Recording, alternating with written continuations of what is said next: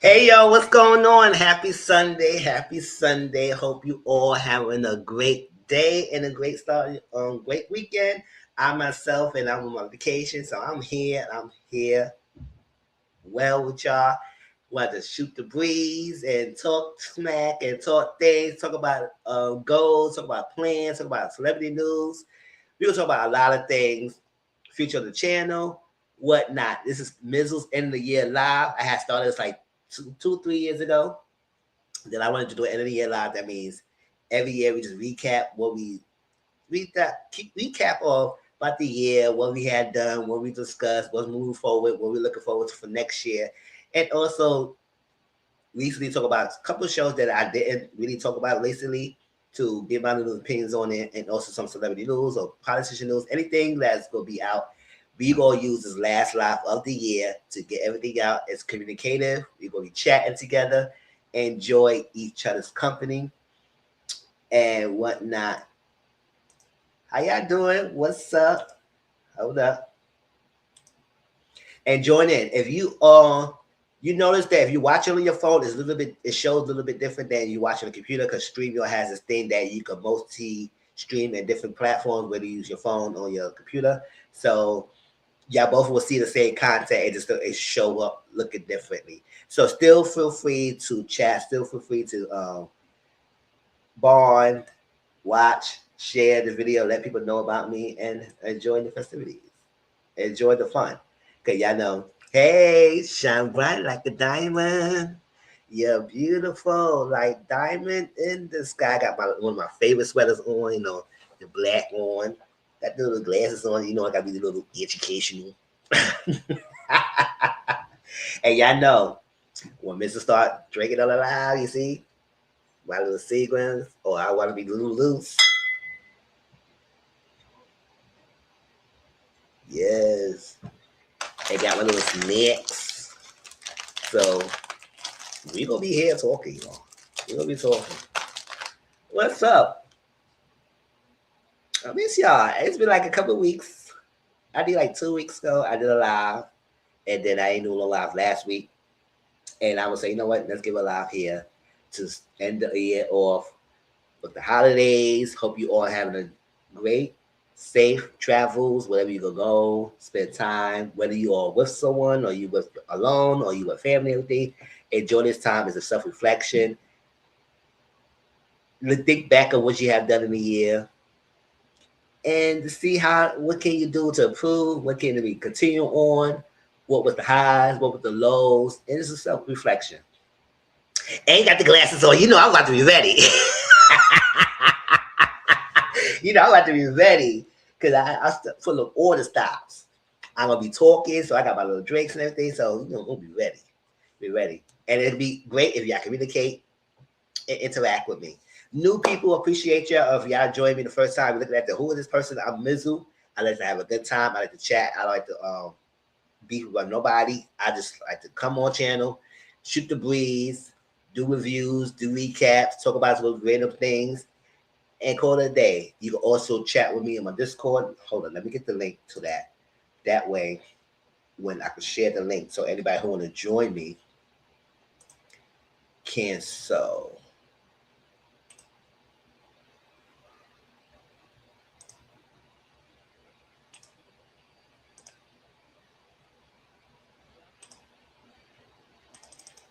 Let me save that.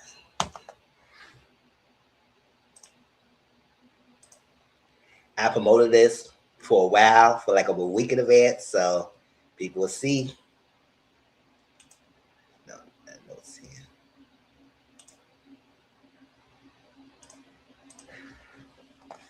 All right, let me add that.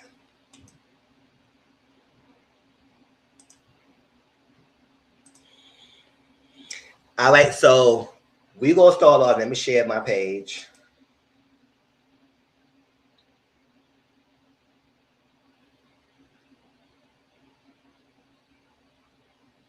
I then gonna take the comments off the screen for a little bit right now, so you can see the thing, and I will highlight your comments as we go along.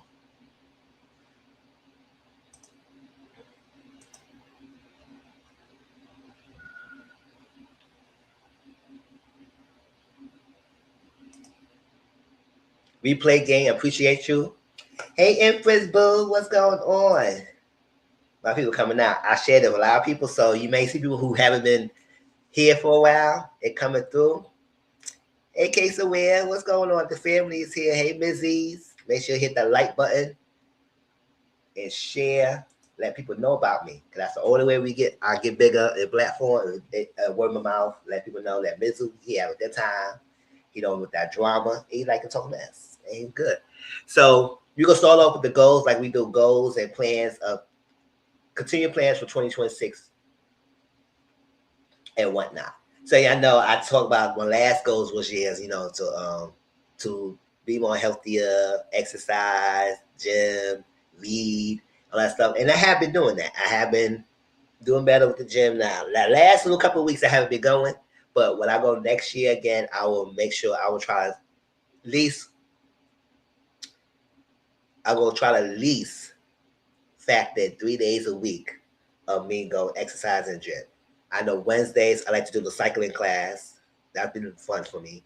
Fridays I like to do the Zumba class, and I think Thursday I might just do Thursday for like before my live, just go work out, do the cardio, do the exercise, the strength exercise, everything, things that I learned from my trainer, or whatever. And that's that. That would be about 3 days a week. I'm trying to commit that as discipline, so I can have focus, and we'll see how that goes. Things could change, especially when I go out and when I do the thing for things could be shifted. But that's what I'm trying to do for next year. Trying to commit to 3 days a week as much as possible to do those exercises and everything. Now, eating healthier, yes, I have been. I have been losing weight and things. Because last time with my annual physical, last March, well, not last March, this March, they said I weighed 200 something pounds. I said, oh, hell no. I got to get that down. Yeah. But now I was like close to I think close to like 170s and like a little 180. So, I drop a lot of pounds and trying to continue going on with that. Continue to eating better. Still not perfect, so I still like my little fast food stuff, but I have cut down a lot on that. I still try to eat the balanced meals. Every now and then I was doing the factor meals, but I cut that out. I was trying not to do that too much during the week. No, during the week, because they give you meals. I select 8 meals a week for the factor box, and those meals are good. They're delicious, but they charge you like 100 something like $100 every week for 8 meals. So like I said, I cut that down a little bit. I cook my own meals a little bit every now and then, especially breakfast. Like I'll be cooking a lot more and washing the dishes a lot more. And I said, oh, child, I'm tired of washing dishes, that stuff. But even if I eat off a paper plate, so. But yes, try to eat a little healthier lifestyle. Still not the best, because when I have my nutrition, she's not here anymore. She's saying 3 times a day, snacks in between, and whatnot, and constantly go shopping and everything. But I do the best as I can and adjust it what I can based on my schedule, my work schedule, and everything. Make sure I definitely eat my breakfast with my carbs and protein, and then sometimes lunch may come in between. It may not be the perfect protein with vegetables yet, but whatever. And dinner, make sure this week, because I'll be with family, so like that, I might have food. I'm gonna have food out. If not, I definitely will cook something for myself, like I did for Thanksgiving week, but it's not gonna be as big as Thanksgiving week, because I was throwing down. I showed my Discord, my figure shit, my stuff. I was throwing down, but this week I might just cook something simple, small, so I can have some food for this week, and top of food I get from family, and hopefully next week go back to work next Sunday. So I'm chilling out.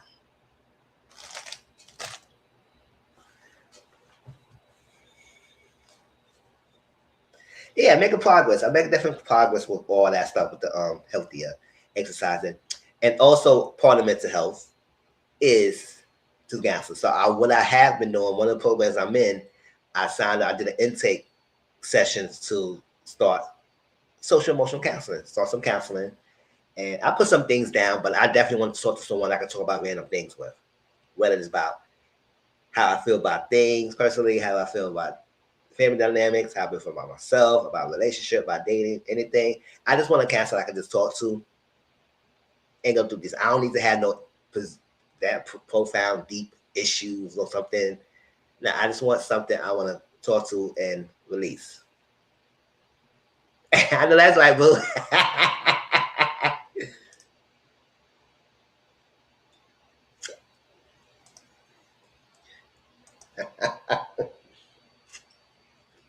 And my family that tried it, they said, "Oh, that shit was good. That was good." I said, "Thank you." So I want to sign up for council session. They say so I'm on a waiting list, so it depends how long it takes. Because I try to see other avenues where I could go because I just want to make sure it's affordable. My insurance could take care of it, and I could just have a conversation. I just want to talk about random things about how I am in life, how I view things, who I am as a person now, and things about that. And hopefully they do call me back and whatnot. So I'll take a stride. So I'm about to be 40 next year in February. So it's like those are times you need to think about things. And I have been adjusting my life about things, and I'm content. Content. But with a lot of things going on in the world, you gotta stay on top of you gotta stay afloat. They say, but stop at the top of things and know what's going on because they could be affecting you and whatnot. When it comes to housing, when it comes to finance, when it comes to insurance and health things. And I definitely have one of the preconditions that I need care. So it's like I got to make sure everything is intact. But hence why I continue on and pursuing things. And it's a waiting game.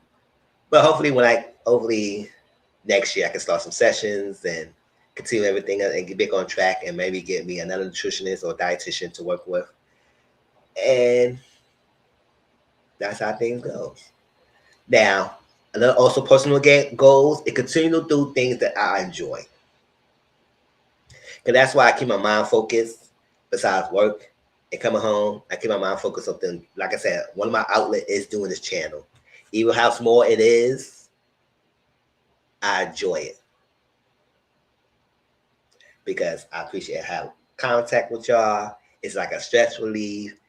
Is even though I might be annoyed by somebody, something I watch or whatnot, but I don't take none of that seriously. I just discuss and have a good time and chat with y'all. Some of y'all have been there from the beginning, rocking with me, and y'all felt very at peace. So y'all felt comfortable being here. You don't feel like I'm trying to disrespect anybody or whatnot. So I want to continue to do this YouTube channel as much as I can, as much as possible. Even if I stay small for the rest of my time in this tenure or I get big, either that's a blessing. I just want to know this is something I do appreciate and I care about and whatnot.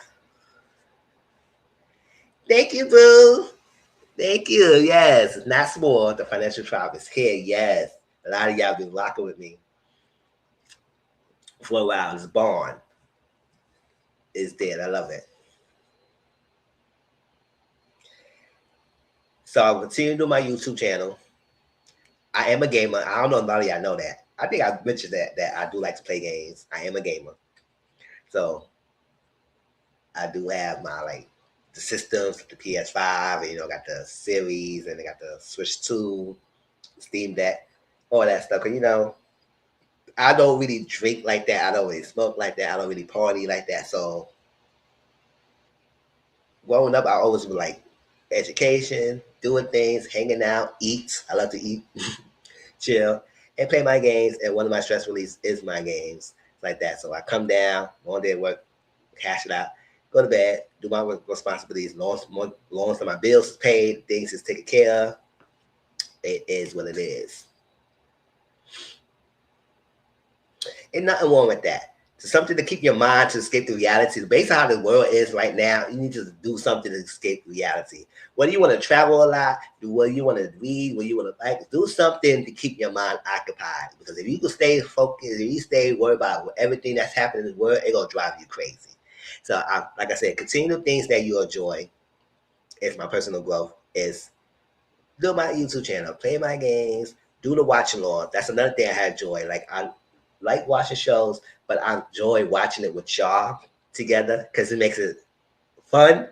It makes it I can get your opinions. You got me. We can gauge our interest. We can see how to talk. We can talk about the shows. We can dissect what's happening. We can have a laugh. We can enjoy, and it's fun that way to have other people watching it with you, even though we're not in the same room. We're not here, but we are here. So enjoy this content, and that's what I want to continue to do. Continue to do. And good life continue to spend my life. Continue to do so. And do more social things with friends and family. I'm trying to I have one friend group that want to do like a monthly thing, gathering out with each other, whether we go out to eat, whether we go out to hang out. Yes, boo, I love it too. I love it too. I love it too. The watch alongs is great. And glad that Discord is the channel because I was doing it on the Instagram and Instagram was playing games, all that stuff. And then I was like, you know what? Do it on Discord. I pay for the service. I can have the server and we have people together.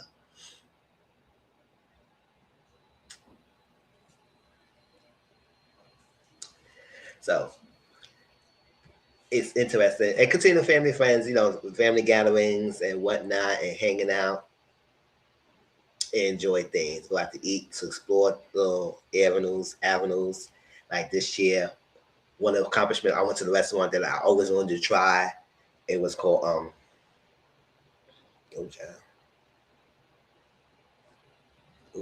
Sugar D.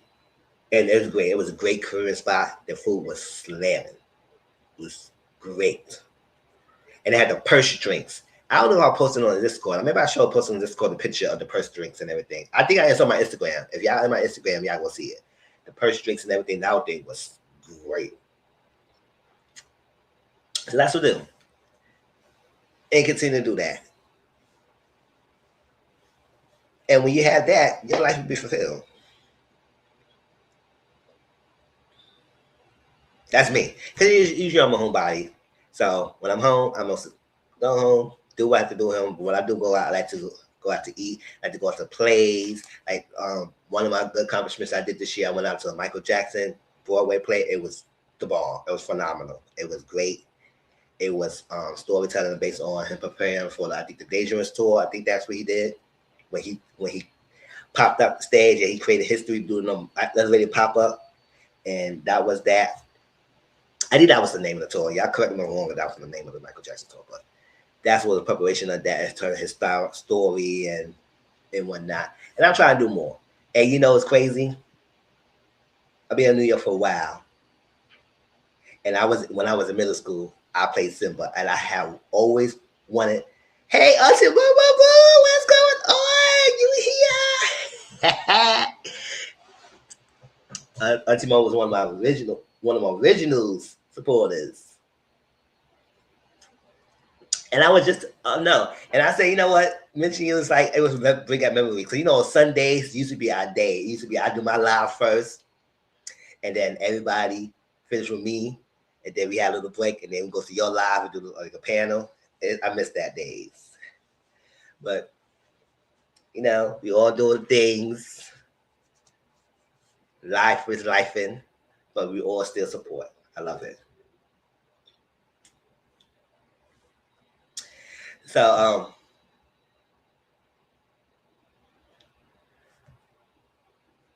I know that's right. You better go to the Vicky Secret. You better go to Vicky Secret. That's right. Oh, Vicky better tell a secret. She better tell it all. What you gonna get? Vicky, tell her what she got, y'all. Vicky, you can tell her. You can keep us. You keep secrets, but tell it all now. I missed that too. Yes, I missed all of that. I miss it. But I'm holding it strong here, y'all. I'm holding it strong. Cola and I, we still doing our doing. I got jiggles. I know that's right. Yes, jingle bell. Jingle bells.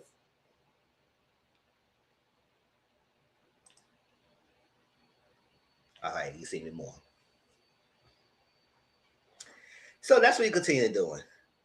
Plays. That was saying go to Lion King. The Lion King Broadway play. I gotta do that next year. That's a must. Whether I go by myself or not, gotta go there. I know some of my friends wanted to go with me, but we had to find a ticket because I don't know. That play has been out for years, but it's still always getting sold out for some very reason.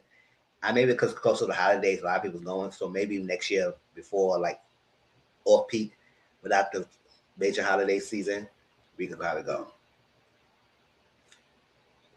and try the things. You know. All right, let's go on to the next part.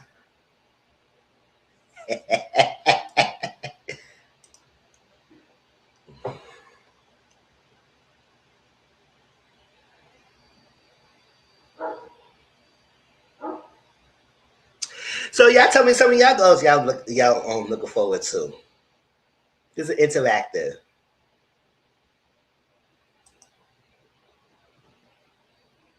Oh, Beauty in the Black. Child.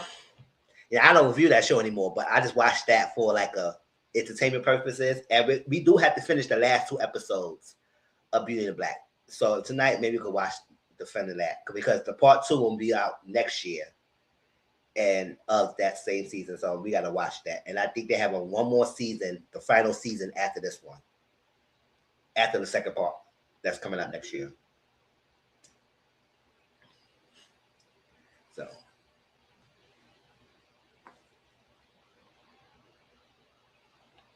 I know that's like said the career, get your life together in the house, enjoy 2026. Exactly, enjoy 2026.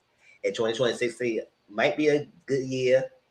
It might be a great year, but at the same time, it's also turmoil because you know what's happening with the healthcare crisis and all that stuff. We're gonna talk about that later when we talk about some of the government issues that are going on.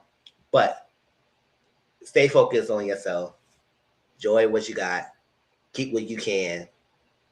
Don't make rash decisions because every decision you make for next year is critical. And for a couple of years that we go with this 4 years dealing with this dusty administration. I said it. But that's what it is. Continue what I'm doing. Like the job I have now, I'm loving it. I'm not switching. I know some of y'all I was telling you some of the things I was trying to do to advance up, but I say, you know what? I keep staying where I'm at right now because don't know what's gonna be happening.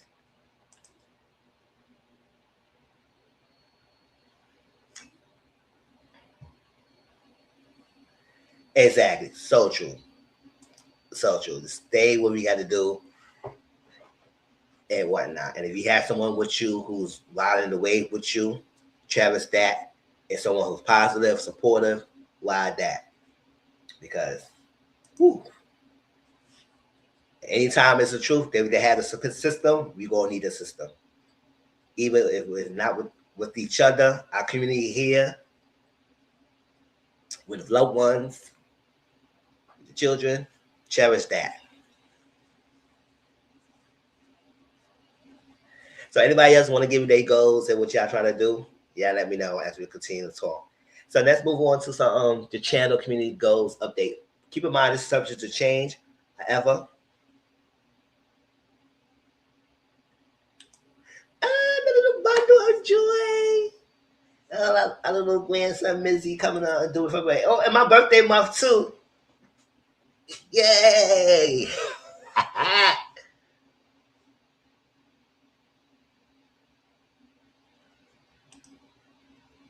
Oh, I know that's right.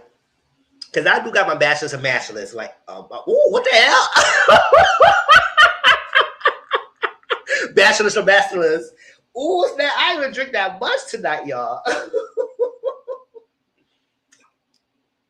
I do also got my bachelor's and my master's and whatnot. But, it's accomplishment. It's definitely an accomplishment to have. And share. And I hope that you ain't take too many loans out. Cause child, they try to mess up the loans people are paying back and try to extend the loans on payment plans and take away payment plan loans. I said, oh my God, we'll talk about that too when we talk about the big beautiful plans changes and stuff like that. I know graduate 2027 with a master's. And that's kind of health related because that's in the field. And I'm proud of you doing what you got to do. I know you just had to take a step back from the channel, but as a that's a great decision making to do when you end up stepping up in the corporate ladder. I love it.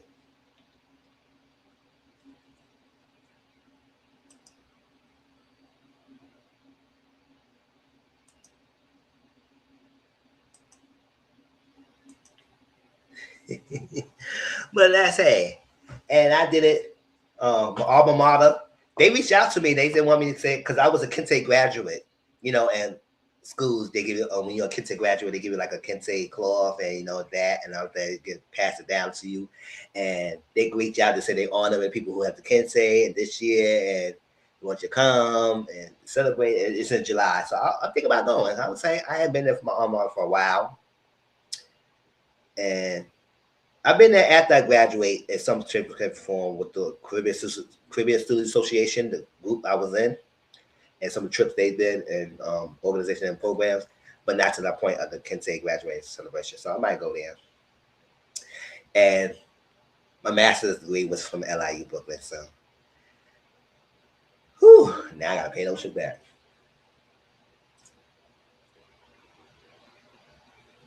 Subject to change. However,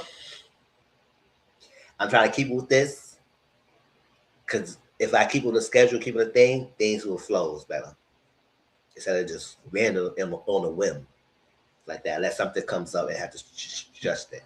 All right, so continue the weekly lives. So y'all know that I'm doing Mizzle Talks and Mizzle Social Corner. The difference between those two, if y'all don't know, some of y'all probably know about now. Mizzle Talks is mainly for the shows, reviews, the recaps, shows and movies, reviews and recaps, the documentaries, anything that's like shows related, like a P Valley or something like that.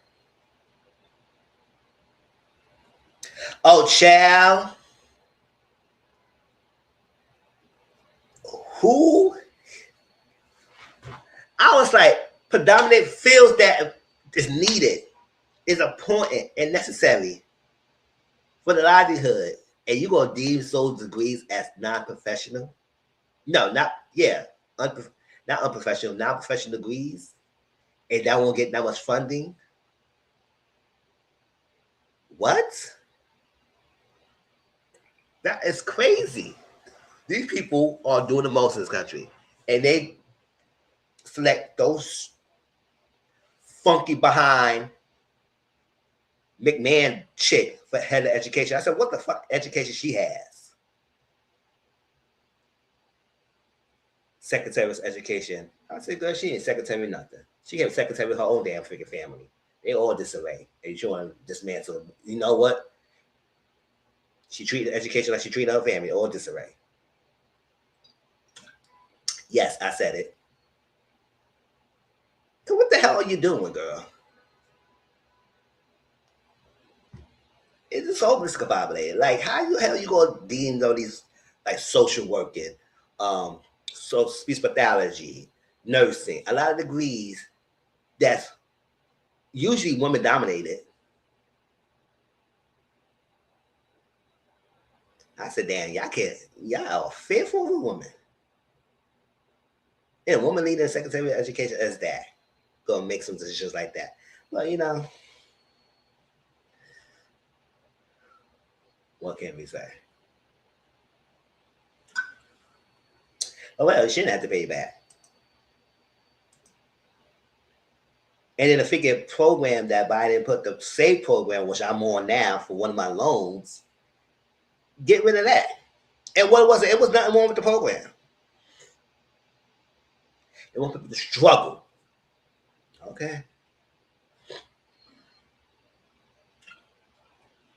So yeah, the Business Talks is mostly the lives, the shows and movies reviews and everything. Business Social Corner is more of the social aspect, which is the celebrity news, the political news, and whatnot. And what I'm doing that, I don't want to just focus on Business Social Corner. Will come back more on the regular now because I usually do like Mr. Talk and Mr. Social Corner 2 lives a week. I used to do that, but now I slow down because little time. But I might do that like once a week, one Mr. Talk, the next week Mr. Social Corner, and go back to back, alternate it. And Social quarter is mostly the celebrity news. It's not just gonna be that. It will be social uh, topics like, for example, people talk is debate between women who have children against women who doesn't have children. People, this whole debate on that. People, single parent, people who choose not to have children, how people feel about people who choose that, thinking that they selfish for whatever reason. It's a lot of topics. Political talk. Now that the climate that we in is, it's it would be crazy for me not to speak on things to bring light up to situations to people who might be affected and not talk about some things. I'm not too big on it, but I do be following through and I have opinions and have discussions. And that's all it is, discussions.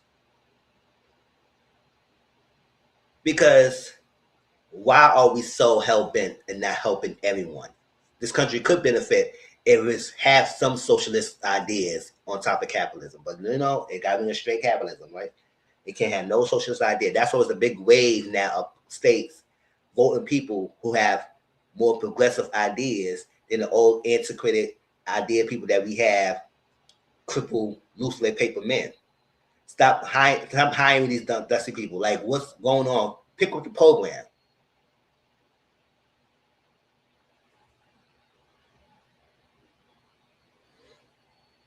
But we'll talk about that when we talk about the politics stuff. So we're going to talk about some political stuff.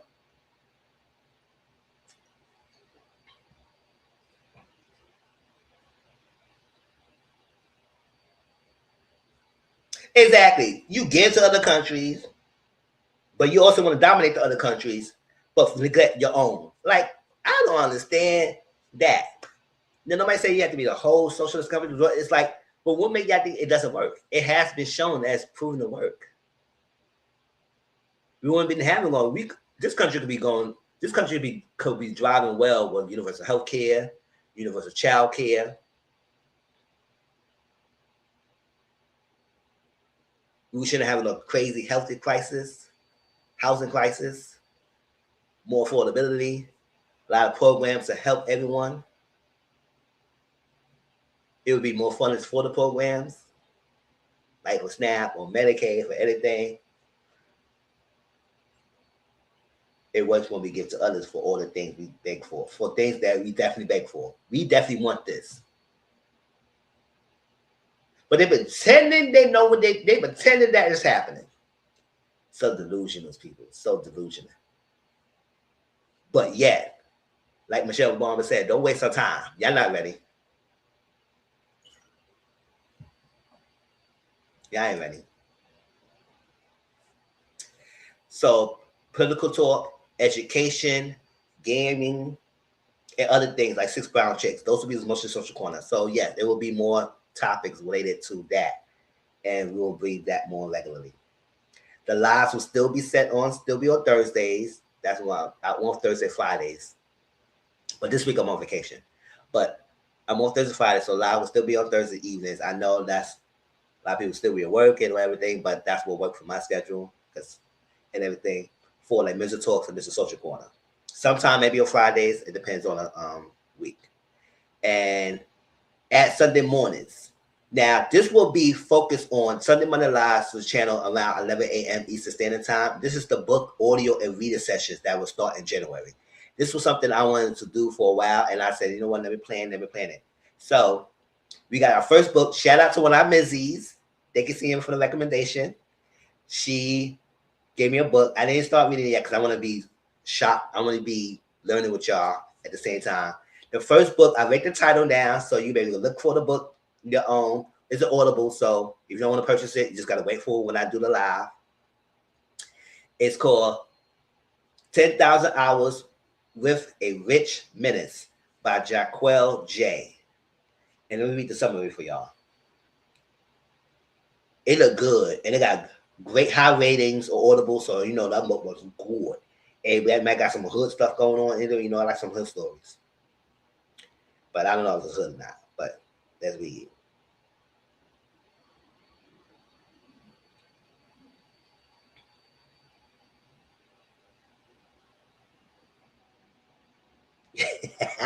I just read it.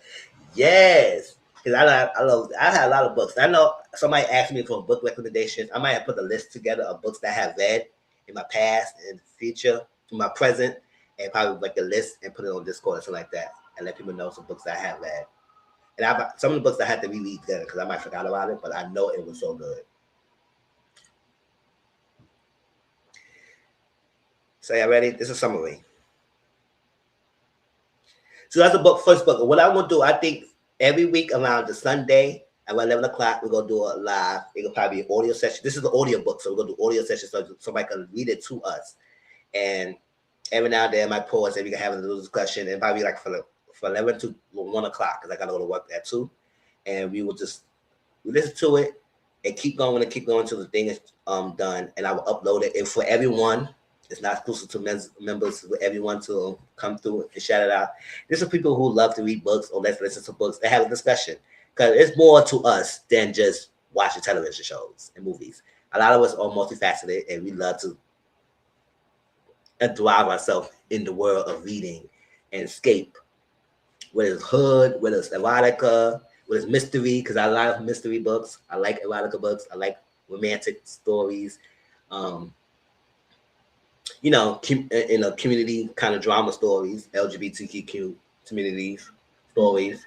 Some of the books are good. So let's read the summary. This is 1,000 Hours with a Rich Menace by Jaquel J. And it's also get back our Sundays time because people be home on Sundays and some people don't go out. They like to stay home and relax. So that's a good time to do like a quick little audio live and something like that with Mizzle'S and have a little like a book. It's like a mini book club. And it was just different books. After we finish this one, I want to support Scotty and his book. So I might have to purchase it on Kindle and I'll have to read it. I wish it was an audio, but he didn't get to that point yet. So I might have to read it. But I want to support his book and other books too. So if you got a book recommendation, send me on Discord and let me know. And whatnot. Imagine your best friend invites you on an all expenses paid trip, luxury at its finest. A 5-star resort, designer shopping sprees, fine dining, and boarding out like there is no tomorrow. She swears her new man is head over heels for her and doesn't mind spending big. He ain't a square, he's like a share. Throw a couple hundreds over here. Drop the Louis on my lap. Hey, hey, hey, hey. I got myself a what? I know that's right. Y'all repeat that sentence. While she's out on a date, you decide to unwind with a bubble bath. Oh, no, that's right. The warmth relaxes you, lulling you into comfort. You dip your head beneath the water, let it the silence consume you. But when you resurface, the silence is shattered. Ooh. You just had luxury, go down, go up, and that's a disaster. Oh, now that's my type of thing. I need that kind of sponsor. I know that's right. A man is standing there and watching you before you can scream. Darkness taking over. Oh, Chad, that's a twist of turn. You are knocked out, blindfolded, tied up, and on a jet. Your paradise suddenly replaced with a cold reality of Staten Island, New York. Why gotta be Staten Island? It's always those Staten Island folks. Y'all always different.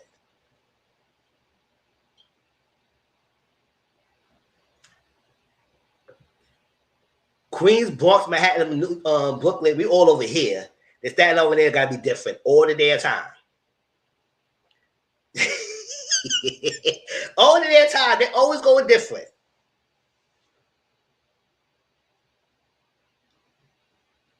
Oh, yeah, man, because you're isolated from us. Nobody say you gotta be isolated by isolated divided by water.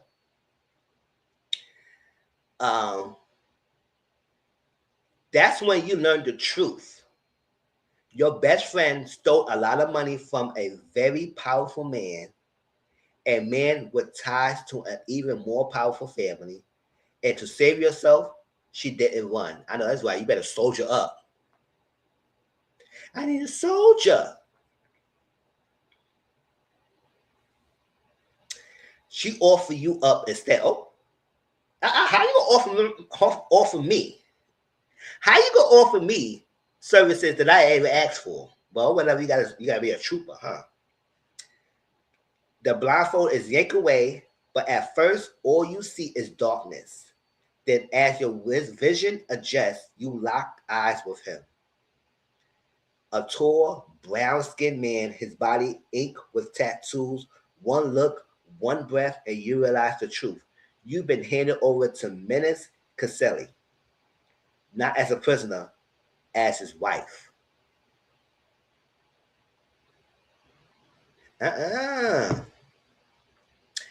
So you stole something. You messed up. You didn't run. You get offered to the person, and the agreement is to be his wife. Oh, child.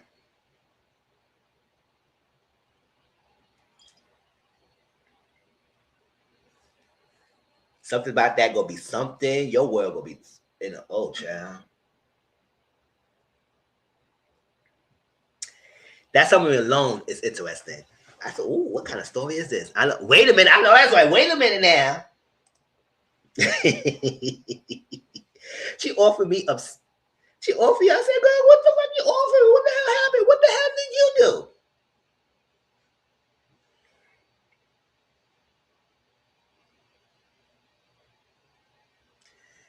And your best friend offered you to be someone else's wife. I said, "Girl, no, why you can't be the wife? Shit, leave me alone. Got me in some freaking mess."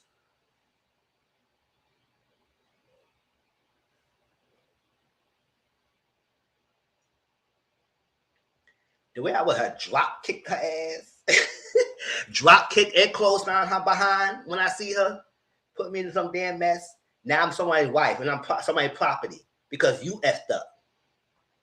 Now I gotta suffer. Oh, child. I would use his resources and get her got. But we definitely gonna start watching it. We definitely gonna be listening to it on it starting in January. I think the first Sunday of January we're gonna start the book. So I gave you the title, what it's called.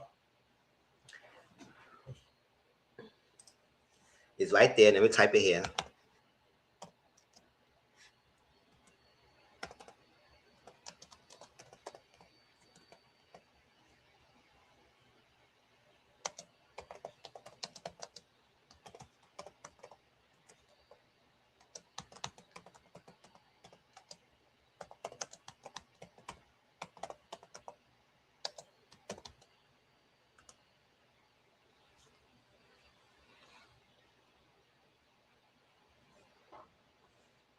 So that's a book. So when you start listening, so you go probably get it yourself and read it long. Oh no, I can't wait. And it's gonna be great to listen to it, y'all. Let's get it. Let's get it. Let's get it. And we're gonna try to do at least, I don't know how long the chapters are. We'll probably do like a chapter or two a week, and we'll see how it goes. Or we're gonna see how the time flows. Cause time be flying. Time be flying like I ain't got somewhere to go. Where you going? We living it. Calm your ass down. Tommy flying like they got somewhere to go. Yes, y'all messing up. Y'all wasting up my time. Get out of here.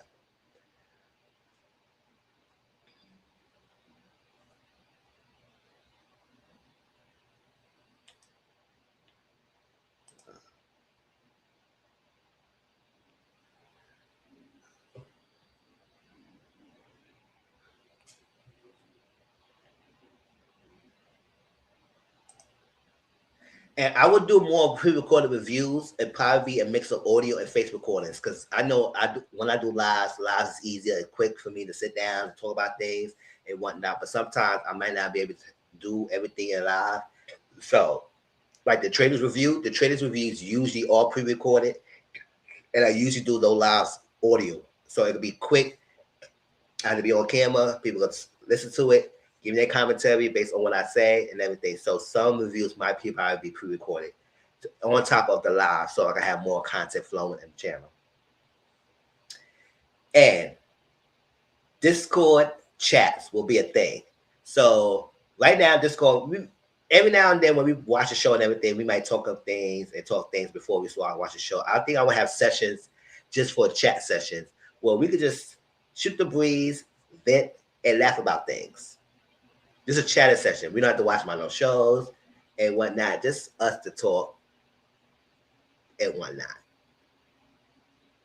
Because sometimes it's good to release things. And it's safe between us. We don't have to get too deep. We can just talk about things, but sharing things is helpful. Never not. So we might do that, something like that.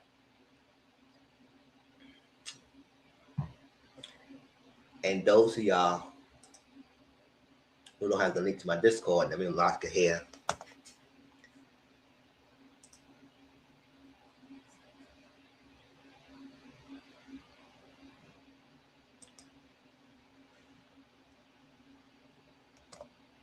Oh no, what's this?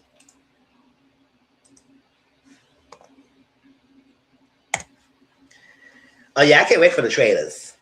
I'm more happy to see Candace and some of the people. Hey, yes, I need the reads on him. He think he think he's a hot shot. Get him the reads, talk him to the side, and then see how this season goes. But it is a UK celebrity season that we're gonna watch as well. It's out just now. So it's the first time they do a UK celebrity season, because most of the UK season has been all civilians, and they will be doing a future civilian US version or civilian season without any celebrities or game winners and stuff like that. So I'm ready to see that, because with also with civilian seasons, they are raw, authentic. It's very entertaining. It's not calculated. They can be calculated, but it's not calculated means that they know how to do the camera, they know how to play the game, they know what to say, what to do to be media trained. Regular people don't. They just want to be there. They're inspired by the money. So, but it's another season of the trainers or celebrity season, and we see how it goes and see how they play this game, right?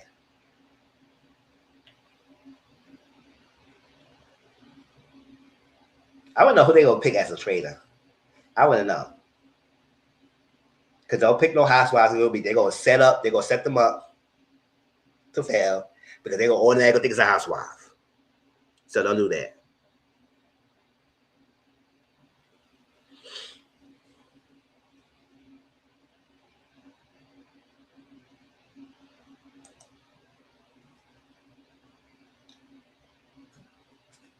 Now, somebody asked me some life lessons and what I have done and what I learned from the year, what I do to decompress and stuff like that. And that was a good topic. That was a good question. So I said, you know what, I'm gonna add that. Because as you live, you learn, you grow, you go through some things and whatnot. It's kind of short, but this is the major ones that I came across. So the first one is continue to do things on your own when necessary. Waiting for others is disappointing. I will enjoy things still whether or not anyone comes with me. Enjoy life to the fullest. That's been my motto. Just enjoy life to the fullest. Because you do have your own life, no matter what anybody says. Enjoy it. And it's okay. Because sometimes waiting for others is not always beneficial. Because sometimes it can be disappointing. Because you want to do something, you can't do something because somebody had this, somebody had that. So, but if you got a good support system, also another thing, if you got a good support system, you got a good friend group, you got a good people that you can depend on, then enjoy life and do things, because you're not promised tomorrow. So I'll just say that's my life things. Like what I have been doing is like I'm enjoying stuff. When I want to go see my family, I go see my family. I mean, when I want to see friends, I see my friends. When I want to eat, I want to try things, I want to go to a play. Sometimes I just want to say I want to go things and wait for other people to go experience things. I said, nah, I have been doing it on my own.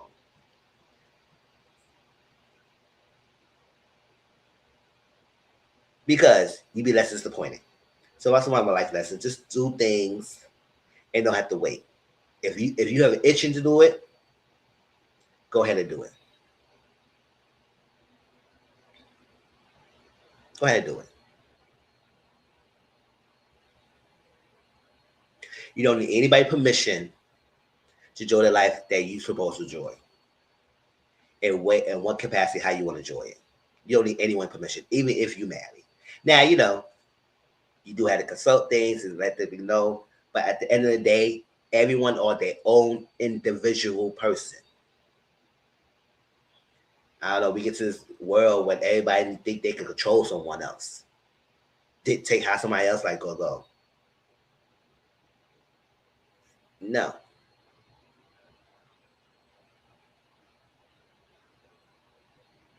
So if you want to know people who feel like me at one point, I said, oh, I would have got to go that, but I like to go from someone else.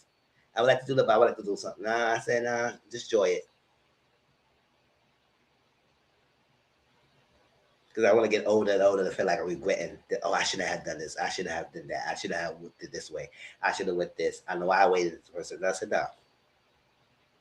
And also another flip side, don't do things because other people want to do things that you don't want to do.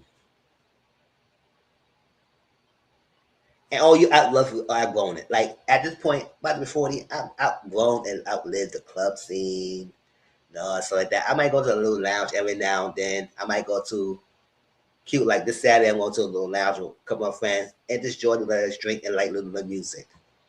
And that's a little bit. It's a nice little chill spot. There's no drama. It's very small. Every now and then. With the big clubs and all that stuff, nah, not time with that. Who I was trying to flex with?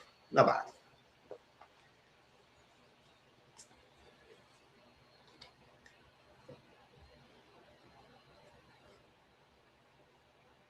If y'all got any little life lessons, if you got any life lessons, let me know on the chat, y'all.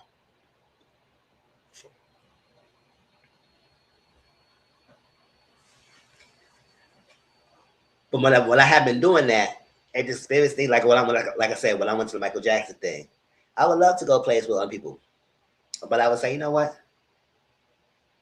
Sometimes I can't align it, so I just let me just do it and just me. Sometimes the ticket price would be like $100 something. So I just went and I enjoyed it. So I'm definitely, like I said, next year I'm definitely gonna try to go to the Lion King. Definitely, that's one of my bucket lists. I wanted to go to that see that boy play for a long time, and I'm glad that it's still running. At all these years.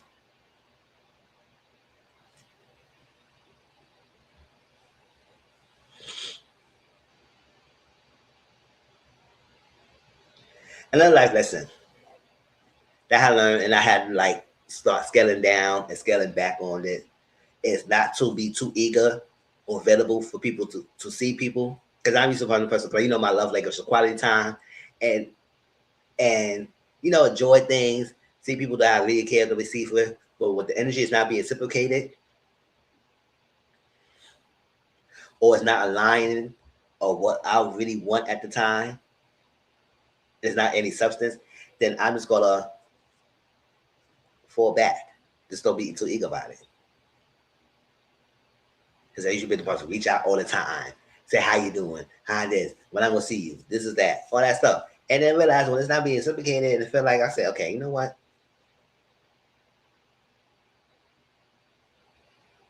Y'all making me feel like I don't have nothing, like I'm sitting here scratching my balls, waiting for something to happen. Nah, I have my life too. I don't have all of this. You didn't want this? Just on my own. I have to work for it. It's not like nobody do it for me. But well, shall. So I have to realize, I said, that making me feel like I'm just some freaking have all the time in the world and want to see someone when I know the value of if you want to spend time with someone, you want to spend time. And not just relationship, it just want anything. It could be friendship, any stuff, all that stuff. I said I always was told like, you know what, speak up if you want something done. If you want to go out to do things, Let it be known that somebody come with you, someone come with you, somebody don't want to do it, don't do it, and they're not reciprocating. Also, what I have done too, I scale back on reaching out first. And when I have done that, you notice that my phone is not as lively as before, and I'm at peace.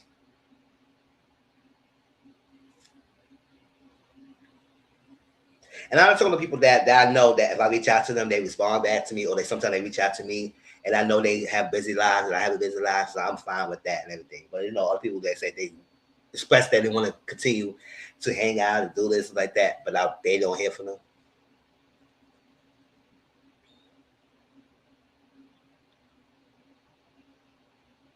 So don't be too eager to available. When you give the same energy that you give them, it is what it is. And then you learn. If it's meant to be to continue this friendship, continue this relationship, continue this dating, then you know. I didn't mean dry. Get false promises and broken promises, and all that stuff now.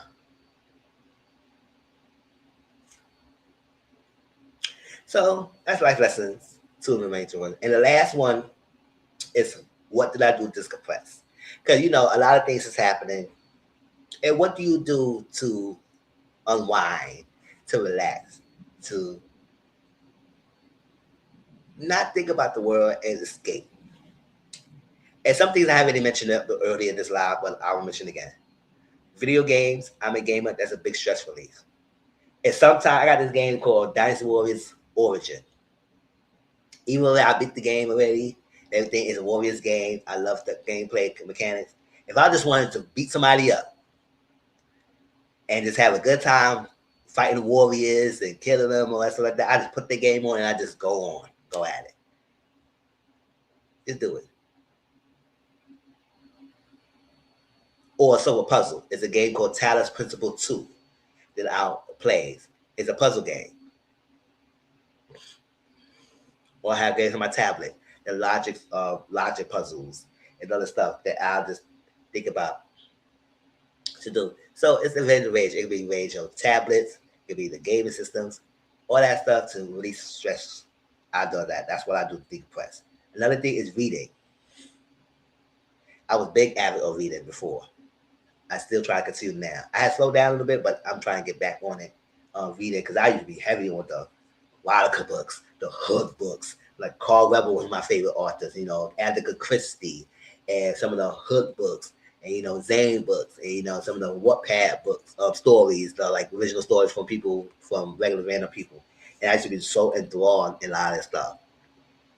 Book on After I finish one book, I read the next one, and I read the next one, I read the next one, I read the next one. And I say, you know what? I need to get back on that. And now that Audible is great because I could be walking to work, back home, and I had to listen, and I just let them listen, read things to me.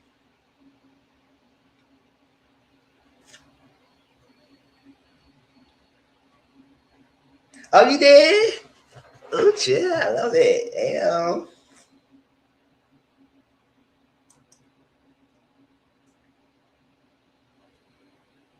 Watch shows and movies. I do that too. Or anime. Maybe realize I can actually write a book. Yes. Put your mind to it. You got ideas. If you had that idea, you had to drive, go ahead and do it. Look at Scotty. He always mentioned he wanted to do a book. And he always wanted to get back to it. He'd be writing books. He had like a thing together. And some publisher reached out to him, and now he got his book out. And I said, I love it. Oh, that's great.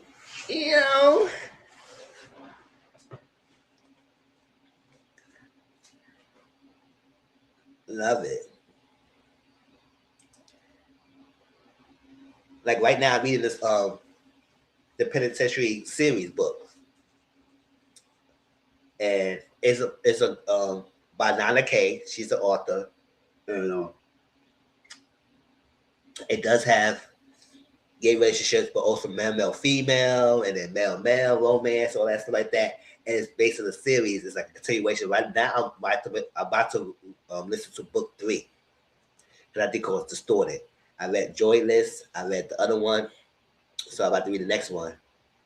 And this time let's focus on each book, focus on a set of characters and get they confirmed. So this book right now is focused on the doctor of the facility with one of the patients who's like this well-known serial killer, something like that. So it's like, ooh,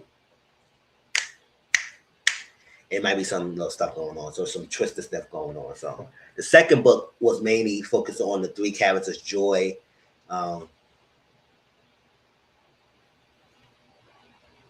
Joy Warren, and another guy.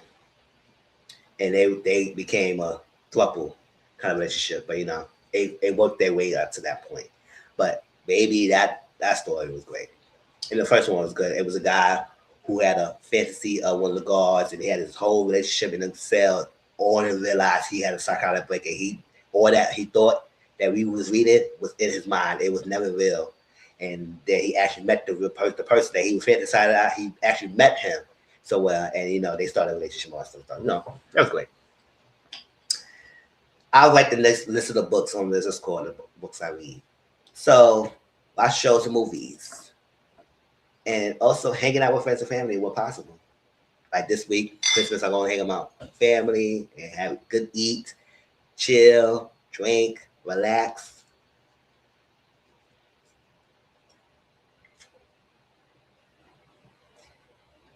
Enjoy. Or I'm going to my Discord and chat up with y'all.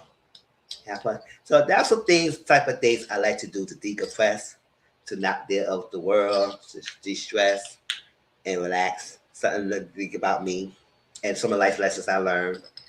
And I'll continue on.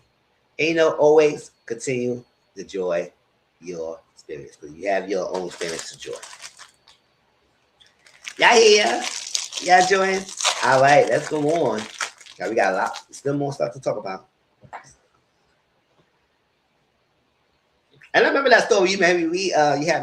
What happened to that? You continue on with it?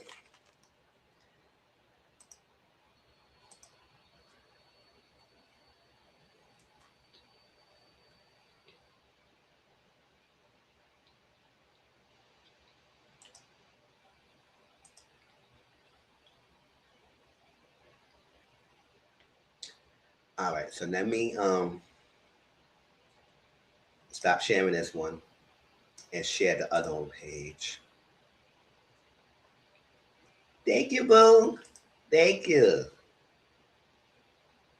I know that's right. We all be surviving. I'm a survivor. I'm not no giver. I'm not gonna stop. I'm gonna work harder. Yes, we have to. In this world, we need to. Keep on surviving. One of my favorite songs of all time.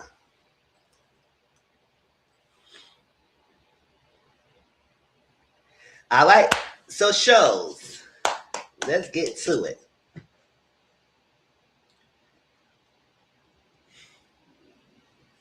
So Married to Medicine is recently out. We're going to talk about that show in a few minutes. Married to Medicine. It's out now. Bravo TV. It will be a watch along and review. So my first review of the 3 episodes will be today. Not in full detail because I take no notes. So what it is, I'm going to talk about anything that came out of my mind based on what pop out and what's like stood out to me.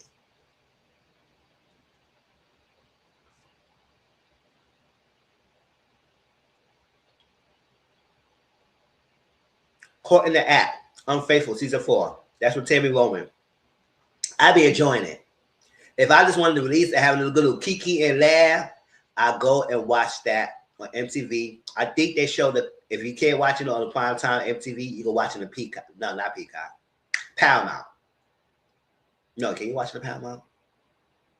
Because I do MTV shows, those does come on Paramount. If not, I watch it on demand.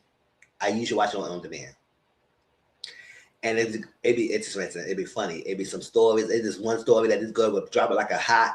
All that's like that. It should be a delulu of a man doing the craziness. It is like, and I like Tammy on it because she be letting people know she don't play no game, but also help them out at the same time. and whatnot. So it's been going strong. It's going strong, and I like Tammy as part because I think she's well wealthy because she understands the world of cheating and she being cheated on, and understand how to help people. She has a good team. I'm glad that it's only her and Dr. Ken, and not her, Dr. Ken, and not Dusty behind freaking what's his name, Envy. I said, well, what the hell? How he is in a relationship code? Who the hell put him in the show? Got me agitated that quick, just that quick. Why he's on the show? But they cut him off, so it's just only her and him mostly. And it was great. So I be watching it with my people on Mizzle'S. So y'all want Discord, y'all let me know and everything. Cause I be sometimes when I get it online and I want to watch the shows, I'll put it and I chat everybody who's on my list. I put on at everyone so you can see when I'm getting on to the watch alongs and you catch that. But if not, you can catch it in your own time. You have to do the Kiki and everything. Because I miss my freaking I miss my MTV Catfish, but they shut that show down. It's done. So if you can't get Ghosted back, the only thing left from that thing I think was it? I'm in a secret relationship, and I haven't barely watched that show, so I guess we got to deal with the caught in the act, but it's good.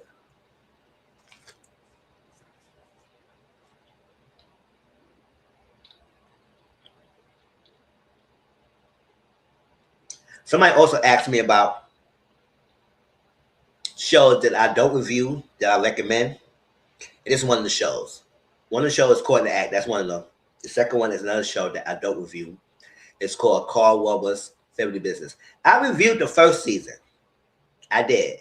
But I was saying, you know what? This show is one of the shows that I just wanted to watch, have a good time. Because it's based on one of the books that I read called Family Business. And it might be some little differences, but the characters and everything is kind of what I read in the book. So it's kind of stick true to the book. But, their own adaptation to it. And, Tammy Woman's on there, and there's other people, other actors who you probably had known that's on there. And it's good. It's on its, I think season 6 right now or whatnot. In continuation. So if I advise you probably lost of the storyline if you don't watch it from the beginning.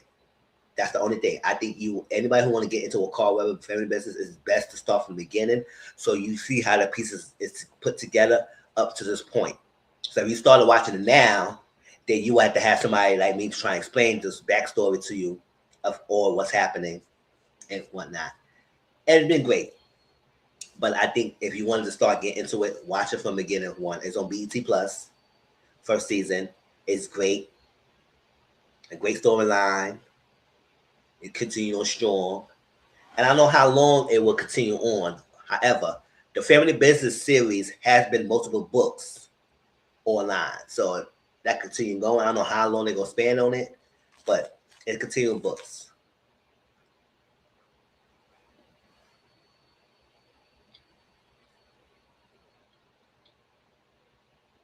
And the basic gist of it is a Duncan family. On surface, they sell cars. But behind and below the surfaces, there's a drug mule organization. They sell drugs and they clean it up through their car dealership businesses. But that's the surface level. Behind closed doors, they have a daughter that's a hitman. She could kill, or something she trained to kill, and all stuff like that. Twin brother who also does his little thing. They got a nephew that's smart with computers. And one night they have a son named Vegas who's really good, but he was locked up at the time and something happened and everything. So they had different components and parts of the show of the show in the book. That's great. So it's basically a freaking under a low ground cover drug mule business that have partnership, have dealings, and they stick together and cut down the competition and cut down the threats. And that's about the family Duncans. So it's good, y'all. It's on BT Plus. Beyond the Gates, Paramount watch along. I have stopped watching it for a little bit, and I want to get back on it. But I was watching it and reviewing it. I think when I start getting back watching it again, I won't be reviewing anymore. I just gonna stay and just review and watch it because I'm way behind, so far behind. However, the reason why I haven't been on Beyond the Gates like that is not because I'm not enjoying it with the show is a little bit. I think it's because the direction and the writing, how they're making the show, it seems how they portrayed it. It's not what I'm seeing. Meaning that you had the priest, who's this old, well-known family, this powerful family in this community, and it seemed like that's because why nobody can take them down, and that's what it is. Prominent family. However, when you had this character who basically a side chick, that's called it what it is, coming in and act like the main villain in everywhere. They oversaturated her in this freaking storyline, which is kind of annoying because it's like after she did that, drop the bomb, we cannot get rid of her. She's escaping the law enforcement. She can't get arrested. She can't get nothing. Nobody can figure out who. Well, all this evidence related to the family, it seems like the freaking Duncan's family, not the Priest family, it becoming side characters. And it seems like they're pushing up Leslie and Eva character. That's what I'm feeling. Maybe y'all get a different thing when y'all watching it. If y'all not feeling that way, if y'all feeling differently, let me know. But I'm feeling that they are focusing more of the Leslie and Eva and what they have going on, more so than the Priest. And yes, we see the Priest family and they dynamics every now and then, but they don't feel like this powerful family that's supposed to be reckoned with. They seem like it be toyed with, and they're just going on with the thing. I said this show would have been great if they had a Dupree family, and then they had another set of black family that's just as powerful, and they have rivalry going on. I think I would see that more because now they focus a lot on the side characters, which is important because the soap characters, soap shows does have other different individual storylines, but some of the storylines is black and boring. Like the Ashley and that Dusty fireman Derek, those mayonnaise characters, they is dry and bore me to sleep. Good night. I'm born. I'm asleep.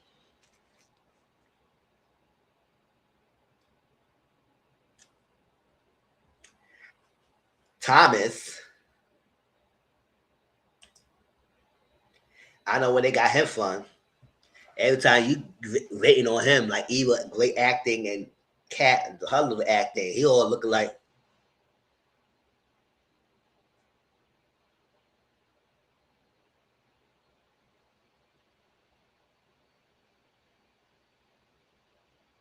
I said, boy, can you put some motion in our face or something? Like, can you give us something? Child. And I also don't like how they treat the cat. Yeah, Cat could be something, but I don't like how they try to play her like she just over the top. She is over the top, but she is speaking from some truth, and y'all playing her like she just some spoiled, no nonsense person. She's talking nonsense, and y'all want to hear it. Y'all basically talking like y'all don't want to hear her, even if she's right. Y'all want to berate her, downplay her now. Don't get me wrong, Cat got her little moments, her elitism. Love you too, boo. Enjoy yourself. Be safe.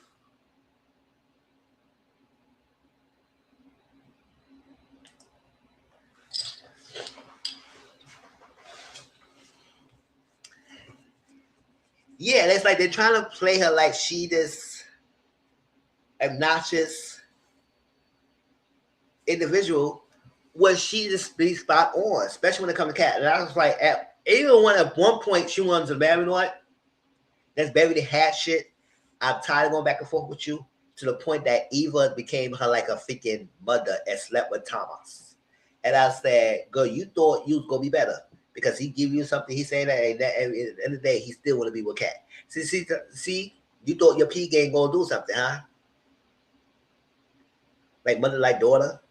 And after your mother treat you like trash, you work so hard to get back in her good graces. That's what I'm saying.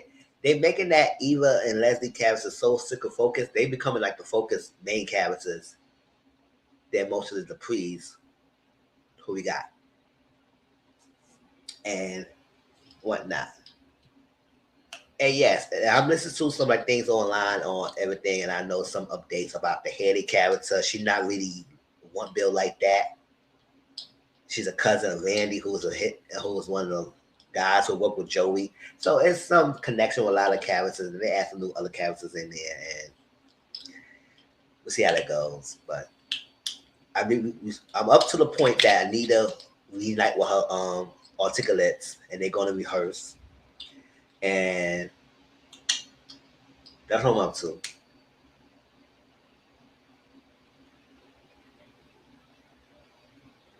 And some other stuff. But y'all let me know. Maybe enjoying it, but we will get back on it.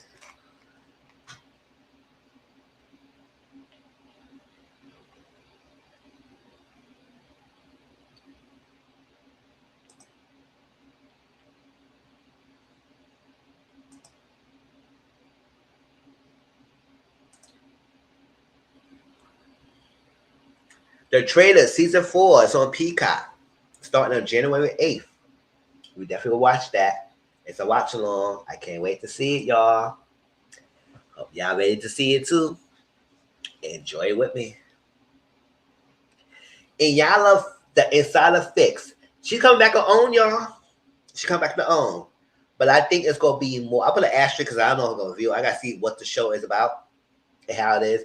But I feel like she gonna like reevaluate a lot of old cases that she did or other sessions that she done and give us a deeper meaning and insight of the episodes about healing and what can be done and stuff like that. So maybe it's more like a reflection, retrospection of the episodes and give us different meaning and different insights and what can you do in this matter and what can be done. How can you combat this? How can you handle this? So it's not gonna be Iana Fix My Life episodes when she have cancer sessions and they coming in and she helping them whatever degree and magnitude she is.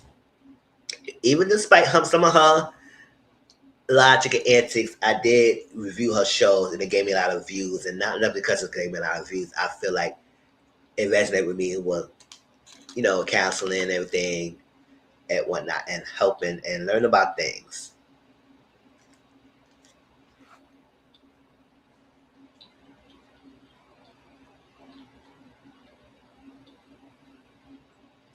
So it started January 17th, and we will watch it together. Enjoy it. Welcome to Derry. It's on HBO Max. It finished now. All 8 episodes finished. And I don't know if they're gonna come on to season 2 or not. However, the developers and producers said they have content for the next 2 seasons already anyway.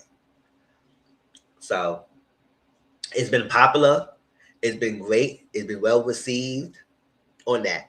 Now, Welcome to Derry is basically a prequel of the character, the origins, how he came to be, what's led to becoming the iconic character that Stephen King wrote of It, which is like an entity who prey on people's fears, majority mainly children in the town of Derry. And he came about as this entity that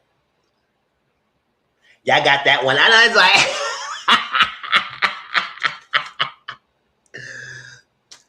he came down as like an entity, an unknown sort of entity that came down in the Derry, planted themselves and terrorizing people. So the natives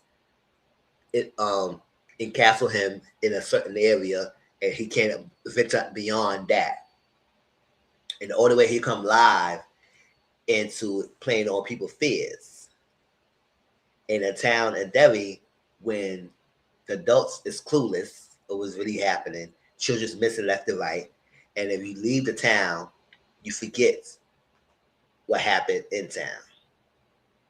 And the group of kids band together as the losers, try to combat it, and he's a shapeshifter clown and whatnot. So that's different. And the show has racist.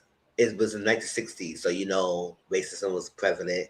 On top of supernatural, the unknown, the military influence, their actions, how it affected what's happening, the children surviving and banding together into this kind of mess. So all that plays a role, but it has been a great 8 episodes and I enjoy it.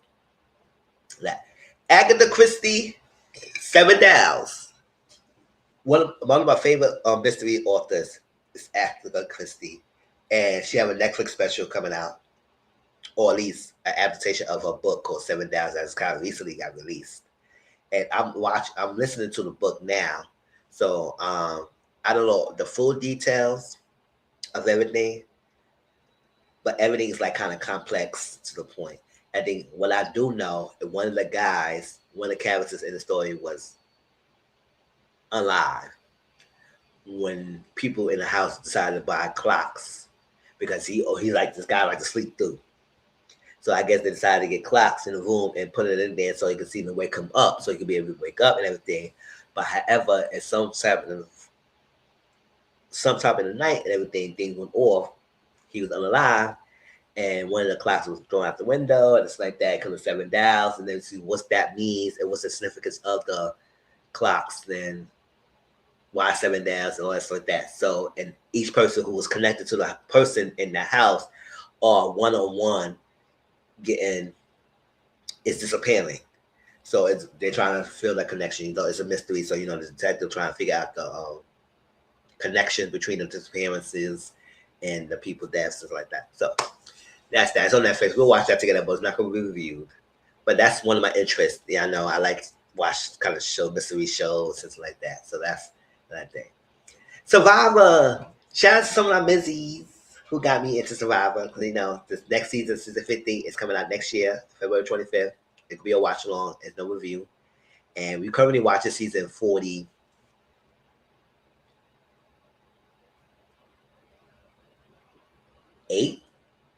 It's like we watch season 48. We're watching that right now. We're almost done. Because it's a short season, and we're going to watch season 49.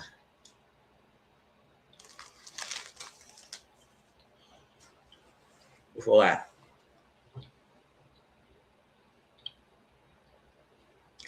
And then Beauty in the Black. Season 2, part 2 is coming out on March 19th. So, but season 2, part 1, we almost finished that. I think we had 2 more episodes left for that one. So we do have to watch that and end it. What I do know, Kimmy became in charge, and the family is not liking it. And they got their own issues. So we'll see how that goes. Also, any other shows that's coming out that you think that might be interested in or enjoy, let me know. Like, I'm trying to get back in my love or Law and Order SVU, because you know how long that show will still be on, and it's still strong. I didn't get back on that too, but it's coming out another season in FBI, and that was a good season too. Good show. So let me stop sharing that. Oh yeah, yeah, you're laughing at me. I love it. What's next? Yes.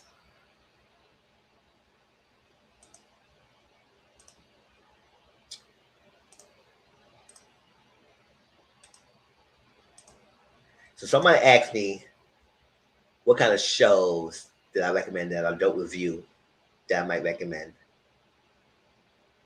And keep in mind, this is something that entertain me. It's just me. You may like it, may not. But this is some of my recommendations. I told you Caught in the Act, Unfaithful. That's one of my guilty, not one of my guilty pleasures, but one of my stress relief. Just have a good time, a laugh kind of situation, because the slow motion be real. It be so, oh my gosh, dramatics, all that stuff. Oh, you did it, this and that. And the stories be crazy. Survivor is a competition game. Is how you do survive. It's a social experiment game. It's what it is. Can you be the ultimate survivor to go to Fiji, in the area of Fiji, and do competitions, vote people out, become the ultimate survivor, and be voted by your jury. So that's great. And that started late in the game. I thought it's season 46, right? Yeah, so. And I don't need to go back. I'm not going back. Amazing Race. It's another show I watch. It's on Paramount, and it's some of y'all probably didn't know about the show before. It's a group of people, teams of two, travel around the world and compete in different challenges in different countries. And I like about it because it's like it shows you about different areas, some of their culture, what they do there, and he gave a little bit of history lesson, and also why they're competing for challenges to be the ultimate person in amazing ways. Because they not just and sometimes they go across the country in the world. So they go to Europe. They might go to mostly I see the seasons in mainly Europe and North America. Sometimes they may go to South America too. But I don't know if they went to any African countries. I think they probably did. I think they went to Africa, so like that. So they do different continents and enjoy different countries in the continents. So I enjoy that. Fear the Business, I told you about that. Reasonable Doubt. Reasonable Doubt is good. It's on Hulu or Disney, because Disney got Hulu. So watch Reasonable Doubt. Reasonable Doubt is good. It's only, how many seasons it did so far? 3 seasons? And they will come out for season 4. They got renewed. And it's great. This Jackson's lawyer, she is a defense lawyer, and basically the show is called Reasonable Doubt.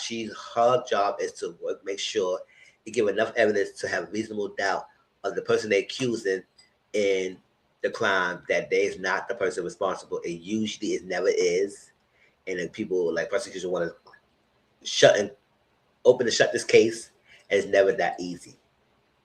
So, and it's a lot. Not only that she does the cases, she also have a personal life with her husband, her kids, and what that going on. One of the seasons, her husband had an affair and had a child, and the child's not here no more, and they was going to court for that. So it was a lot going on now. This current season, she had a sister that came out of nowhere.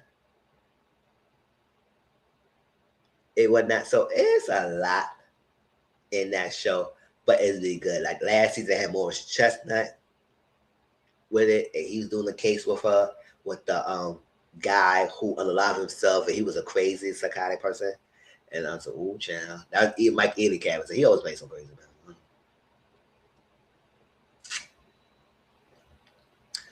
But it's good. It's a court drama show, but also have deep, not deep, a little court drama show, but the acting is good and storyline is good. And like this last season, they had this storyline where she was defending this rich kid who was accused of unaliving his loosely paper chick girlfriend, and baby, all the twists and turns we got to find out who actually really did it, and all that extra stuff. I would say, "Oh, child." All the Queen's Men. Y'all know I love that show. That's one of the shows with Eva Marcel. She played the hell out of that freaking role of Madam. And it's based on a book by Christian Keys. And I think it's produced in Tyler Perry Studios. I believe it is. But it's his show that he wrote. And it's good. It's really good. It has the dancers. Yes. It had the dancers. Nice looking. You know, they got what's his name?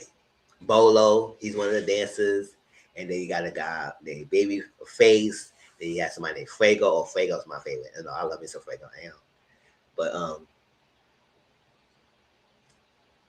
they got somebody named Big D and somebody named Midnight or Muscle Bound, Life Like a Man. And they also got this stud chick. They're Trouble. And she's Trouble, as her name is just what it is, Trouble. But she got those. Every character is very unique. And then you got Amp. And that's KJ Smith's husband, you know, from Girlfriends. Not Girlfriends. Whoa, child. From Sisters. KJ Smith's Sisters. And that's Andy's character. KJ Smith is Andy. And it's this whole thing going on. So all the Queen's Men, I think they have one more season, whatever. But it has been good. So if you want to watch a good show, I enjoy it. It had twists and turns, whatever. Ooh, child. Let's talk about it. Welcome to the third game. Squid Game's the challenge. Squid Game the challenge is like a competition version of the movie Squid Games. You know, the movie Squid Games is done after 3 seasons. That's it. They finished 3 seasons. It's done. They said they didn't do no more seasons, and I think they gonna continue. Might do. They may do Squid Games America movie. I don't know. That may be in the works,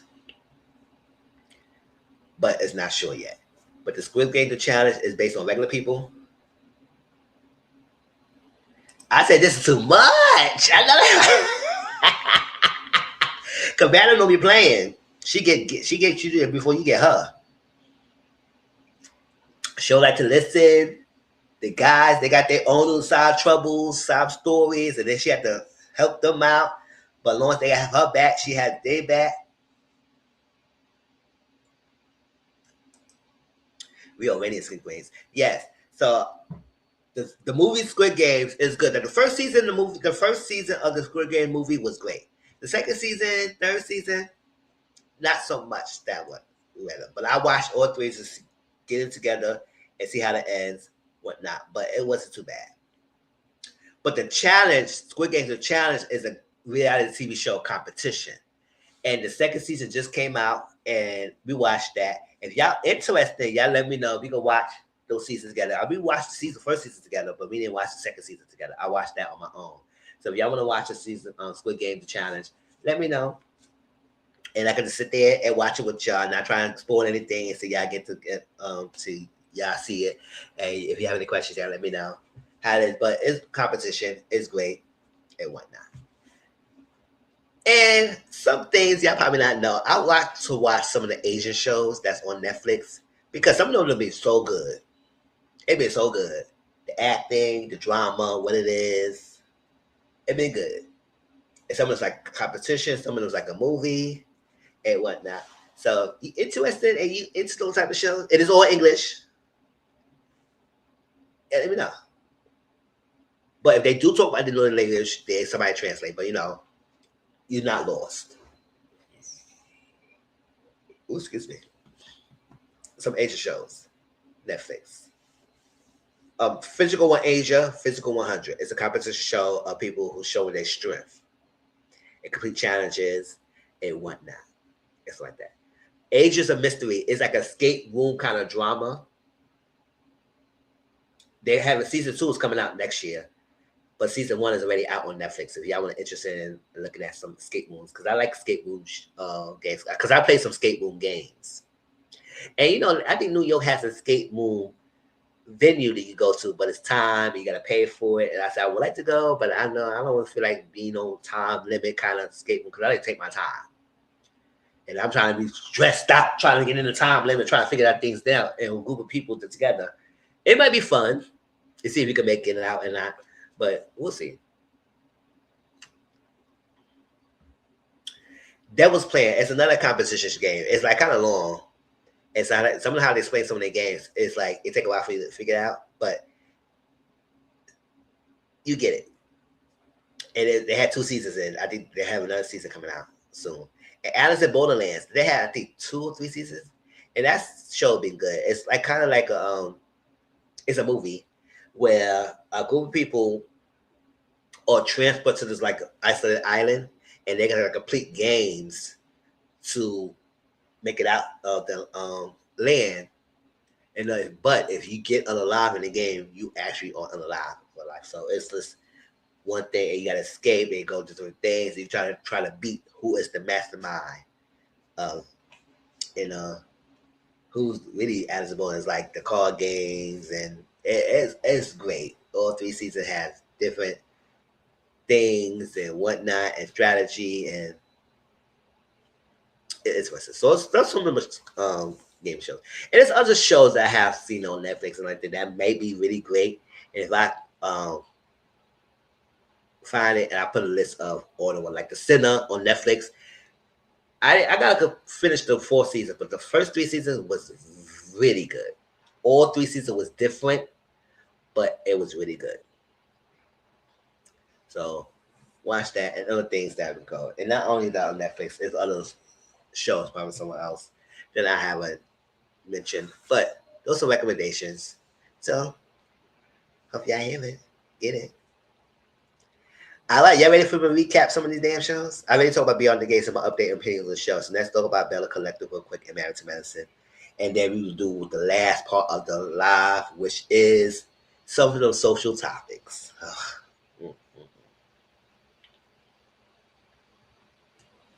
We still good on time.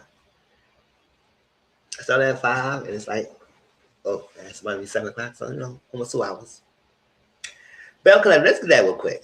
Because, I have, even when I was watching this season, it's a short season. I watched it, I took no notes, and I don't care. Because it was like, it annoyed me because this season was the shortest season that ever they had. It was 7 episodes in the reunion, and the reunion was whack as fuck. And the season was dusty because I said, I don't know why we focus on this one couple like they are the it couple here. And why we spending all this information and almost so much energy on Leticia and Glenn Cup season. Bell Collective, what Collective? No, it was good, but it was short as hell. And I didn't like Dusty behind Glenn. Yes. It was just something about it. It was very short, and I feel like they could have made it longer, but to be one of his greatest show that he ever originally created, for him to have a short season like this, what for? And that made me look like how much do you cut out. So majority of the season was about Glendale DMing Amanda and the fallout from that revelation of that.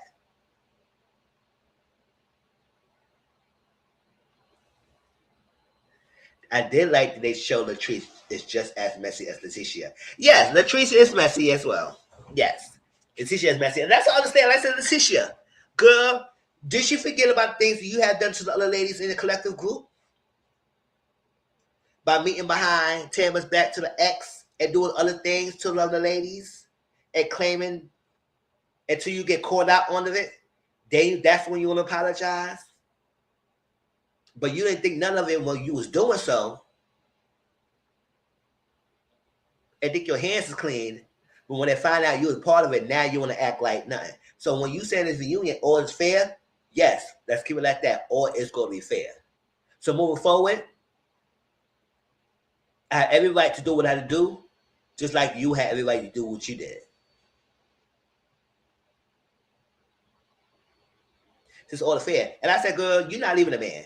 So no matter what that, he could be, I guess the only way you would probably leave him if he freak a man or something like that.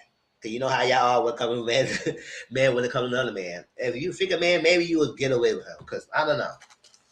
Because cheated on you a couple of times. He almost had a baby on you. A baby scare. Didn't really do much for you. And then he demanded this girl. And I believe that the text message he showed us, Leticia, at that reunion was bull crap. That was not the text messages. She did. She came after every woman in that freaking show. Every single woman in that show. She came after them. But yeah, when the attention is yours, this season, you act like people are trying out to get you. But instead of blaming the man that you was with, Glendale, who should not be in that freaking ladies' DM. And I feel like the DM, it was more to that DM, not just the one that you had seen, showing us. Y'all trying to stick to that thinking, oh, she reached me out. I said, no, you reached out to her. You did some other things. Don't try and act like that's the only thing. Because I said, if that's the case, why are we doing all that for that? That don't make any damn sense. And now, this whole thing with this man, because it was told to me that man is supposed to be on this season as a main cast member. But I guess whatever work happened, she was not part of the finalized cast. We got Kerry Paul, but we ain't get no Amanda. Because I was like, the big part of this freaking decision of the show was part of Amanda. So I said, she came in. The only thing I didn't like what Amanda was doing was body shaming Leticia and trying to act like, oh, you better than Leticia, and look at her, look at me. And so I said, at the end of the day, it doesn't matter what you look like. A man go freak a hoe whoever called you. You could have one leg and he would still freak you. So don't try to act like you are better. They're horn dogs. They don't even need no other reason. As long as you have a willing and able body part they could use, they will get it. That's the truth. Sorry, fellas who watch me. That's what it is.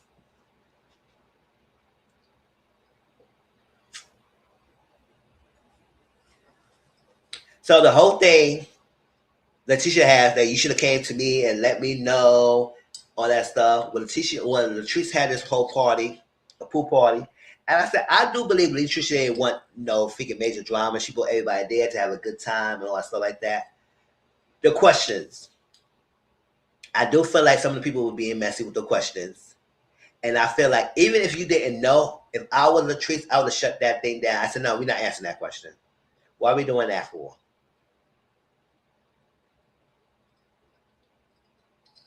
But however, for Glenn to be so freaking upset and pissed off about something that you feel like it was nothing, why are you getting so mad?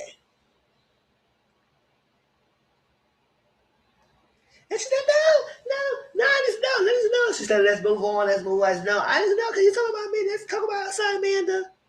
And then Amanda, girlfriend that she had over there, Glenn about to look like woke up to her. And she said, I see the text message, man. You was mentioning something. It was okay. He said, no, I did. Oh, that's stuff. Now he upset with Cliff. Oh, you upset with your boo thing. You upset with your boo thing. You upset with your boo thing. Now, according to Reunion, Latrice didn't write the questions. She didn't wrote the questions. She said somebody else wrote the questions, and Latrice had no idea who wrote those questions. That's according to her. However, me personally, I feel like if that's your party and they wrote the questions, I will see what kind of question they will wrote before you even answer any question. That's how me. I don't care how busy it is. Let me see these questions. So we're not gonna try to be messing around here. And if they did wrote questions to put that questions in,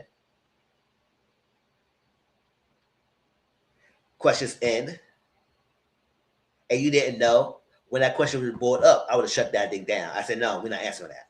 Move on. Next question. Next question, or your ass will get kicked out. Next question.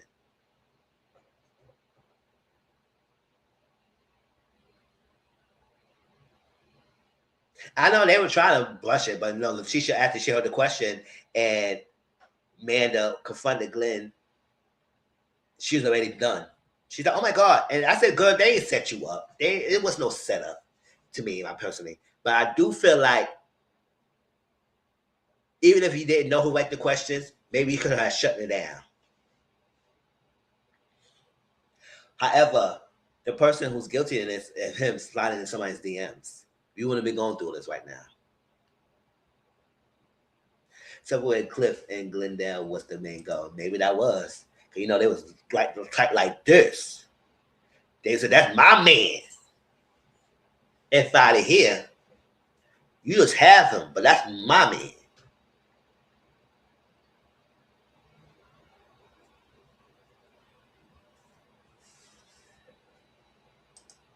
Exactly. I don't understand. She was going really hard.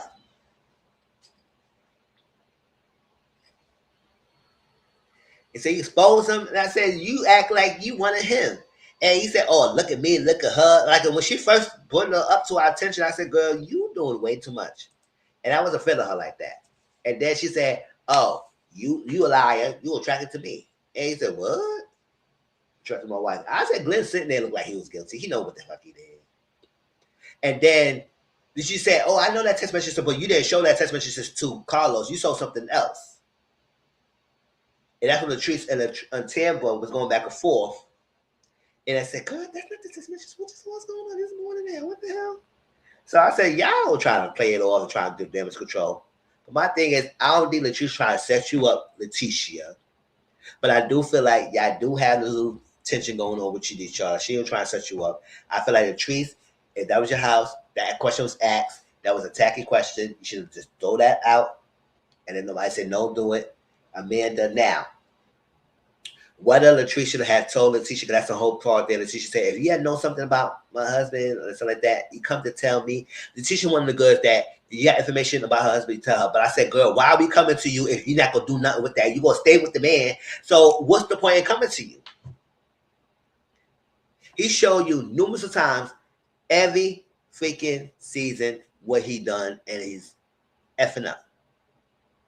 And I said, girl, you are not a bad looking woman. You could get somebody else. Why are you stuck on Glenn? So I said, girl, if you're not going to leave the man to shut the F up about anything. I said, girl, I leave him. But it is what it is. That's all I say. I said, girl, it is what it is. I'm leaving him. It is what it is.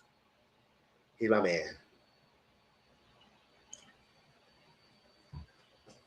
And you wasn't really holding him accountable. You holding everybody else but him. What you mean? That's just I am holding accountable. When? And then he can't even do the vow renewal right. Or whatever thing he was trying to do, recommitment ceremony. Because he was put it together and they had people calling her. I said, it's supposed to be surprised. Why the hell are they calling her?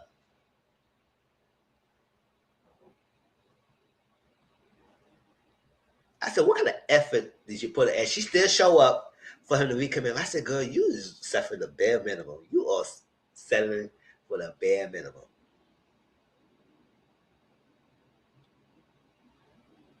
But that's what she want to do, y'all.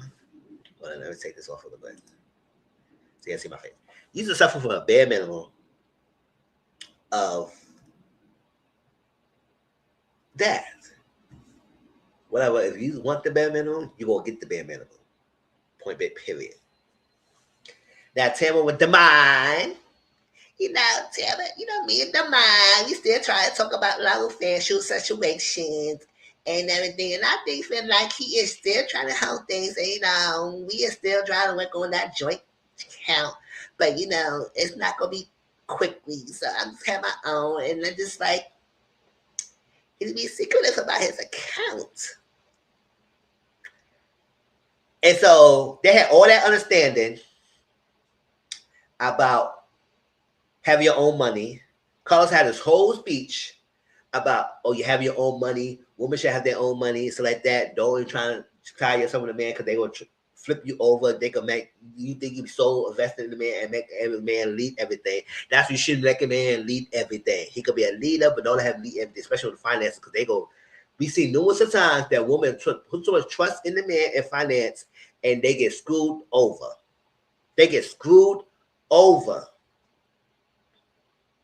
because you're not involved. They could sign papers, they could sign things and F you out of whatever financial deal, and then you raising they freaking kids, doing all that, stressing yourself out for the man to leave you high driving no finance. That's to say, don't ever put all your effort and man and leading your finance.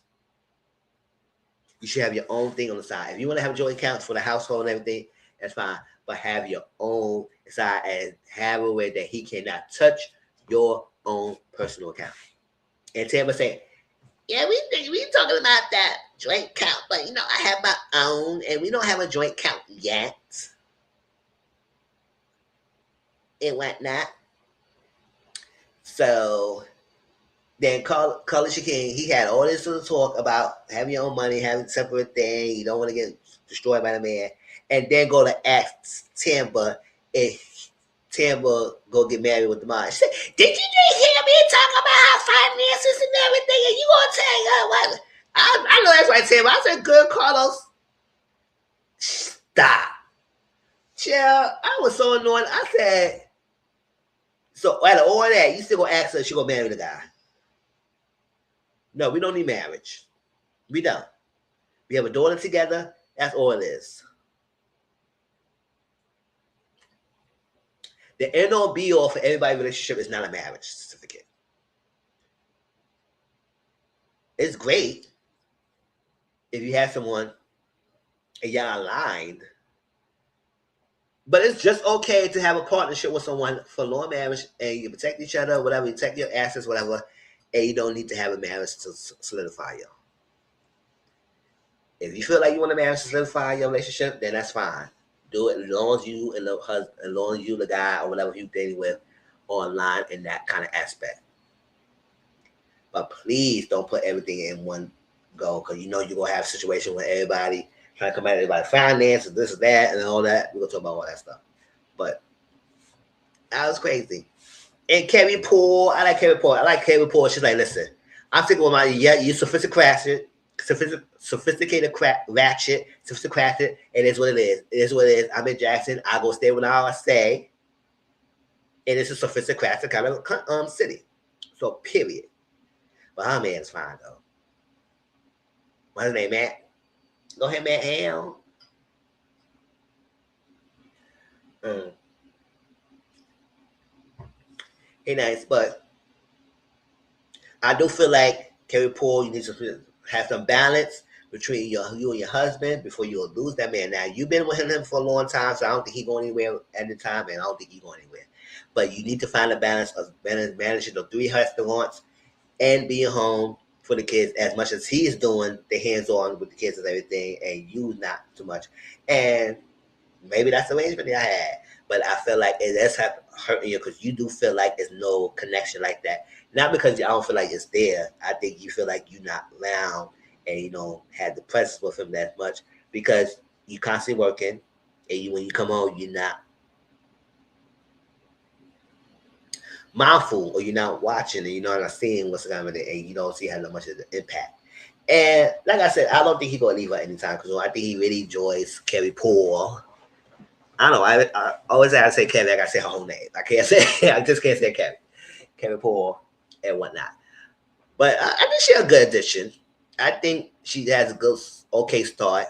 But you know, she came in there hot, being no one nosy about everybody's business. It's like, girl, you has got a lot of opinions. But it was funny when Marie had juggling 2 boys, Cedric.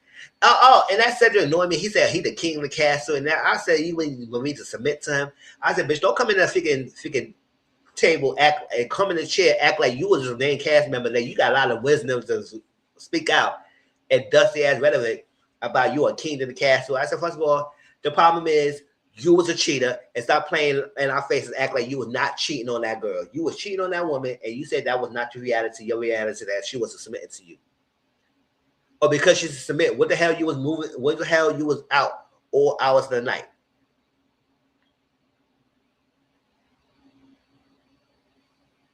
Cedric want Marie to support him and his man. Exactly. Try to make it seem like he ain't messing with no freaking man. I said no. Marie said what it is. If he had bees, he had also hoes. He had men there too. Both.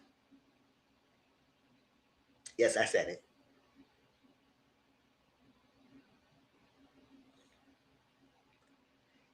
You need to support me. No, you submit to me. I said, what is submission going on? Y'all love to say y'all want women to submit to you. Y'all need a submission. That word only means that you want a doormat.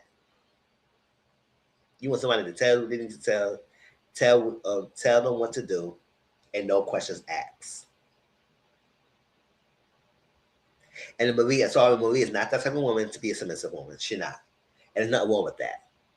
She carried the weight of her family on her back for a long time, with or without you, Cedric. So don't try to come here and act like you will be this freaking king of the castle and she needs to submit. No, take her as she is and whatnot. And then you up here trying to preach like you're a pastor or something like that. Thank you, Pastor Cedric. Like the trees. I said, no, you submit by his Cedric. That bitch was going for a long time. Now he trying to come back like he's standing here like he's some wisdom. That's out of here. You was cheating. You were. And stand on it.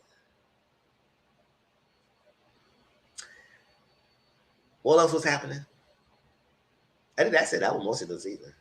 Oh, Selena prays to her family, especially to her about her son. I know the grief is real, and I wish and I believe the medium said she will get justice, and hopefully that will happen to find out what really happened to her son, so she could at least have that chapter closed and not lingering what happened to him. But she said the date was set with her husband, her Mike, I think, but this could be changed because he's not doing this in this last girl child. I don't know. The woman wants you to put her as priority. Put her as a priority. Priority. Mike, man, it's not hard.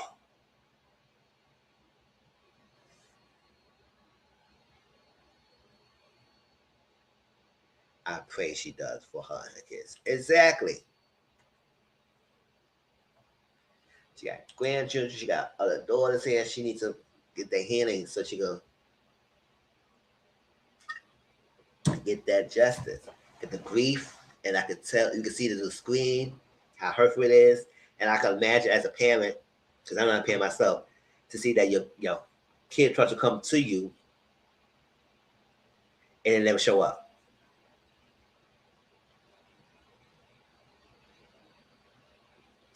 My mother know him before a while. She saw hitting me up and we I said, hey, what's going on? Y'all like, yeah, I just want to hear your voice. I said, I hear. You know, we do communicate with it back and forth and out.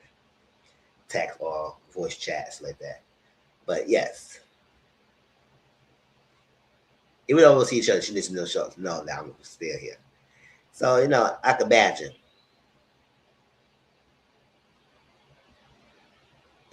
So, Mike, communicate.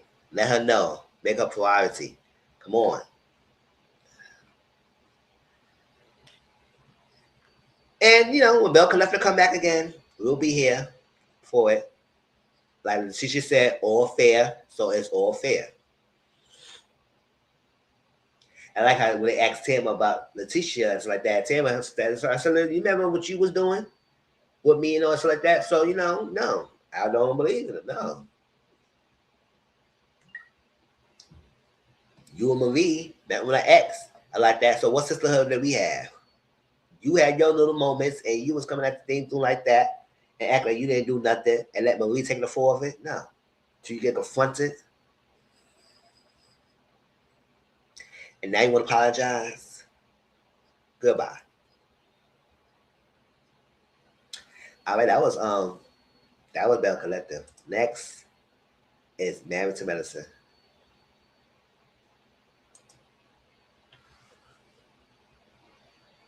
How y'all been feeling about Married to Medicine this season? So I had 3 episodes. I think the 4th one come on tonight. That will be reviewed next year when we're doing our next live the following year, in January. And let's talk about it. Like I said before, I don't want this back and forth with Simone and Quad. How does she got demoted? Yeah, she's a friend of. She's a friend of. So we may not see her. She's not on the friends. She's not the main cast member. And that's that. I think part of it because she's running for political office. And usually they don't want you to run for office and have this contract together. So you get a friend of contract.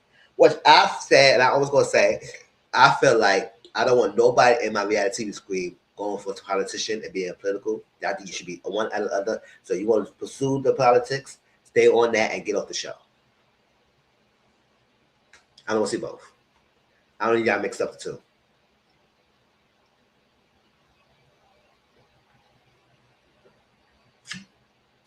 Hey, maybe other politicians on reality TV show before, but like I don't want to see it.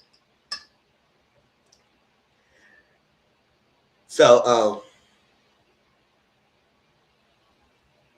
I said it before, I don't want to see this back and forth between Simone and Quad. I don't like it. Don't care for it.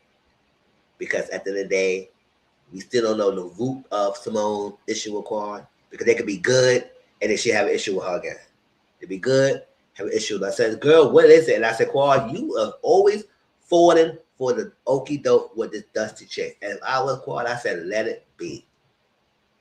Stop forcing us to have a relationship. We're going to be good. I don't need it. When Simone said she was done, I'll be done too. And I said, girl, don't be kissing Simone behind and whatnot. She was with that Sweet tea saying the mortgage of the house, and how car feels about her finance a lot of things, because she worked hard for her money and she worked hard to get their things. She worked hard to pay that house off. So listen, don't try to play her. And I said, you dusty and miserable yourself, because you can't got no control of your household. So you lashing out on the freaking kids, no, or your friends, the friend group. Now that apparently make up, but I feel like they're going right back again. And I said, this back and forth, I don't have time for that. It is what it is. Y'all can order the cars come home, but I'm not putting too much effort on y'all little figure back and forth relationship. So Dr. Jackie's still there. Ugh. But she tried to make her little crack jokes and stuff like that. It'll be more shady, be more lively this season than before. I don't know, maybe she tried to act like she distracted us about the stuff, problematic stuff she be saying before. Cause I don't care. Nobody said, I still not over what she said about women crying wolf when they're dramatic, when they come in labor. I don't care. It's not leaving in my mind, because girl, you are whack for saying that. And it meant focus so much attention on who leaked it than for you omitted that you made that stupid, dusty mistake.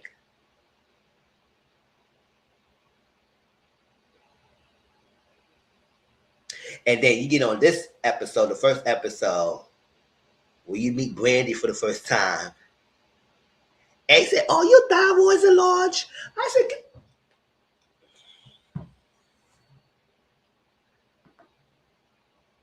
and he said, "Did you see this boomerang? Boom.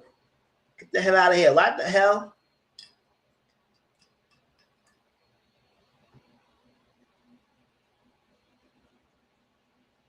I said, "Oh, you 2 degrees away being a quick creeper your damn self?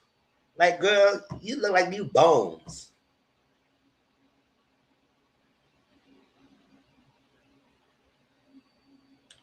All you G's, I had the best boys. And they are younger. They know how to cook. They know how to clean. They're respectful to the boys. Say what you want about Eugene and Toya. They doing right by their boys.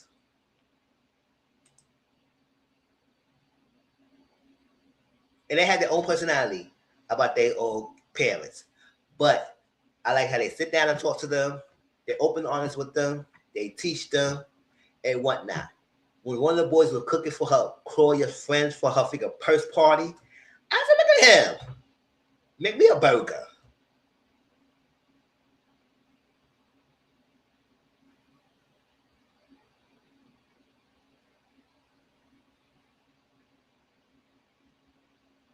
That was a large.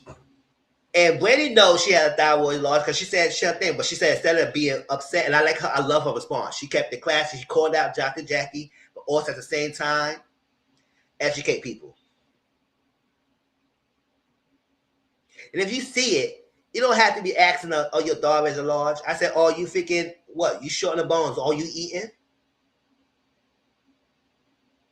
I don't know what there.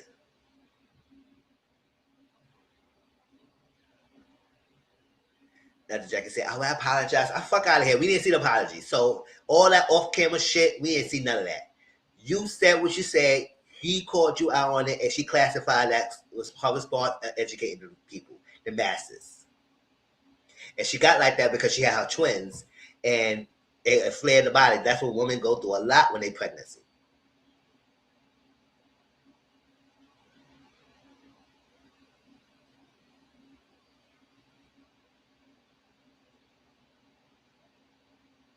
So men shouldn't have to say shit when they carry a kid. Okay, they go through all the body changes.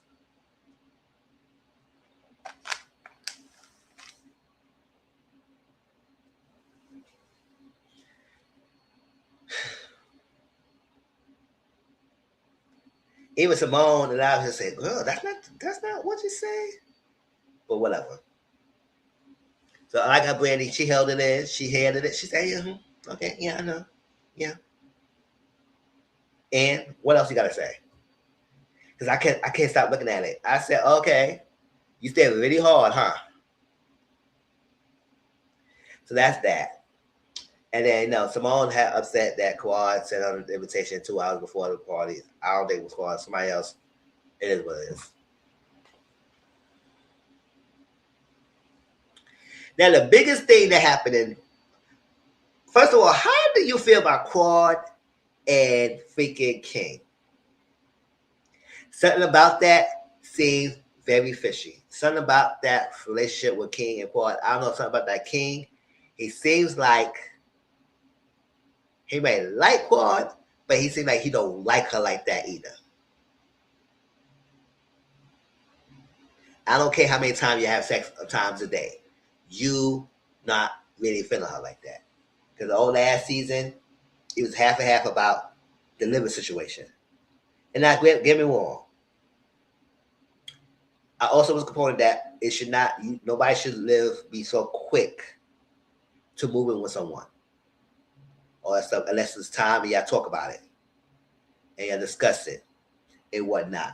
But it seems to him, he seemed like he don't want to move in Quad house, even Quad have her house paid off, because you feel like it's a natural order of things that a woman move and live with you or get a house. I say, so why y'all cannot just get a house together like that? But I would say, I understand what Quad. I said, yeah, I paid so hard for this house. Why would I get up and move and go with you, someone else, or go with your house when you come to my house? Like, and that's the case. You live in your house, you live in my house, and thinking, what's her name? Shovel off this thing. Do that. Because I'm asking him, because he's not moving in with you. Even though you got the house paid for. And then he be making his sly comments, even though it might be jokes, it be that serious. Sometimes when men make jokes, they are 9 out of 10 times they're serious about it. You're just not picking up on it because they masking it as a joke. Big back Quad and this and that, all that craziness. I wasted all my life ducking and dodging of having a child. Why? Good children are a blessing. No, blessings in disguise. I said, girl, listen to all that. Listen to all that he's saying, because that was off-putting. And you try to stress yourself out getting this IVF treatment to have a baby with him. So, Quad, if you really want this baby, do what Emily K. Williams did. Hey, when Emily K. Williams she said what she did, I ain't mad at that. Because at the end of the day, we all know statistically most men is not there around for the kids. And even if they do be there, they could up and leave. Just like that. Just leave you alone with the kid. And now what happened? Yes. He's kind of like a low-key Dr. G. Probably a little better looking. Probably muscle bound. Probably got a nice size. They could her down 15 times a day. I still don't believe that 15 times a day. Let's always exaggerate that number. They had a little thing about the food, little nagging back and forth. I said, what? All we had an argument about the food? Like, what's this? So I said, Quad, I don't know. He don't want no kid. And I said, correct me if I'm wrong. Why he said he want to duck and dodge and all his life having a kid, when last season, I remember Quad said the reason why I want to have a kid with him because I see how he is with his own child. I must believe she said that. I know she said that because that was something that she said that why she want to have a kid. So I said, King, you ready to have a child? How the hell you say you ducking all your life and having a kid? Come on now.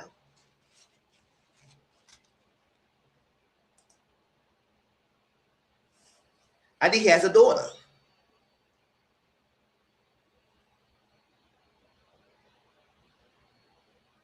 So that statement didn't make sense.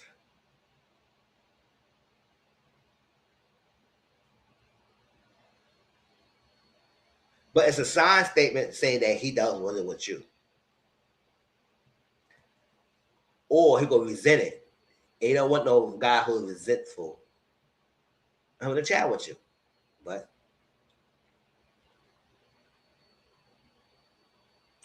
Yes, he does, right? So I'm not bugging. I know she said that. I remember she said that last season. The reason why she wanted to have she see how he is with his own daughter. But you want to duck and dodge having a kid, and the kid's a blessing in disguise. Like what? I don't know how old his daughter is, but I would curse his eyes. What the fuck you mean? Are you tolerating me? Or you really wanted me or something?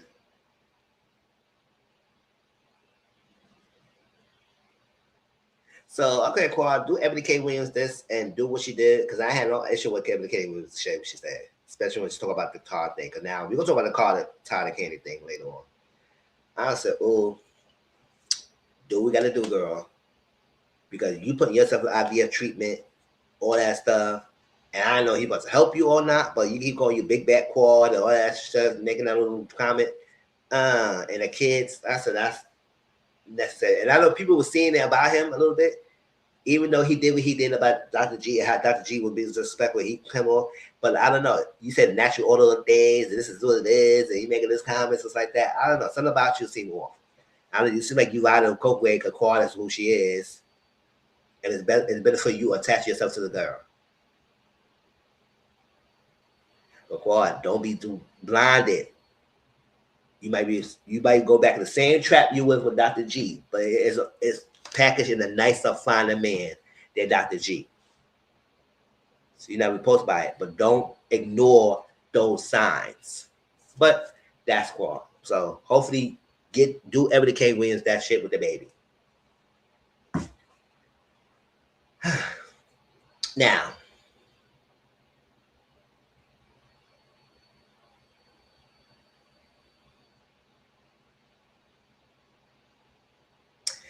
let's do the contestant thing. We're gonna end it with the Simone thing, and then we're gonna move on to the next segment. Contessa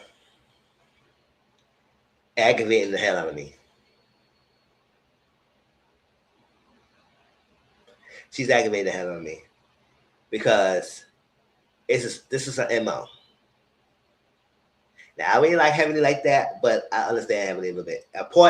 I do like one thing that Heavenly does the most on her YouTube channel, saying a lot of things, a lot of stuff that people didn't like and they want her to stop. That's one thing.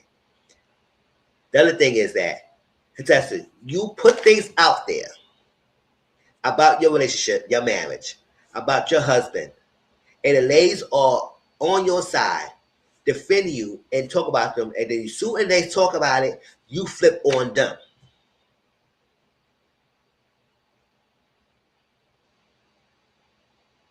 You spend that episode complaining that Scott didn't lift one fucking finger for your 50th birthday party. I think she turned 50 or 49, one of this. He didn't spend one finger, lift one finger. Now he alluded that he would cut the check, but I don't know if that's true or not. All I know, according to Contessa, you did not help. And he confirmed about you because you didn't really do nothing either. You did not plan and put this party together. After all that time y'all been together, you did not even do anything for her birthday. So it's the first time she did it for herself. She will celebrate being 50 years old.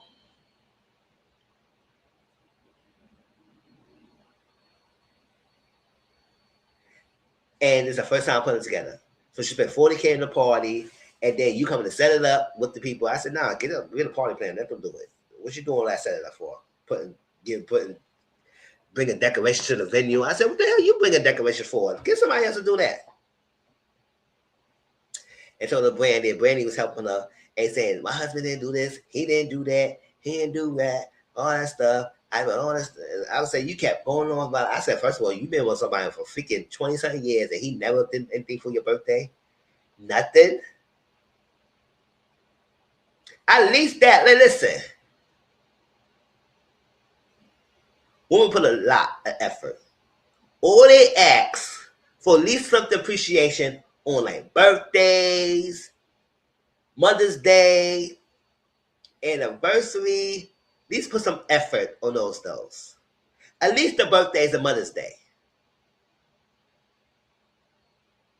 Simone said her first time having a child, so he even sent a card.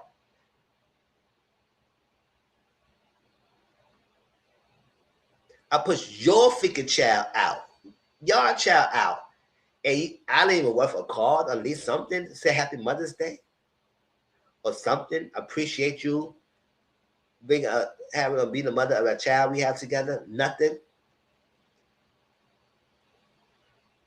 And the contestants hopefully think that, oh, if I snag him on enough, he could change and do something. No, he's not. No, he's not. And where have you been, girl? Men does not change for nothing. They all stick to a pattern. So when you have them consistently doing something, they're gonna continue to do so. That's why one thing I said, women have misconception of men is that they feel like they change. No, men have a one track mind. And once you start with them in the beginning and you continue to let go, they're gonna continue that for years to come. They're not changing their behavior.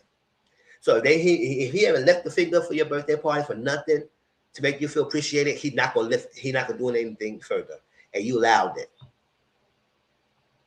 You didn't leave him. You may nag about it, but you still continue on with him. So what makes you think he's gonna change? Unless something drastically happens, what it usually does for to make a man change, but usually they're all rigid.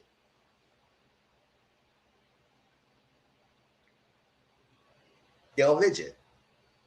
So start there with a man and continue letting it happen and think that one day you want to switch up. They're going to have an attitude. They're going to not like you. They're going to have a hissy fit on you. They're going to defy you. They're going to have a warfare with you to get you to back down on what you want them to do. They will. They will. They're routine people. They're structure. They like to send things away. So if you allow this to happen and you allow him to treat you that way. So you complaining throughout your whole party. They sitting down, they talk about it, say, how are we gonna be sitting here and talking about my party if we're gonna be a patriarchal society and you being sexist, misogynist? I said, girl, bye. You the one who brought this up and they talked about it. So when she flipped it, she said, oh, you better flip it, girl, and laughed in her face. And she walked the walk. I said, girl, you can try to flip it on how much you wanted. You were complaining. If you did the party yourself and not complain about one thing and saying, listen, I did it by myself, that's what it is. But no, you know it bothered you because he didn't lift a finger for your party at all. So we go to Brandy's birthday dinner, not a party. And I don't understand why people acting like that everybody wants a party. Just because you spend a $40K doesn't mean that he needs to spend a freaking $40K for a birthday party. It's not a party, it's a dinner. I like that. I like a low-key setting dinner. I don't really go for parties like that. Every now and then I might do. If I do, I might have a small group of people. And it's food and drinks. That's all I need. I don't need no decorations. I don't need all that extra stuff if I have a party. Give me some food for my stomach. Give me some drinks to drink. And good music. That's all three qualifications I have for a good party. Food, drink, and music.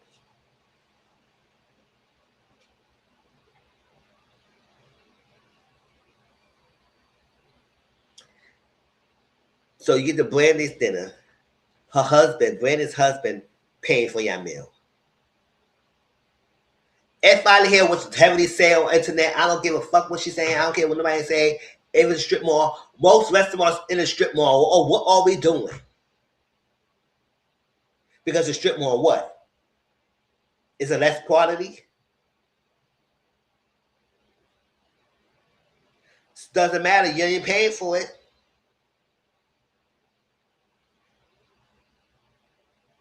So you sit here being nasty, rude to her, condescending. If my husband did this for me, I'll be underwhelmed. Your husband don't do shit for you. That's the point. And then the next day, you woke up because you want people to come to your house. You cooking brunch.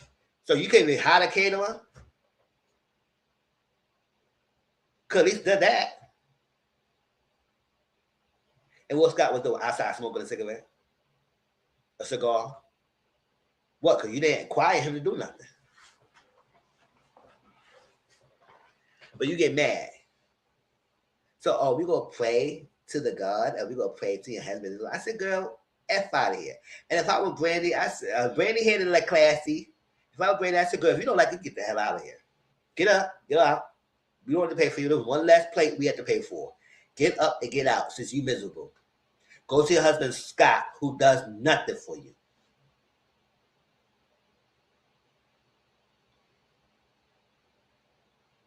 Go worry about the 6 degrees of separation titties that you have that look horrible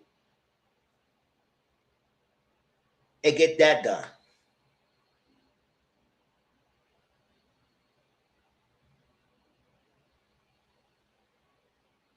Go worry about the life existing, non-existent marriage you have. Girl, Brandy could have went off. But she didn't. She keep it classy.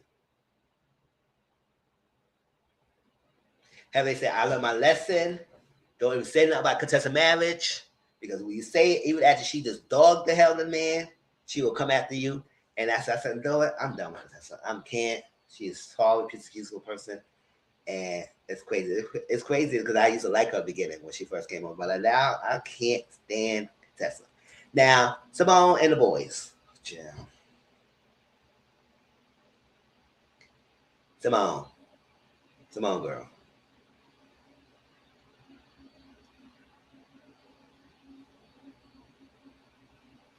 First of all, I don't know what you or your husband is teaching his boys. The fact that you had an aluminum pan and still had the paper on the pan serving the food.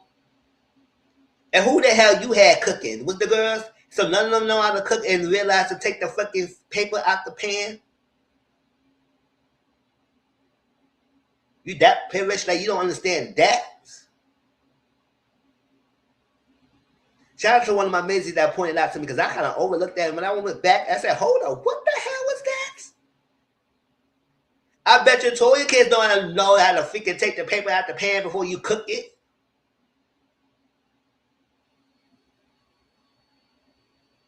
Nasty. And then you come in the house, sit down. Don't you come here. This is Michael. Don't you come here saying anything that's out of line that I don't like because I can give your food to the doors. I said, dare you. Go ahead. Do that shit. I'm ready to cut your shit off real quick. Go ahead. Because you don't got no leverage. Who the hell you talking to when I pay for this freaking house? You give the food to the door, I can kick your ass to the house. Go ahead. Try me. So they're sitting down. She's saying that with him alone, he spent $60K on a credit card. I said, what?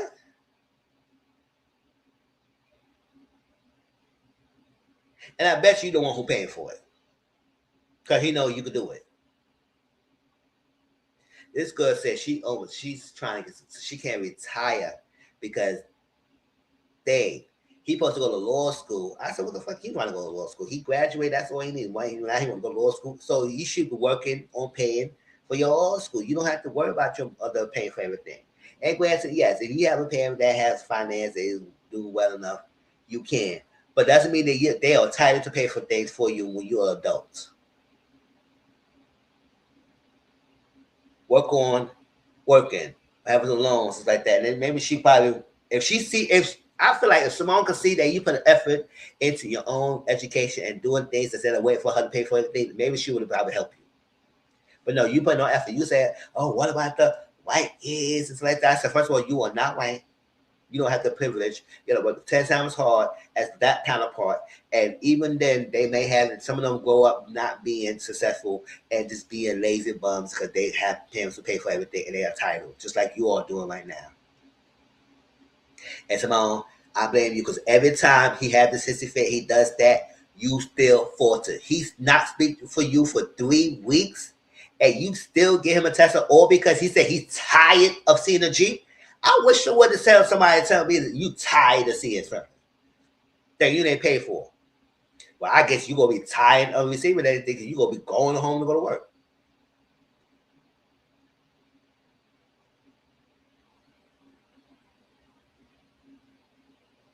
He don't value what you have because he didn't pay for none of the stuff that he getting.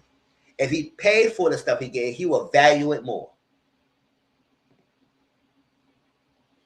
The older brother looking like this, he's an old child.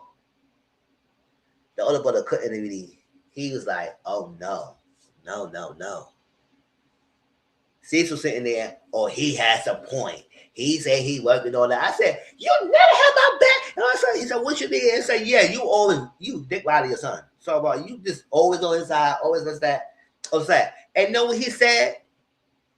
Cecil, you try to get online defending your honor, defending things, just like that. You don't know what I have and know my bank account. I said, your son in that scene, that 5 minutes scene you like to point out that we only be seeing, said he has the mother that could pay for things. He didn't say he got a parents.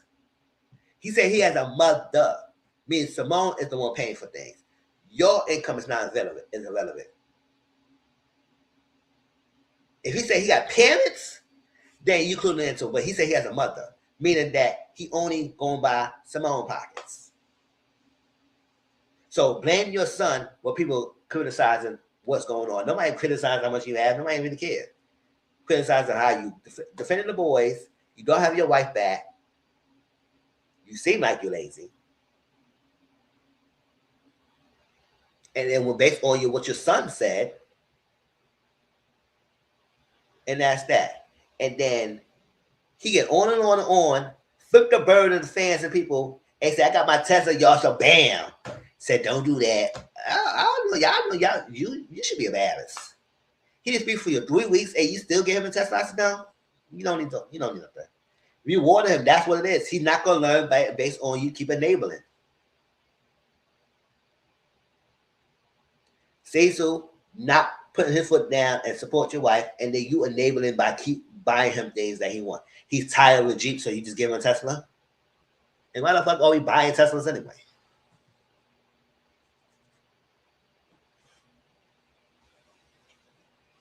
Anything else you gotta point out? Because I know I was going off. Because I said I don't like that. And then he gonna tell her he's done. I said, motherfucker, I am done. And glad you done. Glad you are done. Are we done supporting the thing? Once your credit card pays off, you don't get no credit card for me. You're not getting this Tesla. The only thing I'm supporting is this household, and you figured out your law school. Or go to your figure father, since you like to defend you all the damn time.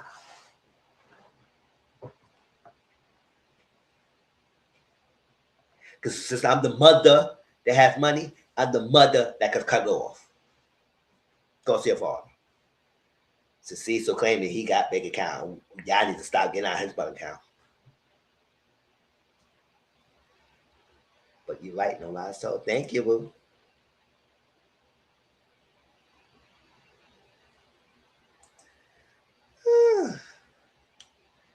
I was so aggravated. You know, you can see the hurt later. But I said, you hurt, but then turn around and still buy it? Come on, girl. Then he's not going to learn anything. And what he going to law school for anyway? And his argument with the white Eves, there's no fucking argument.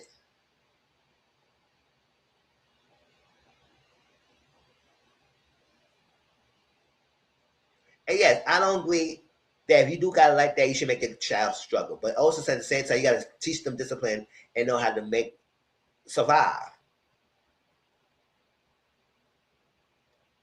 And do things for themselves and not rely on someone to hand it to them. But, you know, that's that. I think that's it from Medicine to Medicine. Then we'll take a little short break to go to the bathroom, and then we're going to start some of these social topics.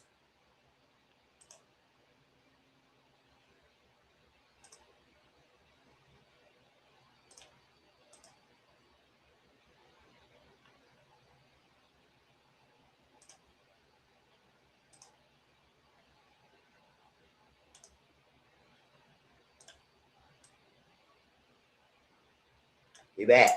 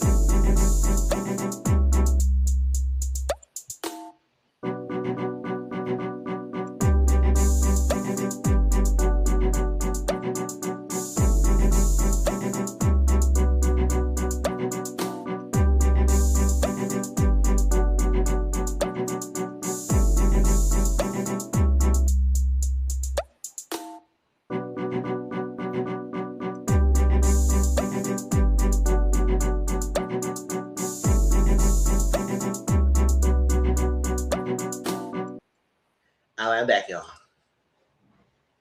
right. Let's go here.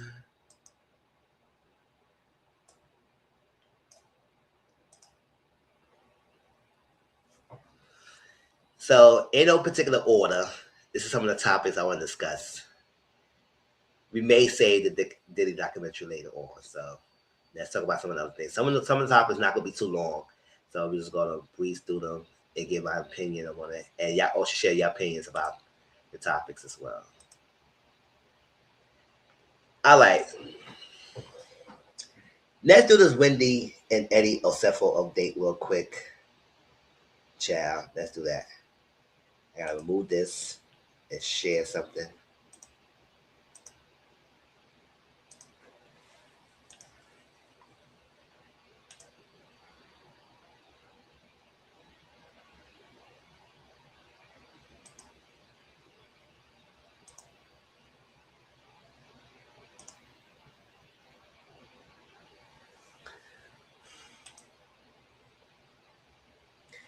All right.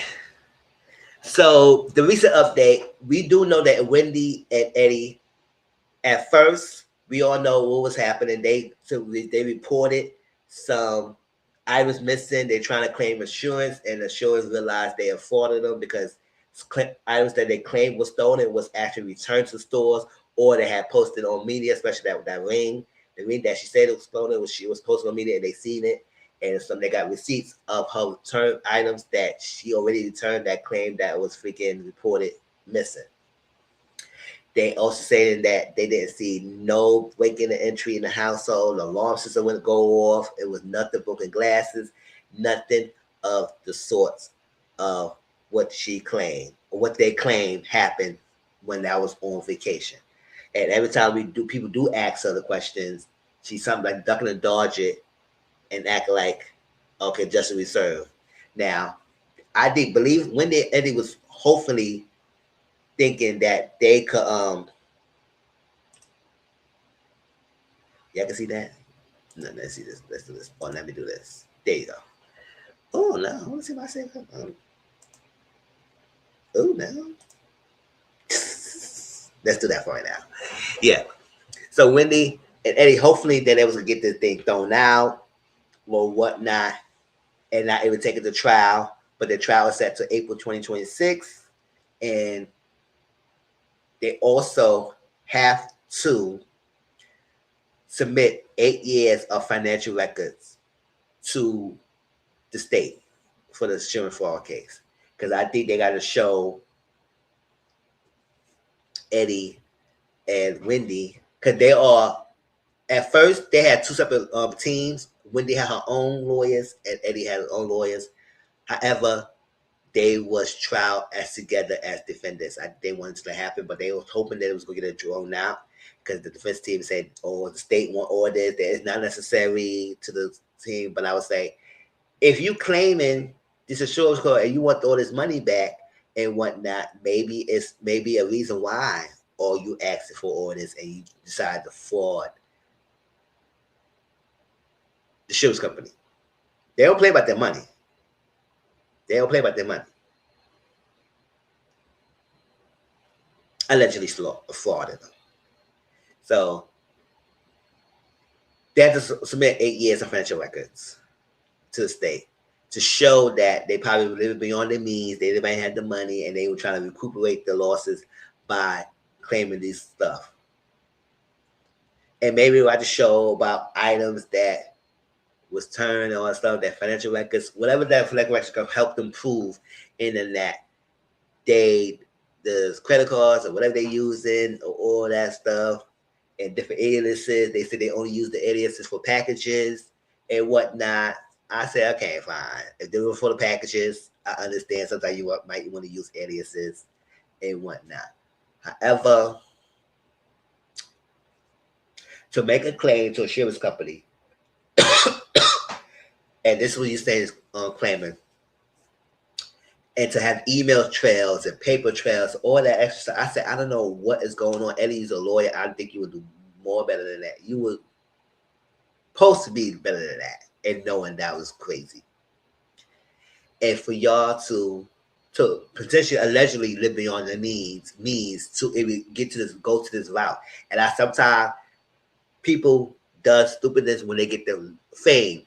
I don't know what it is, but when y'all people start getting these shows and get the little bit of fame, y'all let this get to your head.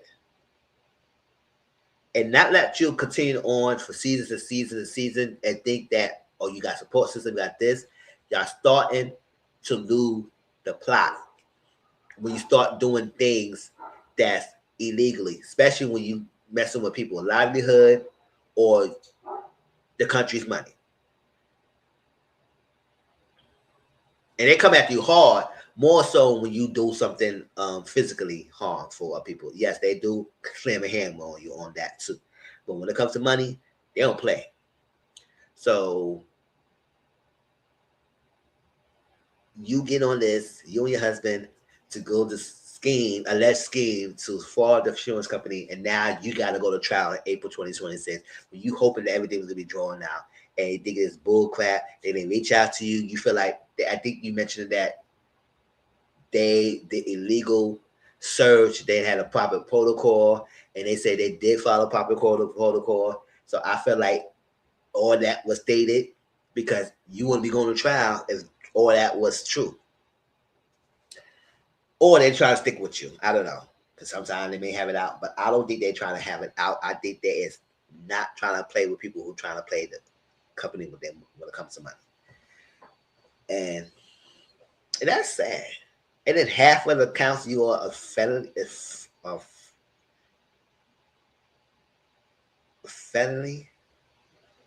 felony charges. I said, dang. Now, if they putting too much charges to it, I don't know, because they went to grand jury and they decided they doubted them on all the charges. But, what y'all think? Because it's disappointing for them to go that. I hope they beat this. Hopefully. And if they do decide it, if they do are guilty of some things, hoping it's not a lot, they can pay this back or whatnot, or not a significant amount of jail time or whatnot. Or and they can find some technicality. They can find if the lawyers do a good job and find technicality into the state carelessness, then they can probably get a vote beaten. But if they do have to serve some time, I hope it's not too much of the felony and more of the misdemeanor charges, and they could be lessen the term, lessen the sentences.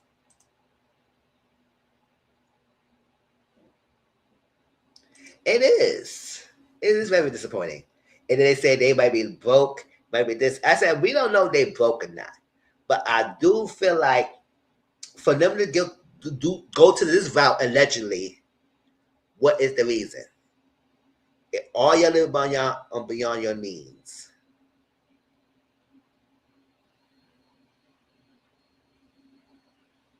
Or y'all just trying to be greed. Or y'all feel like you can beat the system.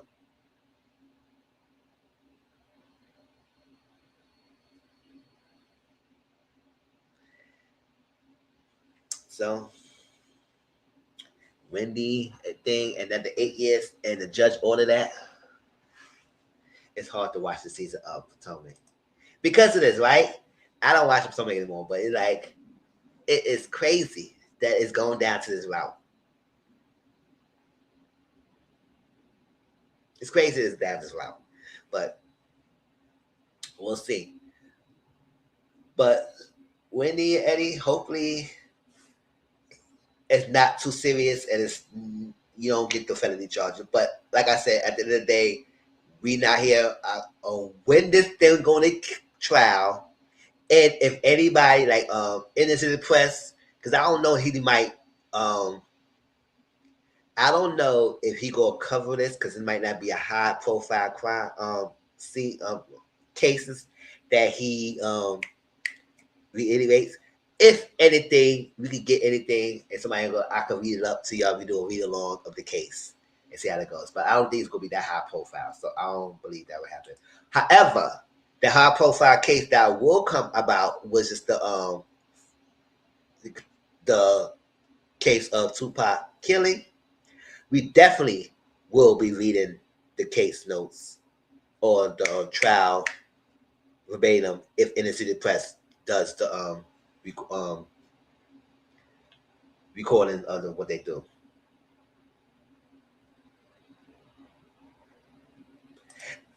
Exactly, right? Exactly. A stupid ass funky person running our country can't do nothing. They do nothing about this. Just let him run the shit. But all this to regular for people who reality TV show. Over money.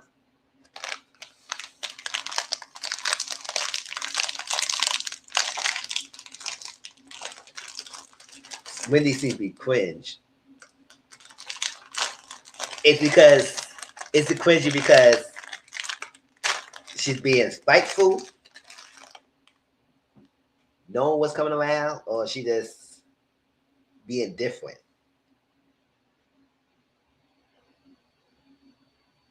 Or it's not the same Wendy that we see her as before. Mm-hmm. But let's see how this goes.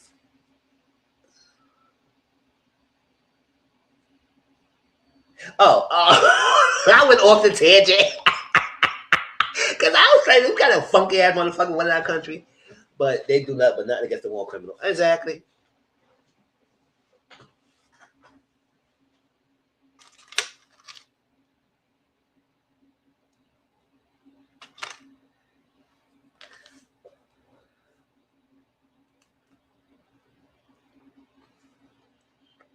Let's move on from that.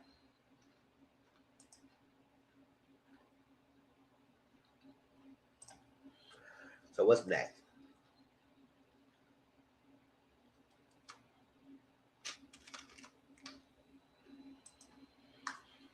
Her family is talking about money and the mom saying Wendy can afford everything. Okay. Okay, mother. Whatever you say.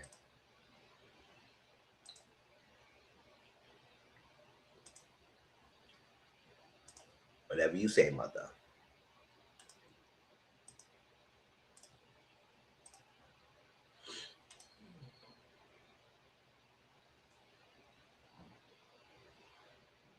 It definitely is.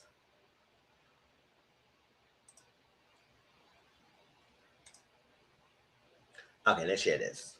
While we talk about housewife stuff. They love Trump. I don't know how, and that fool bringing in the Hunger Games. Exactly, starving us. So I would have said finish or that. Make us choose can we live without health insurance or not. Oh my God. We'll get into all that. So let's do this Candy time while we on this housewife stuff. So we do know it's officially. The first when I mentioned this, I was like, I don't know until I hear for Candy or somebody that's mentioning that this is happening to go with divorce. Because sometimes I don't like to watch or read media coverage because some of them like to miscue the information, misconstrue the information, or pull out false information. And I don't like that. I like to see the confirmation. But Candy, her mouth say yes, they're going on divorce and whatnot. Now the whole thing about this divorce thing, I said whatever. I'm not gonna sit here and act like to say that Mama Joyce is like I don't care. I think Mama Joyce will say that to anybody that Candy with. She don't want her daughter with nobody else because they're gonna split that money and share that money, and that could be what about her. It is what it is. So Mama Joyce is right now, and I don't care.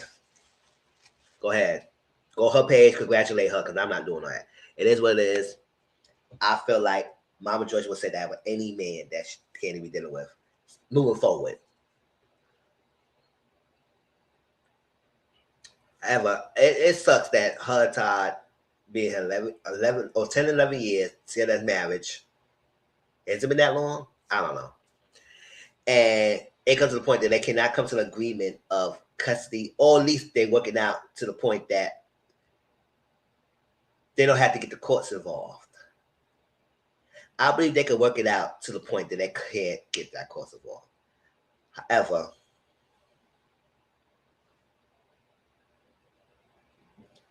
I hope that Diddy Simone gets what she deserves. She let them do and drag that man and his family for years. Child. Now, this is the whole thing with this thing with Candy and Tar.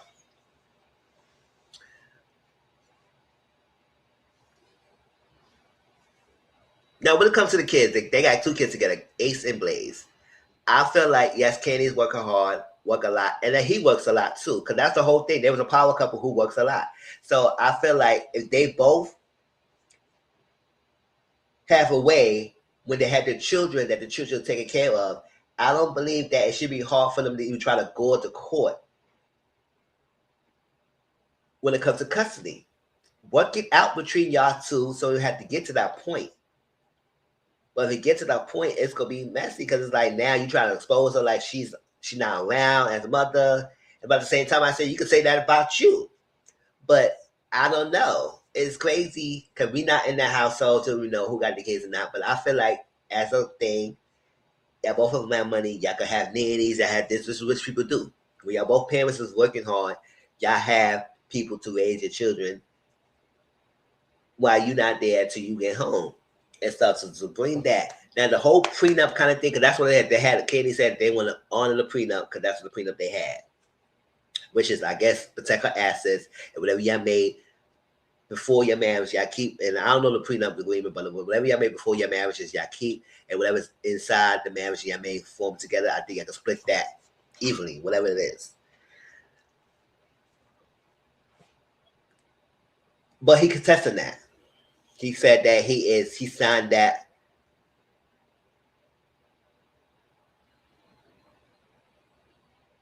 He signed a prenuptial agreement under duress without his lawyer present. And Candy said they showed a scene of that prenup that he signed without his lawyer there.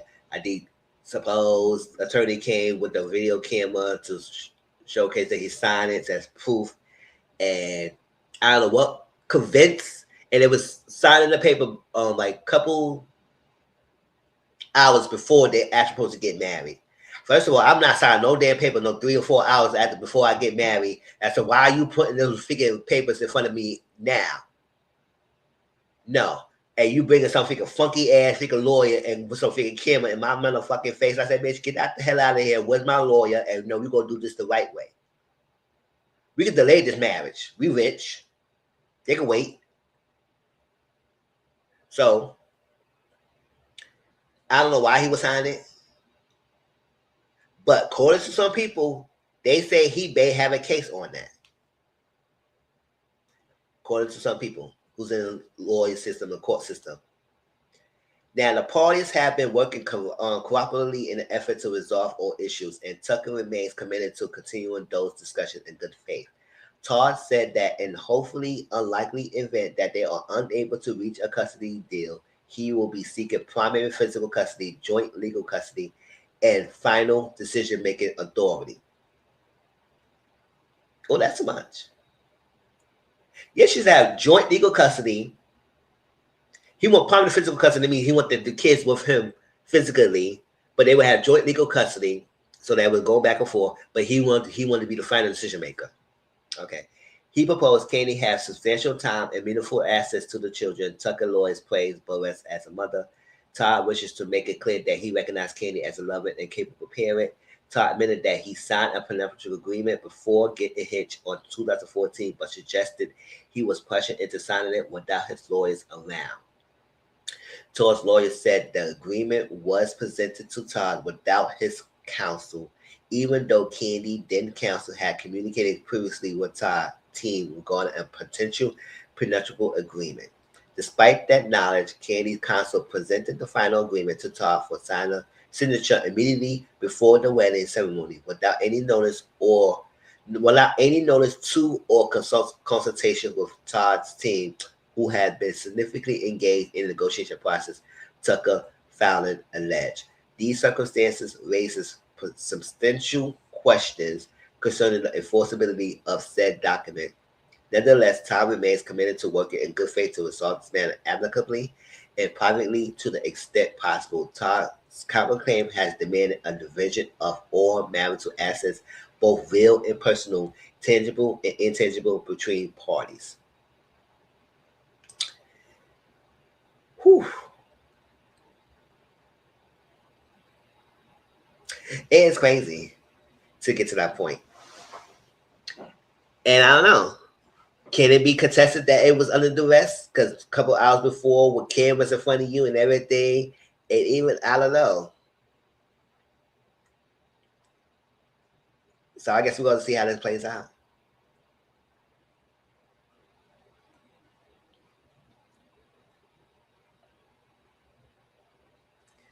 And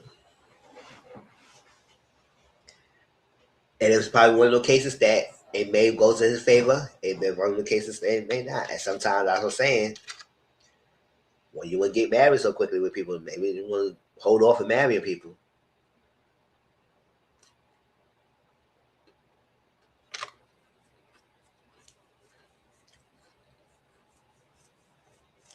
So let me know your thoughts on that. But that's an update on that.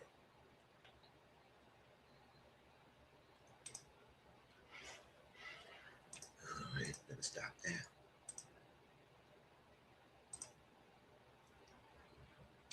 Let's quickly talk about the Milagro Cooper and Megan update case.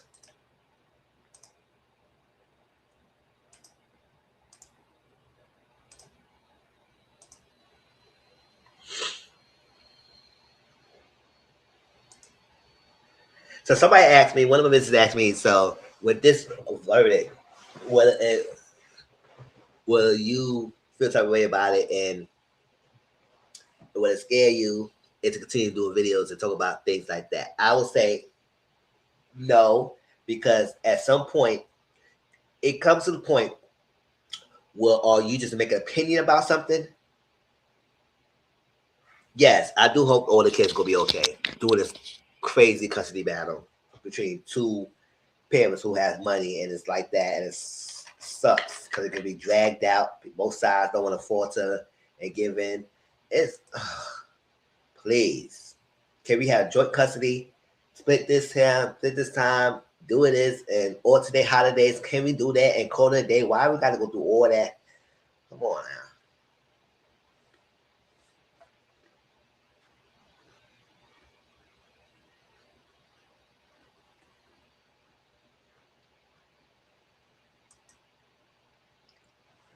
So I'll say no. I come here and make my opinions about something that's already out there. However, it's one thing to form your opinion about something, but it's another thing when you go out your way to present things out there or create things out there about something that is not true. And I think this is what this girl, Milagro Cooper, did. Not only did it's one thing she make her opinions, that's one thing. But when you working with the person that harmed her, try to put out a deep fake video of her, meaning it's a fake whatever video of her and making a society, and it's not true, to pick some narrative of a fake video on top of anything else, defaming her, do this high stressful situation, then you're liable. Just like what Tasha K did with Cardi B. And not only that, Tasha K supposedly have health medical records, this and that, presented evidence that is true and not supposed to be truthful and factual. And I said no. It's one thing if I see something happen on TV, I'll go talk about just that. But I'm not gonna come here and say, "Oh, I got some tea, y'all. I got something here. Let me show you what is going on," and create something and present it as a factual thing when it's not that, and it was not presented. That's when you go to overboard, and that's when you put yourself in liability and get harm. Exactly. And this bitch still is trying to defend his honor by recently they gave him an interview. A video interview conference. I said, boy, you did it. You did it. Stop it. Stop all this aggravating. Stop trying to appeal it. They're going to keep denying it. Stop it. What is the video going to do? Because if it was Kelsey or anybody else who did it, you would not take the fall for that person. F out of here. You would not marry to the girl. You did it.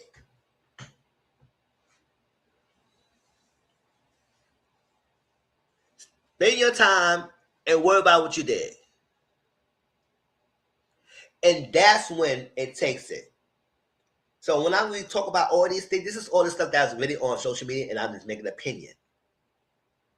But when I go out there and creating things and putting out there, and people consume you because they follow you, and you go out to spread it like that's the truth, and everybody else starts seeing it and making things, that's when you start going overboard and crossing the line of reporting and making an opinion.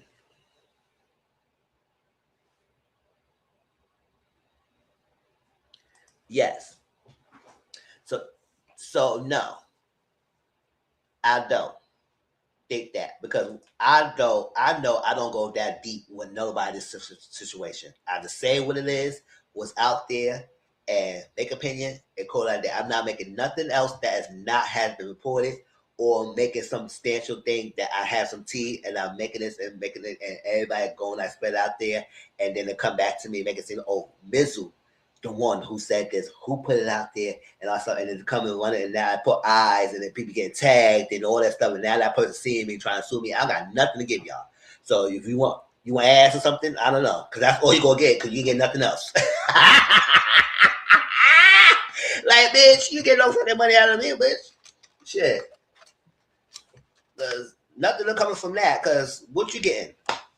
So no, I'm not putting myself in a situation that could get to that point. No.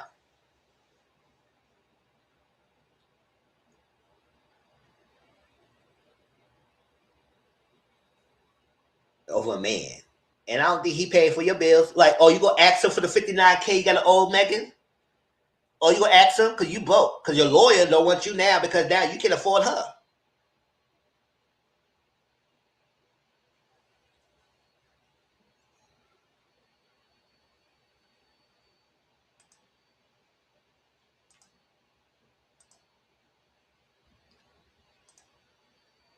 So let's read this. I know it's kind of small, so let me enlarge it so you can see.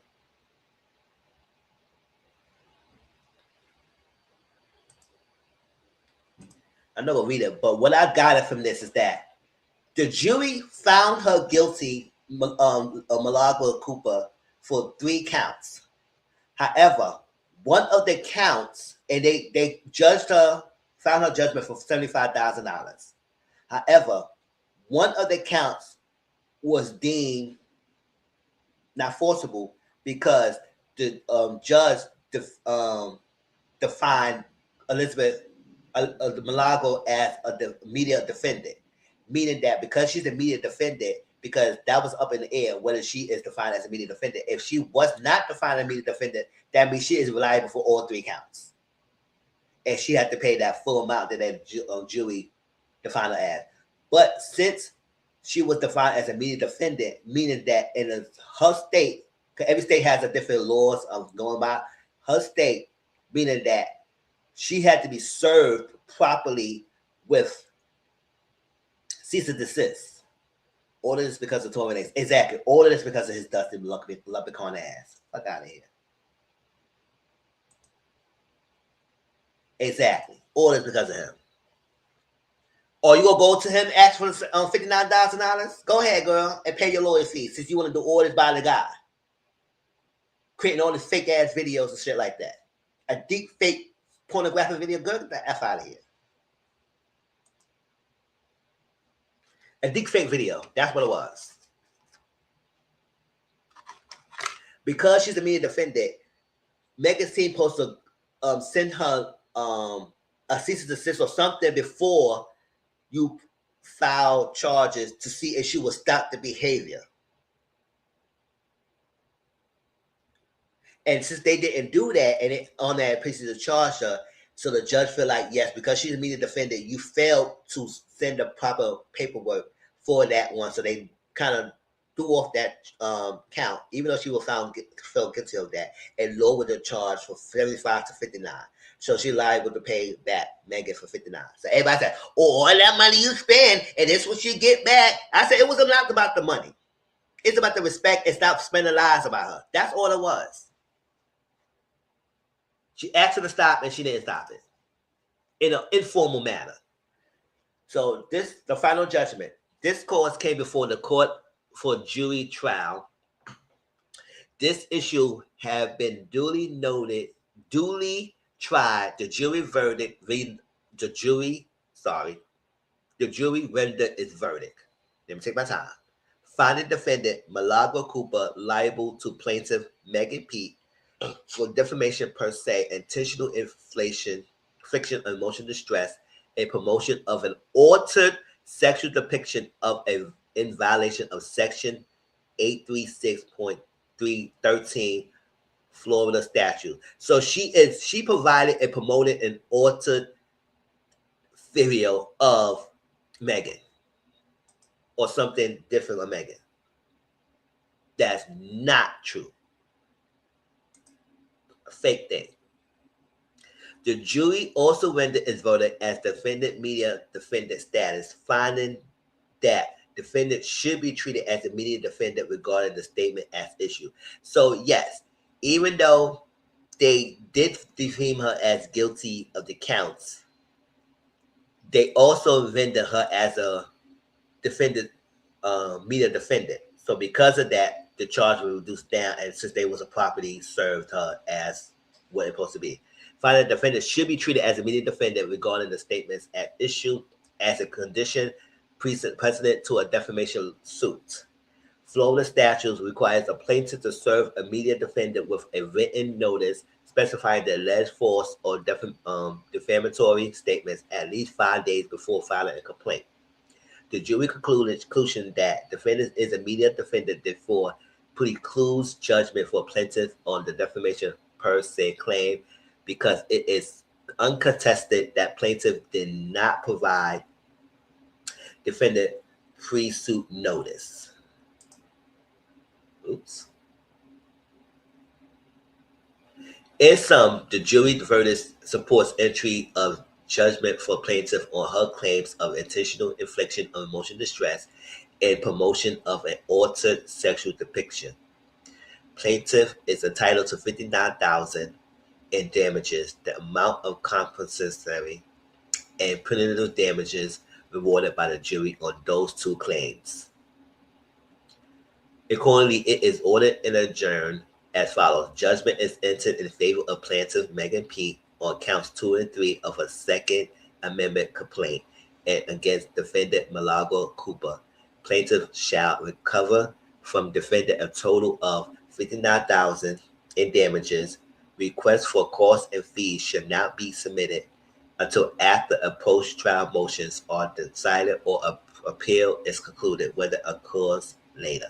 The court retains jurisdiction to entertain the request for injunctive relief filed in court for a Second Amendment complaint. The clerk shall close the case.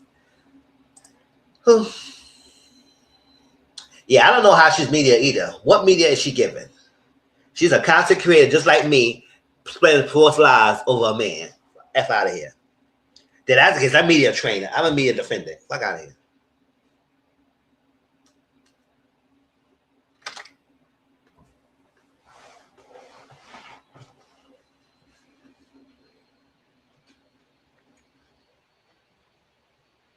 So that's what it is. Now everybody's like, oh, that's what she gets. She's been all this for therapy and all that. So I said, y'all need to get the hell out of here. Y'all don't want Megan. Y'all hate her so damn bad. Get the F out of here, y'all pick-me's. Oh, she spent all that. Now she's gonna get Milagro and stuff like that. Oh, it's not, and she can afford that. And then they come around, she can't even afford her lawyer. So all that saying y'all she can afford it. What y'all sending them a GoFundMe for her? Go ahead, do that for the good y'all don't know. Do that. Do that. Go ahead, do it. She can pay her fees. She ain't paying y'all back.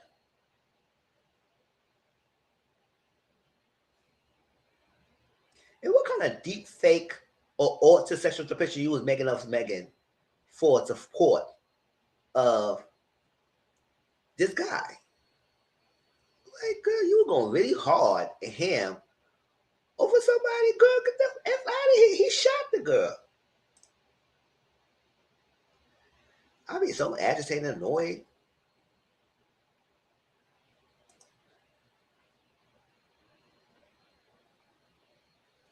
All right, listen to this guy. Oh, before we get to that, let's do this Lizzo update. Her case update. Y'all remember when some of her dancers suing her because they feel like she body shamed them and do other stuff and forced them to do things that they ain't supposed to do and all that stuff, unfair treatment. And I say I don't know much because we're not there. We got to see how this thing plays out. It could be possible or it cannot be possible. It could be lying or not. And I guess a verdict was reached.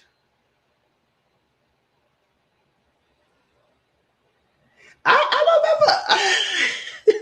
Because at that time, when so much was happening, I was just tuned out. But the fact that she created that seemed like, girl, you doing the freaking most as a person who just posted to make opinion about the case. No come up with so freaking lies to develop people. It says because everybody using that, they are following suit and spreading their lies up, and then everybody else is doing all this freaking commentary or something that was fake and done or something you ought to defame the girl.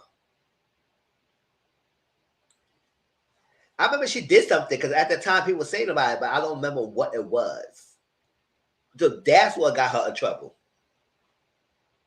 Definitely foul. And because of that, people compounded on that and make it seem that was factual and comment on that. That's why a lot of other YouTubers or other people like Joe Budden and was going hard. Oh, this what she did. This told me she was making this act and she is a sexual deviant and this is all that stuff. And I was like, girl, y'all going ham or something that was not actually true.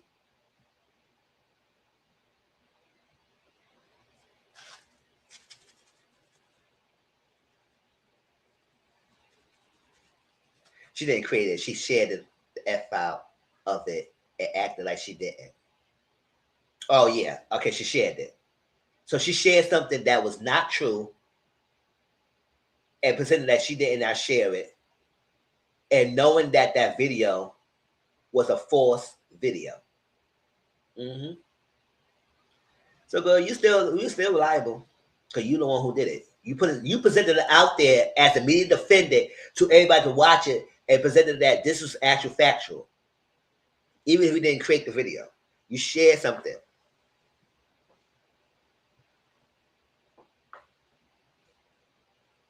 And because you was the source, you are reliable for that source because you was the one that put it out there.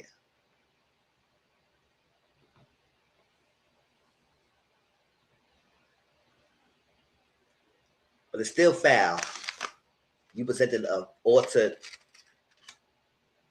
video of her.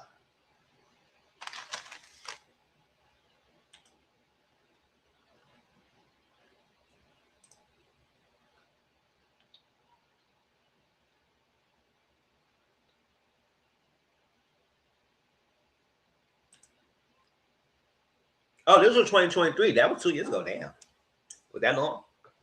So yeah, I remember it was like, listen, we're not on the tour. It could be possible there was an unfair working conditions at the tour. Maybe Lizzo herself didn't do it because I was like, yeah, I kind of find it hard that she will body shame people and stuff like that. But you know, sometimes some people could be body shaming people even though they are doing that.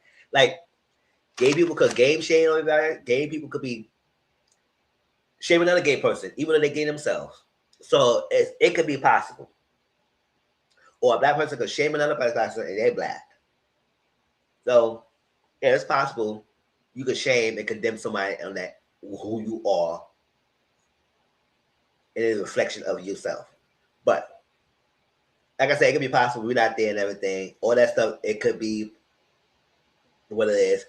But at the same time, it could be also what you probably did something, you upset that they let you go because you ain't supposed to do something and whatnot.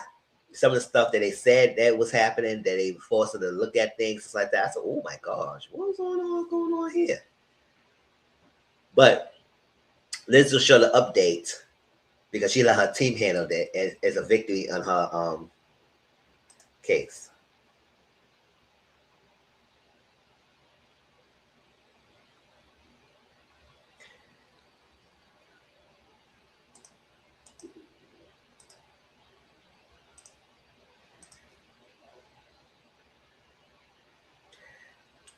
She said, let me read it. The fat shaming claims against me have been officially dropped by my accusers. They conceded it had no merit in court. So they dropped the case.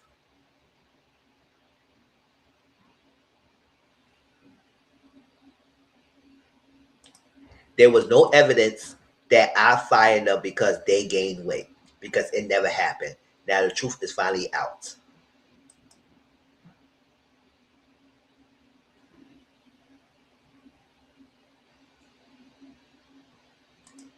They weren't fired for gaining weight. They were fired for taking a private recording of me without my consent and sending it off to ex-employees.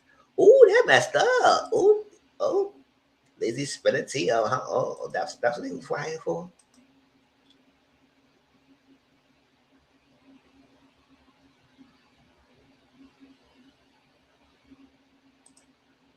I have never fired an employee for gaining weight. I have only encouraged and supported people with bigger bodies and shared my platform with them.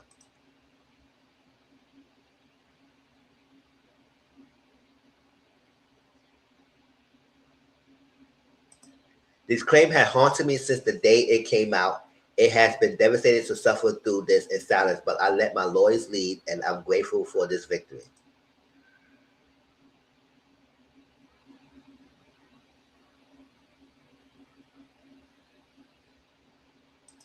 I am still in legal battle. I'm not settling. I will be fighting every single claim until the truth is out.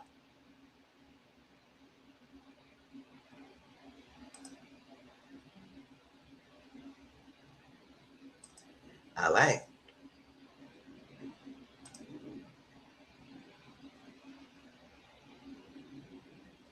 This is off. I can't explain it, but she's just off. It could be something off about her. It could be something going on with her. That's what I say. I can't defend it in one side or the other because I said it could be possible of what they claim it could be true, and it could be possible that what they saying about her is not true. So I had to see how it plays out. But it seems to me like the girls dropped the case. They conceded and they said it is what it is. Just move forward. Maybe because they can't afford it anymore. Maybe it's gonna be dragged out. Maybe they just feel like nobody gonna believe them. So they, I guess, whatever it is, they let it go. But she said she's still fighting a legal case battle right now, and she's not settling nothing, and she wants the truth to come out. So, but if that was true, if she said that they was let go because they sent a private recording of her and sent her to her ex-employees, I said, what is y'all doing all that for?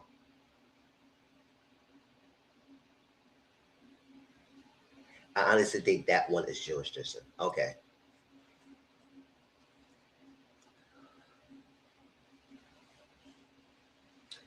So she's still in court about things. So like I can say sometimes, but listen. It's not far fetched that people who all present body positivity does act shady towards someone who are the same. But I do feel like if you all generally all like that, you normally don't see to that extreme of being harmful for someone who's going through the same experience as you. Usually you are positive in that aspect. So that's one leeway I was giving her a chance on. I would say I don't think she'll probably go that far like that. But we'll see how it goes. See how it plays. But if you did that and sent it to the ex-employee, I said, what is this corner that you sending out to the ex-employees, and why is that was necessary? And you will let go because of that. And so you decided to clash out and say we were fired because of our weight.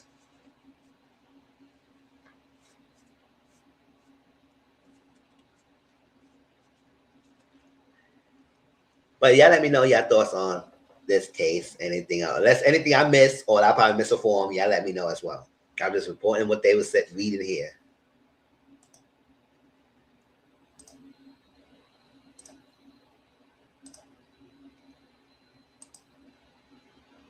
Yeah, so let's listen to this. Let's do this.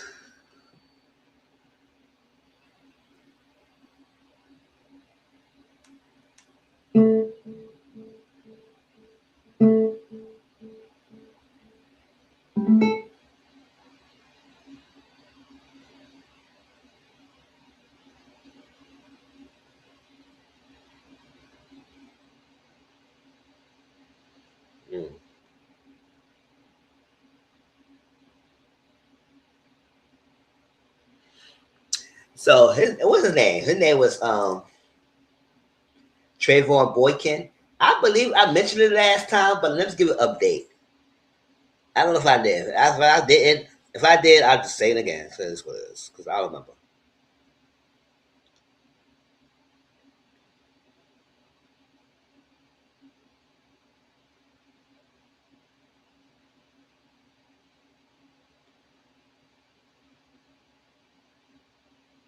For Thanksgiving. The weirdest feel like he catered. So no, like, bro, I come from a traditional country black family. We doing that. If I got as much money as Russell Wilson, my whole family would talk about me so bad if I ain't fly everybody out there for Thanksgiving. And I'm sponsored by an airline. Yeah. Maybe he's not close to his family. And maybe he not. But his mama wasn't there. Sisters wasn't there. You know what I'm saying? Like, and even though like, still weird to me. I'm just still even if you don't fool with your family, like it's still weird to me on Thanksgiving. My family gonna do the food. This is what we gonna do. If you the one with the money, we coming to your house. You know what I'm saying? That part. That's what we gonna do. So to get over there and catch Russell Wilson, like him is literally him, Sierra Daddy, me, Noonie, Baby Future, the chef, and Russell Wilson. I went to his house, 2 nannies and 3 dogs. And Baby Future at that time was bad as hell. Hey, I got a question. Russell Wilson. So like I said, first thing first, bro, we gotta address the elephant in the room.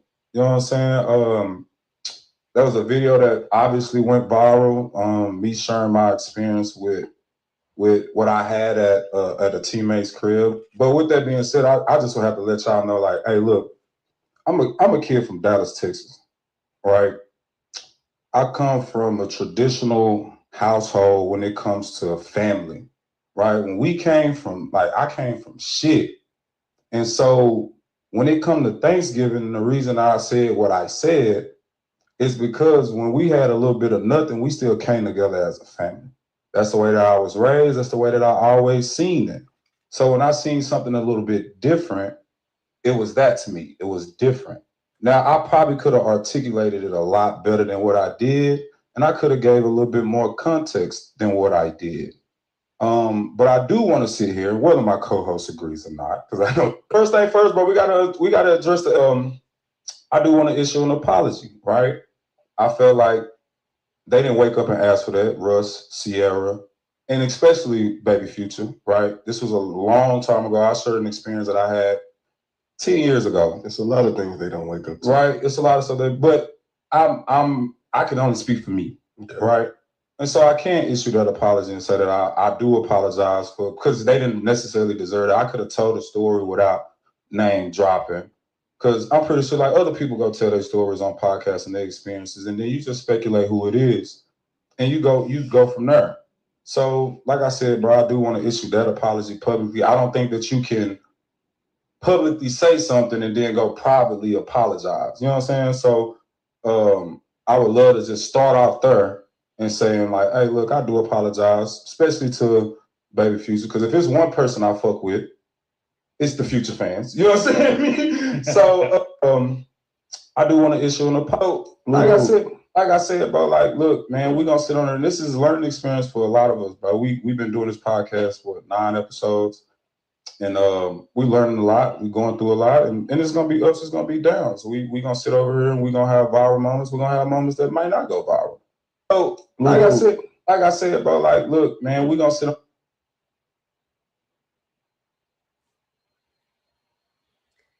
See, Abby had the same question I have. If you so traditional in this aspect of Thanksgiving, why the fuck you wasn't with your family on that day? What was going on with happening that time? You was not with your family when you are a teammate as him. You could fly out with they at. Where were you at?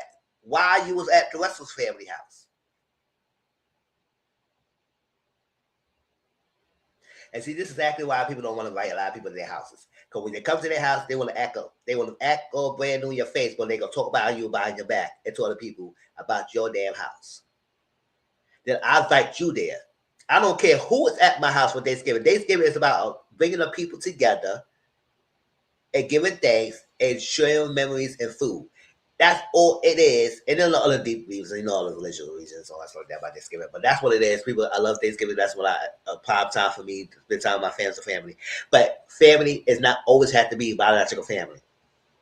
And so what is this Russell and her kids, or Sierra and one of her kids?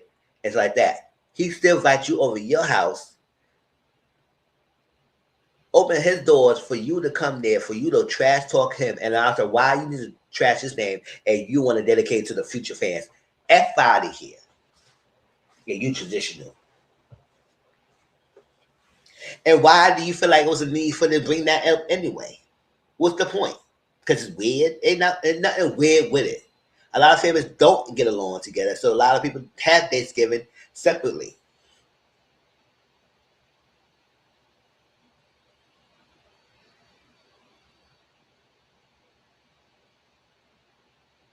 His mom wasn't there. His dad, and I think her mom. Oh, I think I saved it. I don't know where I can find it, but his mom did speak up. I said, "Boy, you just shut the f up," because at the end of the day, we good over here, and they explained. She explained why they wasn't over there because they had something else going on, and they was focusing on that over there instead of going with his house. And broke boys don't deserve no freaking family or freaking house and niceness.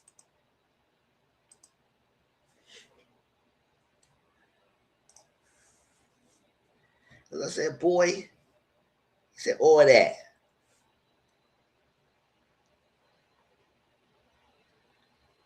Because you and your fears. And you want to apologize. I said, it's too late now. If I was Russell Wilson, I would say I would never invite you anywhere than my house. Ever again. I won't even speak to you like that. Because every time Russell came out and his crime was being a good guy to a woman who wanted to be loved and raised right and treated right. And God forbid he did that. Everybody in the motherfucking world was clowning his ass. And I said, know what? No, Russell is a great man. I don't care if they'll pop out 50 babies by him. He doing right by her. Now, I don't think she have all that. But still.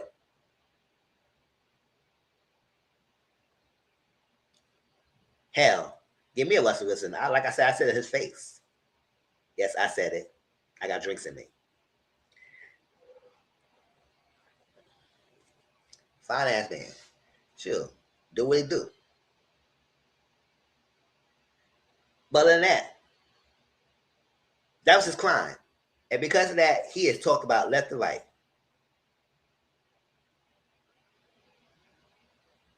Y'all mad because y'all probably want to be with Russell Wilson. What you mad about? Unless you ate, right? Fuck out of here. Go to your own damn family house.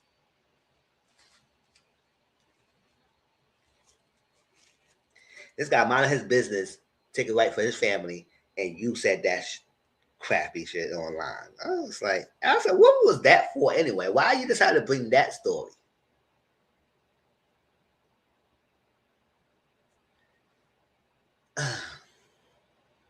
I know that's right. Exactly.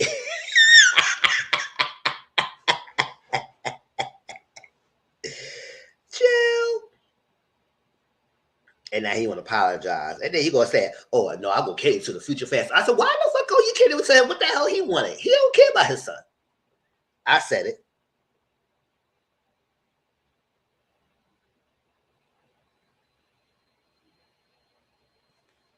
Catering to him for like you gonna get brownie points. All right, let's move on to the next topic. You went over a tangent. He gotta be hot.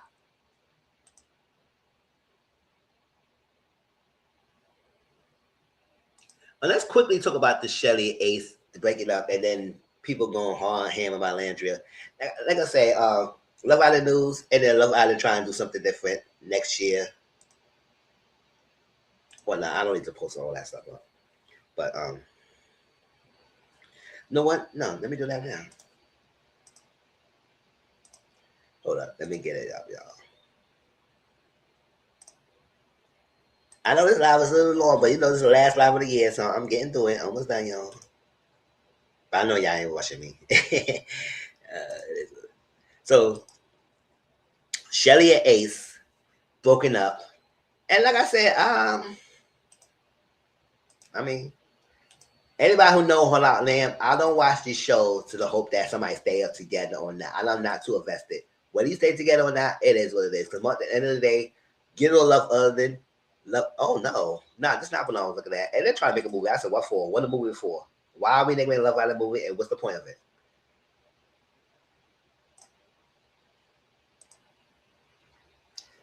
So, people who get on Love Island know that they're gonna get exposure. And love comes out of it, it's great. If it doesn't, nah. And I feel like the one of the biggest glow up from this show is Alandria. She doing her thing. Mama, you beautiful. Continue working on that. Continue to use your ass and continue using what you can out of Nick family and what your connections you get from your own income, your family, and have your shine and ride this wave. Don't care about what nobody say about you.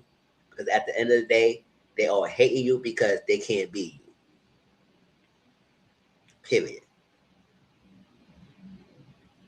And whether Nick and Landria stay together or not, they are still at the time where they are. They support each other. He support her. She support him. He gave her the platform to help prepare herself, and then she used that and leverage herself. He generally likes her. They working together, and it is what it is. And they do break up. Hey, at the end of the day, I can still enjoy both because at the end of the day, we see a guy who had treated a woman right at the time. And they'll last standing contestant couple of that season. I don't know about nobody else. No, can ask me about no mayonnaise people. I don't know about none of that. I don't know what they doing or not. All I know, everybody else is not really together. I don't know about no Dusty ass Taylor and that girl, Taylor, whatever her name is, Clark. I don't know about that either. So let him live that country boy land and being a low key abusive to kid Clark, and hope she's wake up and leave his ass. But other than that, they're good. So for people to get online to demand to reach out her team to demand why she's not posting much of them together, why she's not on Nick page and commenting on stuff like that when he do interviews like I said because she's a busy woman and she don't need to cater to y'all. What is going on? Because y'all like her or whatnot doesn't mean she has to be catering and do everything y'all ask her to. And why the hell y'all going so far and reaching out to her team about that? What is wrong with y'all? Y'all take the fun out of Love Island. That's what sometimes I just don't be. With all this news, I said, oh my gosh, get the hell out of here. And Shelly Ace broken up. She spoke at it. She said, at this point, we got differences. We love each other, but at the same time, we just can't be together. It is what it is. And everybody said, oh, see, that's what it is. I said, at the end of the day, yes, Ace was being big mouth. Act like he was too big for his business. Act like he was better than everything programmed. And was hating on things like that and putting stuff out there because it came across as you were being hater and jealous.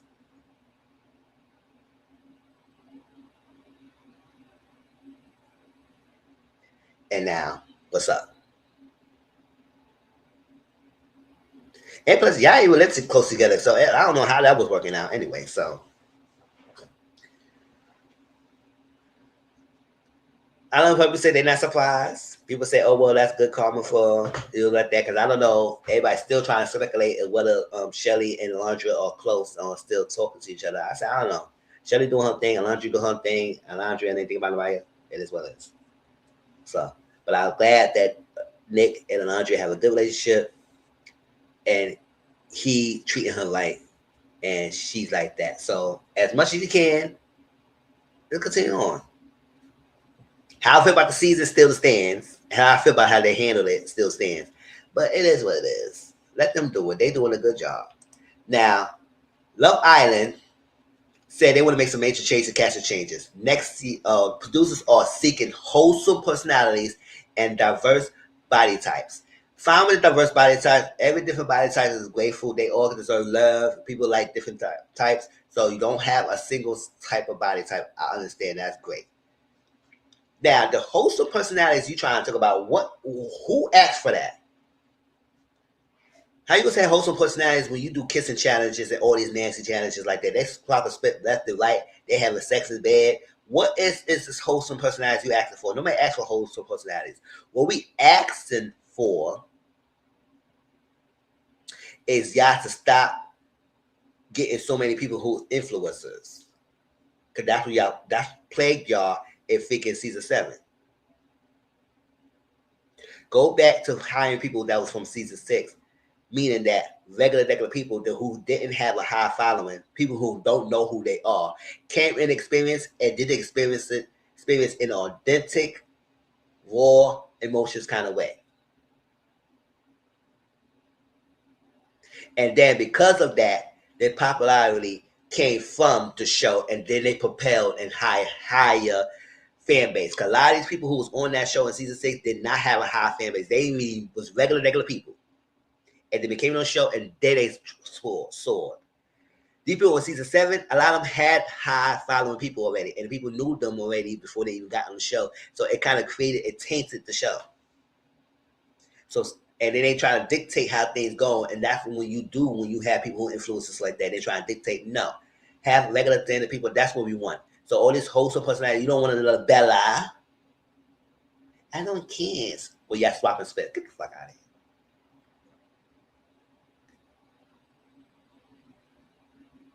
And we also want people like Connor and UK. You know that season was savage.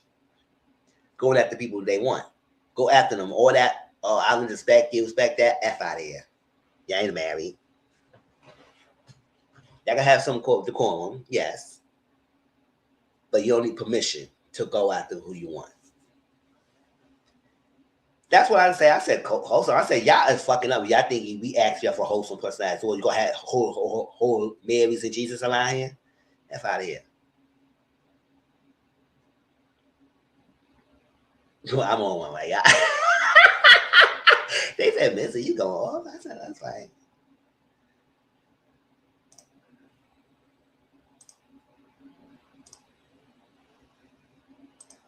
That's the Love Island news. So we will be here for next season, season 8, and then UK season. That's this Love Island this year drained me with this season 7 and the UK season. Watch that, and this UK season was freaking long. It was not bad, but it was dragged and long as hell. Ooh, and then they had to do some more exercises around. Then there's more activities around that UK season. But it was definitely entertaining. All right, that's it. I did that. All right, let's quickly talk about this Netflix and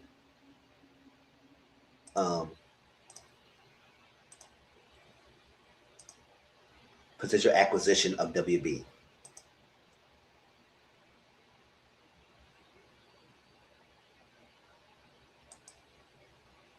So when this came to be, everybody was kind of losing their minds about this potential acquisition that Netflix having of WB Discovery, which is the movies and the streaming services, and it may be also the gaming rights as well. And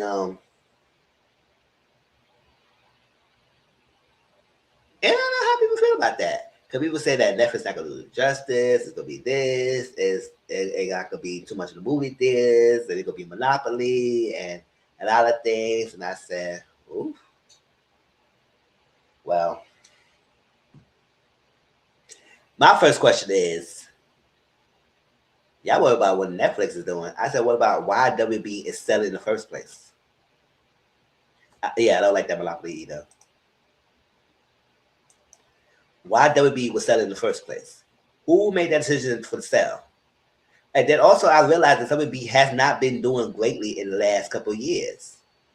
When it comes to video games, some of their games just have not been selling well because they've been making poor decisions. Some of the movies has not been coming out. They're not monopolizing. They're not capitalizing on the success of some of the superheroes. We have get Marvel, even in Marvel, all Marvel's movies has not been great and everything. Most Marvel movies have been popping out like this, and some of them have been doing good. They have been having great movies. Some of them not, but some have been great. Most of them, the movies that are coming out has been successful. So in streaming or movies. So I say, if Marvel could do this, which is owned by Disney, I believe.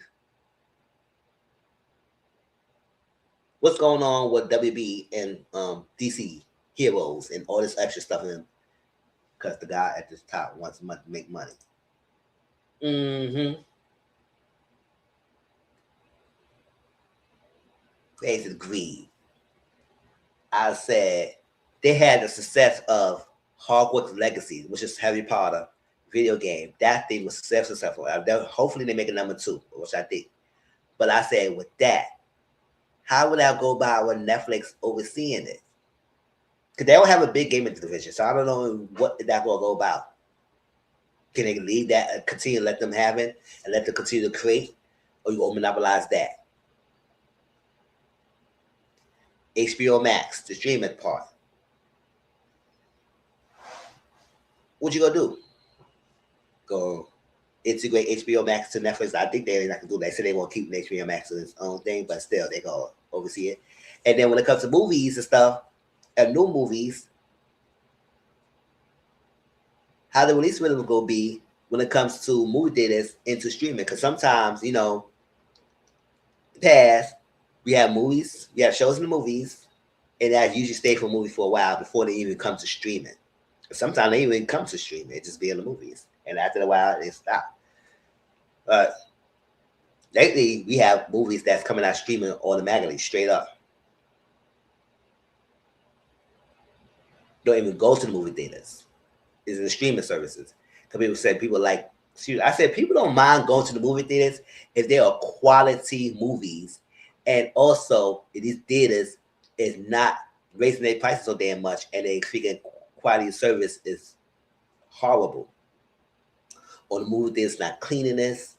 If the movie prices tickets are very expensive, so why are we paying $20 something for a ticket where I could stay at home and I pay my regular whatever $99 a month for the freaking services, and I can have the streaming services and I can watch it numerous of times until how long it's on that freaking streaming services.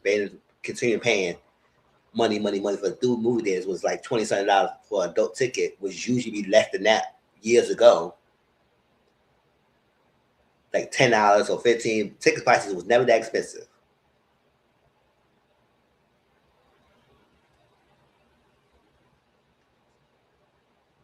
So I was like, so people say, "Oh wow, Netflix, why could be Paramount?" I said, "Well, they went with the highest bidder. They didn't go with the people who could honor their legacy, and that would be to continue on what it is. They went with the highest bidder, and also Paramount trying to put a freaking 100 million, 100 billion, or whatever money, 100 something billion bid as a hostile takeover, so to avoid to stop Netflix is taking over, and the shareholders rejected it because they feel like even though Netflix matters, they have a bigger risk of doing that with the Paramount route than to do with the Netflix route. So they're gonna stick with the Netflix bid. I said, "Ooh, yeah." But Netflix stated that they're gonna continue to have movies in the freaking movie theaters, but it gonna be less time between that and going to streaming, meaning that it won't be a long period of time before it stay on movies and before it goes to streaming services. So that kind of divided because people say that making a movie theater is dying, and then streaming services has been monopolizing, and it's prevalent time because that's the wave. I said it could be two things. This starting getting expensive, and the quality of movies is not being the same. So yes, it does affect people not want to go to the movie theaters and spend their money for stuff like that. So they rather the streaming services, but also at the same time, the rise of streaming services kind of cut back on people going to that. So it kind of create a freaking. It's kind of took away from people just going to the movies. Because back in the day, when you want to see something, you excited. Everybody went to the movies. That's what it is. That was the only thing. But that the fact that we used to have a blockbuster to rent out movies and everything. When those stuff started dwindling down and they didn't make good decisions, then the streaming services started to pop up and just took over shit.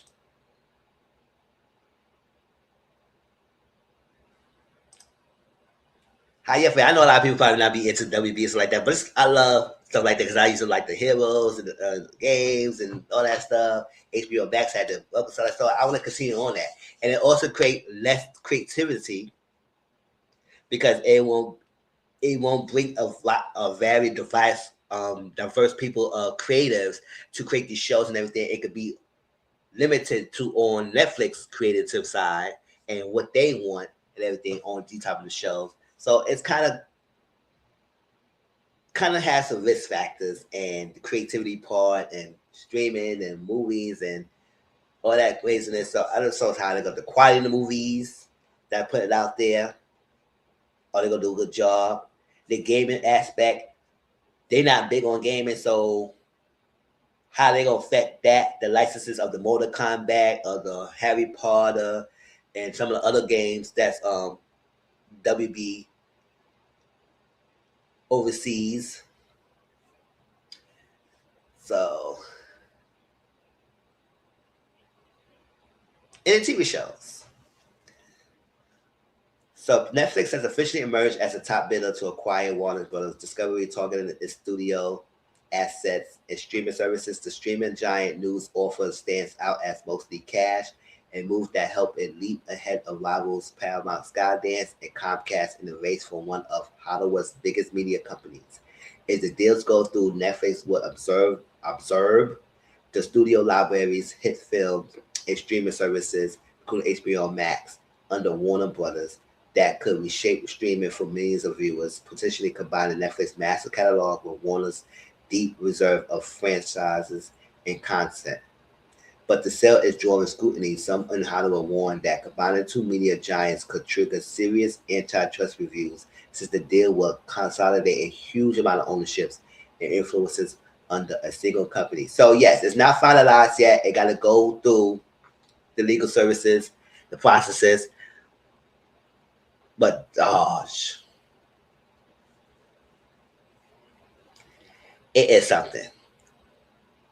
But Paramount deal fell through. They said no, even though it's a higher money, it still is a big risk of dealing with that. So they're gonna stick with Netflix. And I don't know. I guess it's time to tell how Netflix will honor these things and whatnot. So if anybody who passionate about things, stuff like that, we can have a conversation about things and see how this goes. But I just want to bring that up because that was a big thing, a big wave on that. And people who watch these shows who love like Game of Thrones, all that stuff like that, and the fact that that's gonna be taken away, or at least Netflix control, we don't know. And the quality will still be good or what?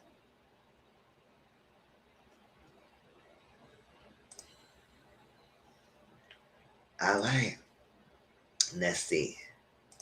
All right, y'all, we almost done. I got two more topics to talk about, and then we done for the end of the year live. So hope y'all stick with me. All right, so let's get into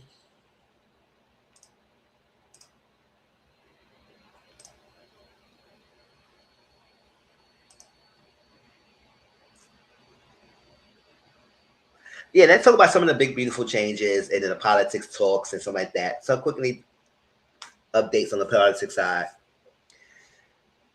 So what I did talk about the snaps thing and how they're trying to make changes that they has if you able body and you go work and between 18 and 62 or something like that, and you don't have no child 14 younger, you supposed to have a work requirement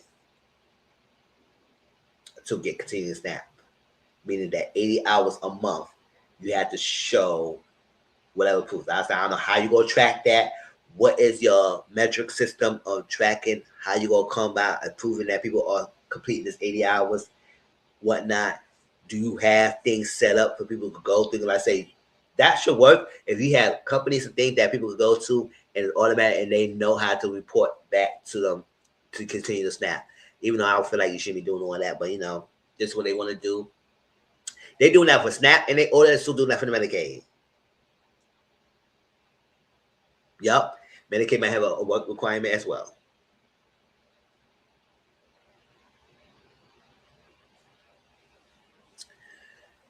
The freaking loans, the loan services, the administration shut down the SAVE program. That was like one of the lowest cost program and also forgiveness program for borrowers to pay off their debt and loans. They shut that down because some funky freaking states feel like it was unlawful, whatever. I said illegal. I said, get the hell out of there. What the hell? If the people paying their money back, they paying their money back. Why the hell y'all so hell bent? Why these billionaires don't have any of these issues? Exactly. You must work for the people, but y'all is doing things on your own benefit and F everybody else in the process. And thinking y'all doing something. What are y'all doing? Just going back and forth. That's what I said. Both sides of that freaking, both Republicans and Democrats are freaking horrible people. I don't care. It is ridiculous. Some people are good, but it's a lot bad apples in the bunch. And it sucks. They is going back and will treat each other as ego power tripping and not standing banding together for the sake of the people.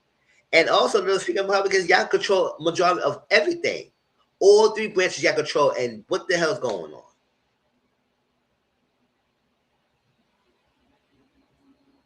Well, how y'all feeling now? People ain't gonna try to control, have y'all control anymore. They are tired. But the loans, they take what they say program, because I'm part of the SAVE program. So now we're gonna wait for it to be finalized in the court and see when they go transition over and got to pick another payment plan. And then after a certain amount of time, some payment plans will be exonerated, they will be distinguished and get rid of. Like the pass or earn plan and something else plans gonna be taken off, and they're gonna have three kind of plan. They're gonna have the graduated standard plan, they will have their own repayment plan that will be longer forgiveness period instead of from 25 or 20 or 25 to 30 years, lower payments, but longer time to pay it off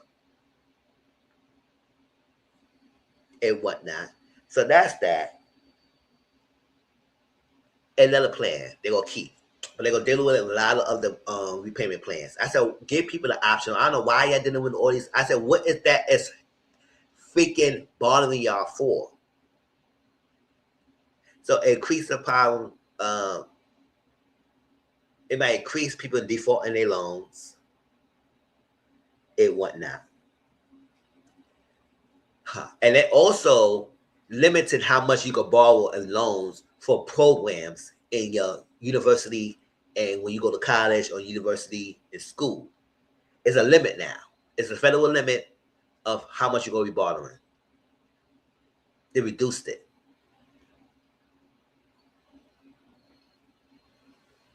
I know it's a website, but I ain't like on the website. I just give you a little brief overview. And this stuff that you could this stuff you could search up. They limited how much you can borrow in loans and whatnot. So if you get the maximum and you still can afford it, you have to pay the difference, and that's what it is. And some people can't afford it, so they may have to forfeit education altogether because they can't get the whole coverage of the loans to cover their whole tuition.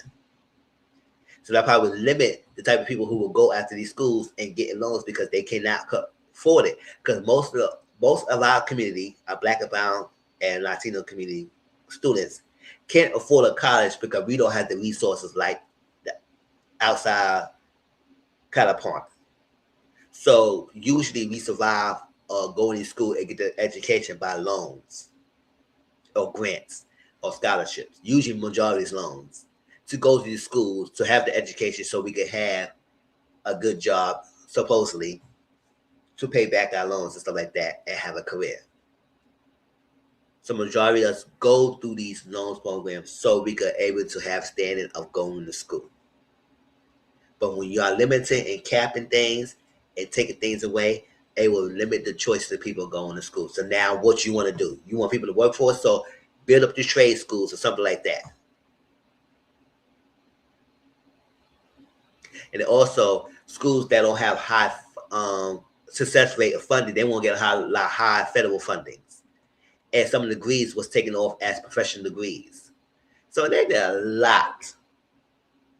They did a lot. For what? And the icing on the cake is not only that. The icing on the cake is also funky asses knew they was not going to extend the ACA subsidies. So when I talked about this in my last live, why did the hell we went into shutdown and had people suffer for a promise of vote, knowing that they was going to automatically vote that off anyway? Y'all knew they was not giving in and they was going to take it away no matter what. And they even come up with their own. They go on some funky, stupid plan. They don't even know what it means. They didn't even explain this plan correctly. But I know something that they say they were trying to get some money back to the people and all that. Now I said, y'all didn't come out. Y'all have all these ample time years to either fix the Obamacare and Affordable Care Act to a greater health system or create a better one, and y'all haven't all this time. But y'all quick, fast to shut down the subsidies, and now people will see their figure premiums rise up. And to the point that a lot of people may not be afford their whole health insurance.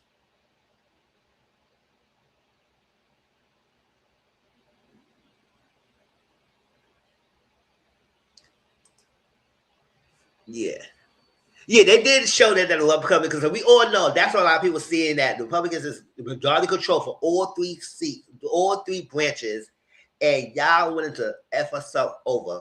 So yes, I understand that, but at the same time, it's like if the outcome was still gonna be the same, matter that they was not gonna vote on it, and you knew it, you shouldn't have had people suffer with their SNAP or go hungry for the holidays.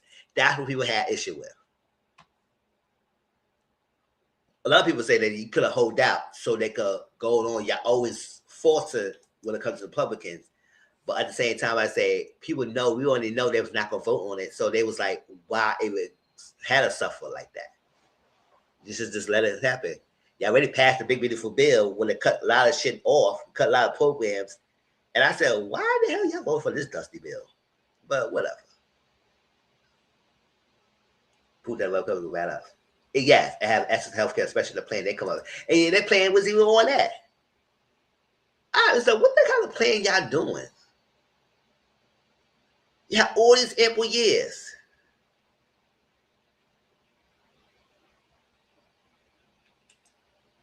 Yes, them folks want everything to go until the wealthy are left, not realizing without us, they go first. Exactly.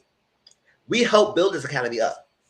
So y'all can get richer off of our backs, and y'all cannot want to support us, at least a capitalist social society, that the rich get taxed more so you can bring back money to the freaking economy that can help support the working class, and then us getting supported in childcare and everything else will help us support y'all more and y'all businesses and everything. Y'all can take them and y'all can, the cycle will work on themselves. Y'all don't think about that? No. Well, we got the blame game. Oh, no, it's Democrat. It's a Republican. I said, you can't blame Democrats when y'all got the majority of control this time of everything. And in the freaking Supreme Court system, I don't know what the hell y'all doing.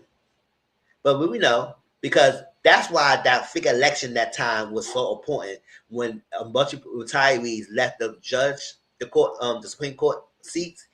That presidency was important because it would appoint people to help. Because that's the highest of the court system. And y'all freaking moving along like y'all freaking employees of this motherfucker. Well, checks and balances, but you know.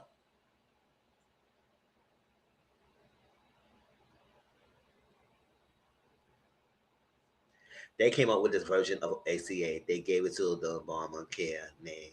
They gave it the Obamacare name to make it for yes to blame it as Obama came in with this.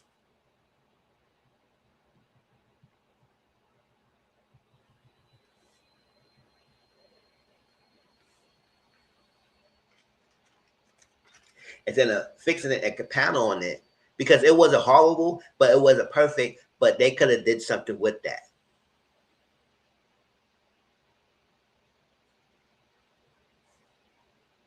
Exactly.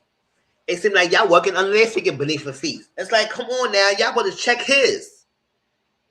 You should never let them win that freaking Texas gerrymandering and freaking change the mapping of the freaking thing to support their ideas. And now because they're for Texas, now Indiana trying to do it in other red states because they are scared that they might lose the way coming up for elections. Get the hell out of here. You should never let that happen.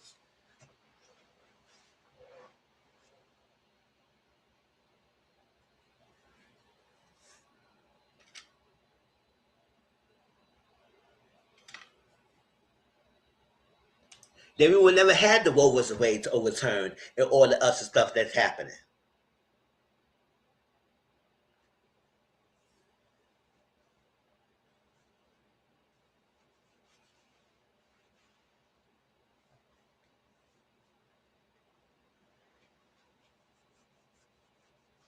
Now I say, are you balancing checking him, or you freaking serving under him? Because it's like y'all just freaking just do whatever he wanted, huh?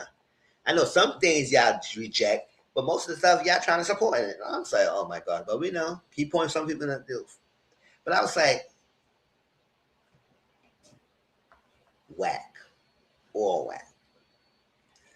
So I feel for people who may have to choose whether or not they're gonna have to get health insurance because they can't afford it.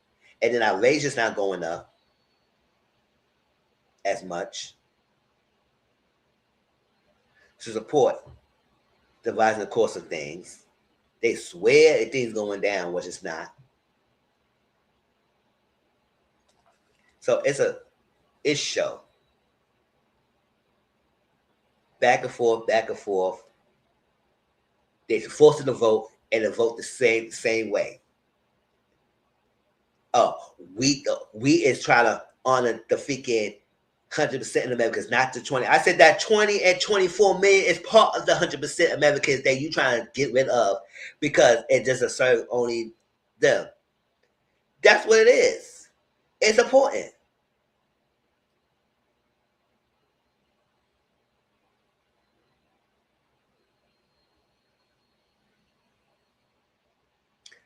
But, you know, that's that. So that's a little political talk about some things. I was like, oh. And there's some other things because I think at a certain amount, about 2020, a lot of things are about to be shifted out and get rid of based on this freaking bill. And I might have to look at the bill thoroughly, see what it's a lot. A lot. You know, the taxes, what the no taxes on rich and everything. IRS gave us some specific instructions if you want to have overtime, how you report that, because this year there's not obligated to report the taxes on overtime, but next year it will. So that stuff, so they gotta get adjusted. I'll say, y'all do everything, and if everything had to be adjusted, can you just not put in effect until everything is in set in stone? Like, come on.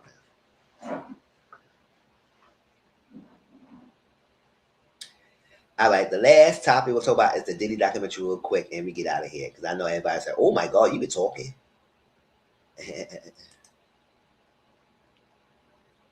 But it's the last live of the year, so might as well. Let's quickly talk about that. The Diddy documentary. No picture, none of that. Let's go through it. I watched the 4 parts, and it was great. Let's debunk some of these things. 50 fun documentary. He didn't put it together. He might drop some nuggets to the freaking director who produced this and try to make a jab. But at the end of the day, he funded the freaking thing. But the person who put it together was the black woman who put all that 4 parts together, and it was well put together. It was one of the best documentaries I've seen before for a while. Because explain things to the point that yes, we all knew he did everything he was accused of. Exactly. It was inkling. Now people, they put They put the pieces together for us to even freaking finalize. Now, this is the whole thing why everybody is mad at 50 about this Diddy documentary. I said, first of all, he funded the program. He didn't put the thing together. So y'all mad, y'all be mad at the woman. But however, 50 name is the his name is known. He's the face. So they come at them. I said, well, y'all mad at him more so than the person who did this documentary. And they said, I don't condone what he did. Well, you did condone it if you think it focuses more on 50. Now, we're not saying 50 is this innocent guy, well stated. So I'll say if y'all have an issue with 50 and when he done, why y'all not put together a documentary or fund a documentary and put your names in the project and expose 50? So y'all claim that he saw this like we all know 50 is a petty and he has some issues going on. But we're not gonna be focused so much on him than what the documentary is saying and what the guy did.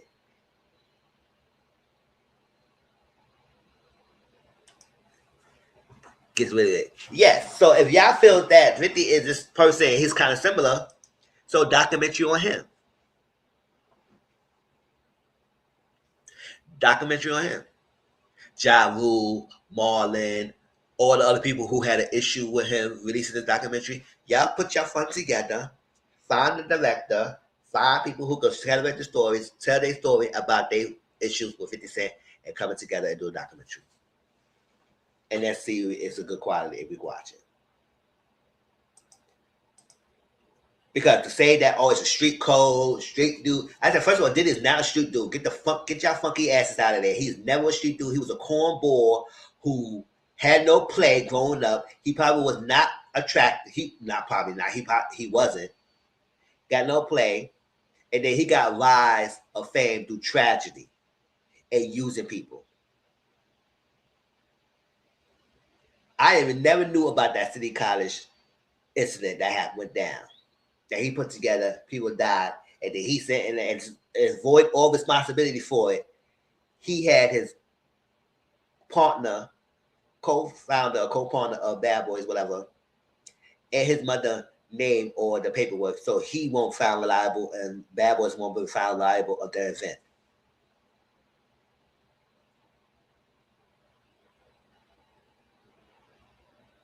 And say less. Let me get it together with all the mess he does to his children's mother, his dad, his employees here. Yes, get it together. If he's this horrible person, y'all said, y'all fund it, find somebody and do all that and do a documentary on them, and I will watch it. And then prepared to everybody coming at y'all saying y'all are street codes, the street dudes war, so y'all break a street code. Or y'all might be okay. I say, okay, we got 50.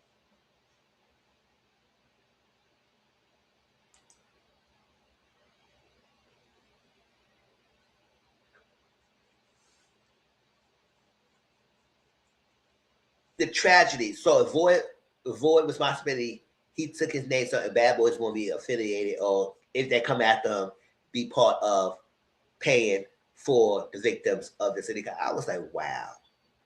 And it's standing there like he's God or something.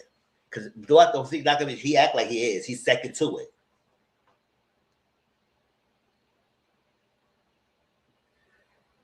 That came about. The freaking explanation of the freaking Tupac and Biggie that like I was young at the time. I was hearing snippets of it. I was hearing that they had beef, this, that. This documentary showed that Tupac and Biggie suspect each other. They liked each other. There was no animosity between each other. To me, too. But Tupac had issues with that guy, Diddy. He peeped him from the start. He looked at him. He said, no, I can't trust that guy.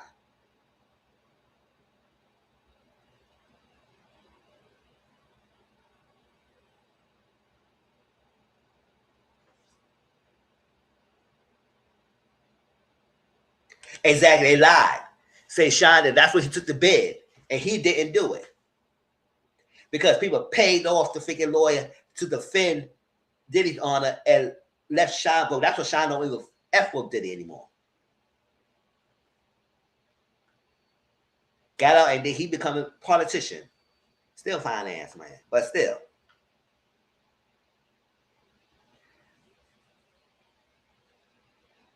And people put on a blind eye because money talks. So they turned the blind eye, they lied for him, they covered for him, all that stuff, and nobody was bad eye or was upset or no outrage. A documentary come on there, and then you want to get outraged of 50? Yeah, 50 is a horrible person too, but y'all not outraged of what we're seeing here?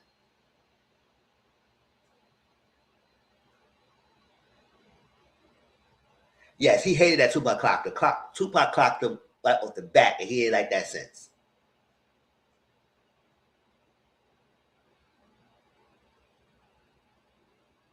Yes, nobody thought it was odd how Mace was loud. Because you know, Mace and Diddy was like this. And then all of a sudden, Mace is separated from him. I said, yeah, something's going on with the guy. Diddy, something's wrong with him. I think at the time, that was protection.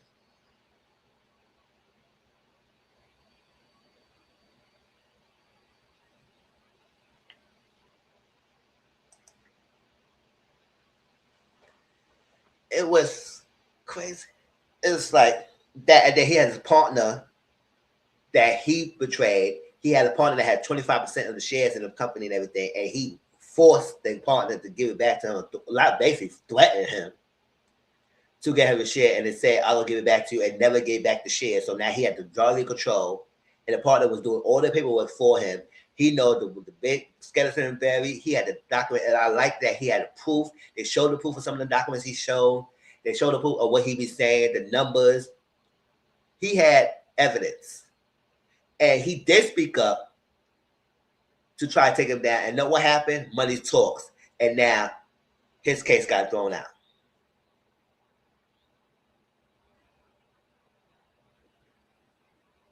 And it's crazy because he had most knowledge of everything. And because money talk, they just let that thing locked out, and now he got to suffer. And that's what he's speaking out. And I'm glad that he's spoken out. But it's like, come on now. Evidence there, and y'all still let money speak and protected his dusty behind. His mother had him in a freaking house doing parties, dancing in the middle of the floor, a bunch of grown ass people. And you think that's cute?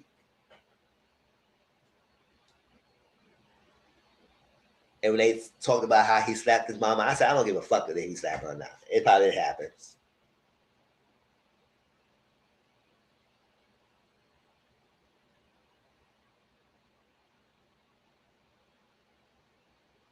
For real.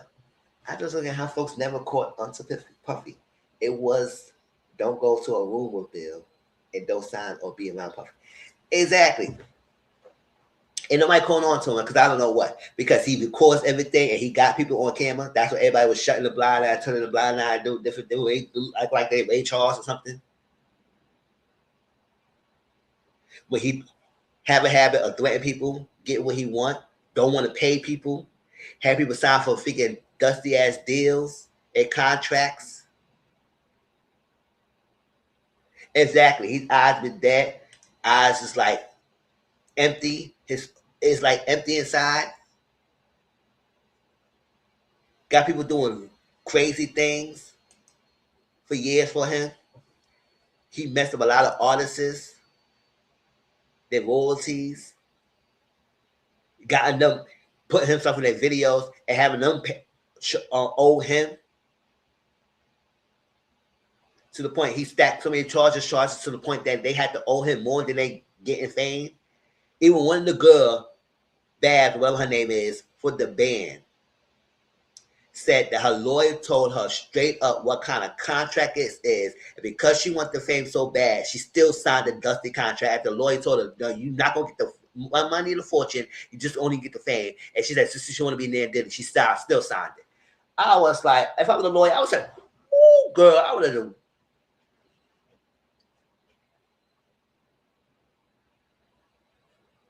Oh, yeah, I don't like him like that either. I don't like 50 Cent either. That's why I say if y'all so mad about him, exploit him too. Y'all band together and do a documentary on 50. Get everybody who can speak against him, and y'all can get it done. But don't say it's a street code, a street dude, a street this. Like I said, Diddy was never a street dude. He was a guy who got off a tragedy, and he was a cornball who got played. Because you notice that every time, every woman he got, it's because that woman was attached to somebody else. He never had any woman that was for him directly, that wanted him like that. And then there's Andre Harrell. He just exerted himself in Andre Harrell's life, and Andre Harrell took him under his wing until Andre Harrell realized that he started to get out of control and then fired his behind and told him to take Biggie. I said, no, you should have kept Biggie.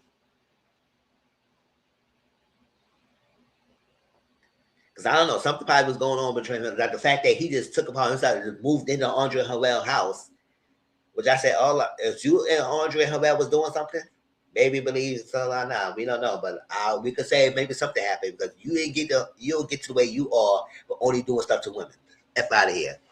Y'all can say whatever want to say. People that powerful just don't only do harms to women. They do to men too.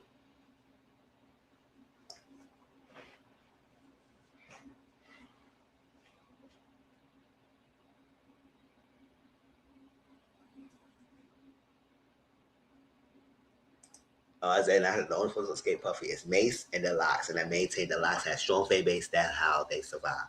That Tyson story made the folks think twice. Exactly.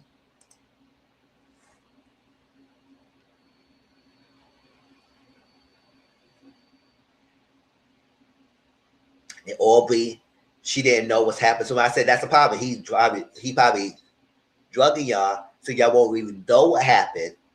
And then you had to have somebody else tell you what they saw about you, and then you gotta open the floodgates and say, "Oh my gosh, this happened to me. I don't even remember what happened to me," and then this happened, and people seen it.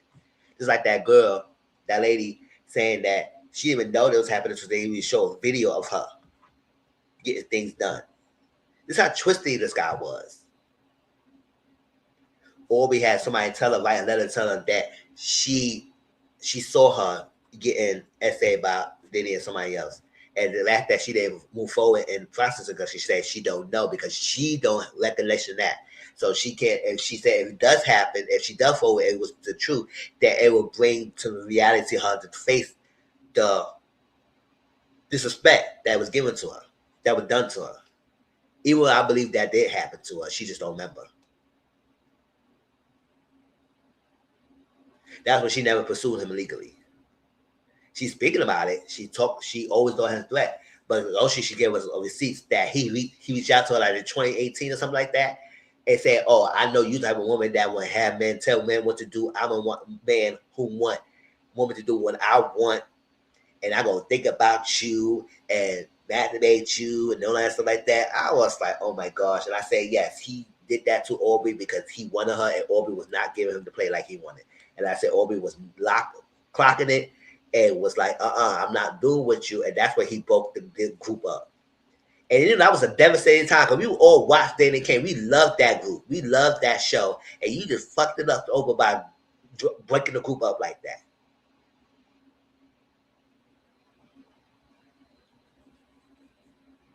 I want to know what made Kim finally cut all the ties. Yes. Mary not saying much either because, she was part of Bad Boys a little bit too. So I was saying, I don't know. Mary, do you have anything? Didn't touch you, or you had a team with you that it was like, don't even touch me, don't even try to swindle me,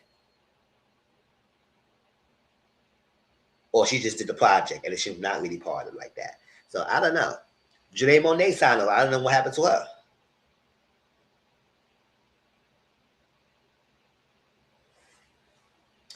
And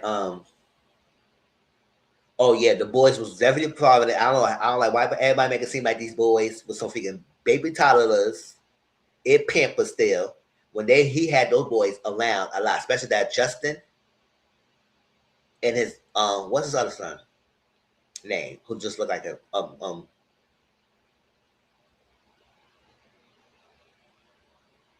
ooh, oh well, I guess his name Christian, Justin Christian. And every woman, like I said, yeah, Janelle Will Soutton, she was signed to Bad Boys, yes.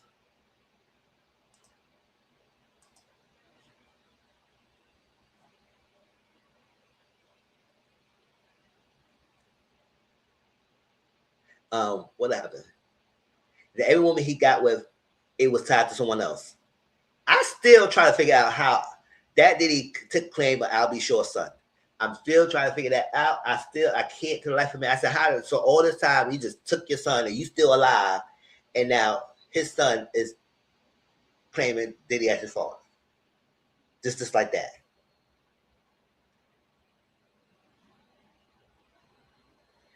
Just take it, huh? I'll be sure. Do you didn't want to be a father? Do you just give away your fight, parents' rights, or just he just had your son? Like I don't understand what the hell is going on here.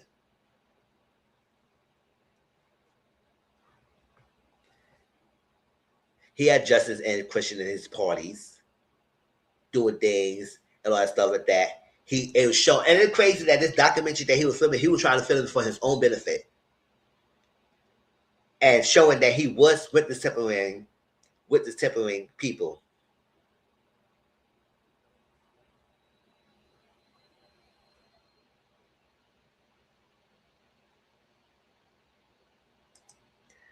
Albie wasn't stepping up at the time, and when he did, well, Puffy threatened him and Kim, according to Albie. See, that's what I'm saying. It just all of a sudden he just took your son, and like you was around, and you was help create this person, and all of a sudden now your son is just with Diddy, and now that's Diddy's son. Like, come on. So it was like it's crazy. And then this whole triangulation with Cassie and all that stuff like that, and show us about the thing in that freaking disgusting commercial, that freaking weird twisted commercial that had about he chasing her and like that. I said, oh, that's like a fantasy that has been happening in real life, and he just put that in the commercial.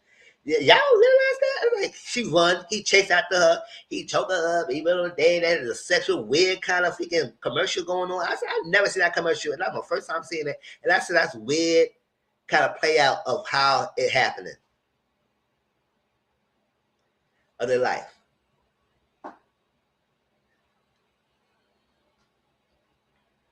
And then the figure connection of the Tupac and the Biggie. And I said that Biggie was also sad because Biggie could sense that he did not want to go. And you know the tension was high after Tupac death. Because I believe you just set it up. Because you had all the things to set up.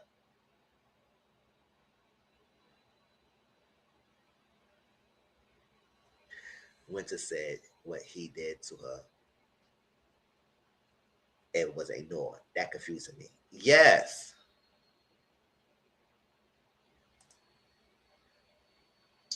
Oh, child.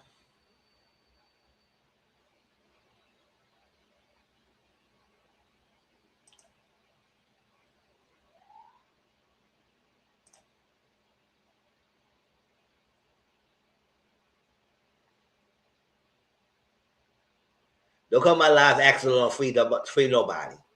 Talk about the content. That's what that free lady stuff.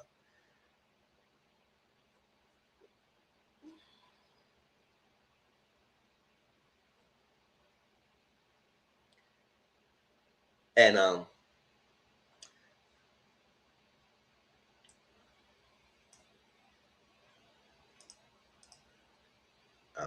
it showed up.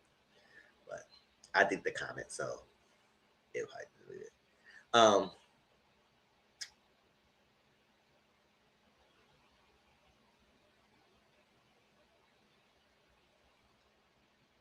I was giving a fantasy. You ain't giving nothing to fantasy. That was actually what you was doing. Yeah, with his ass. Like, yeah, it was annoyed. Like many things they annoyed what the hell he did. Paying people off. Doing that. That guy who sold Little Rod sex spraying accounts that happened to him. He was essayed by Diddy himself. Have him. All right. I could have sworn, oh, now he wanted his freaking. All right.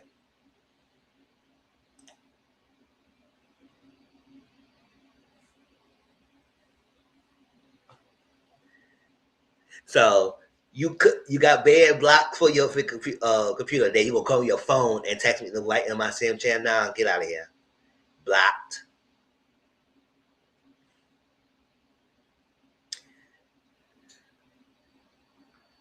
All right, so it was crazy.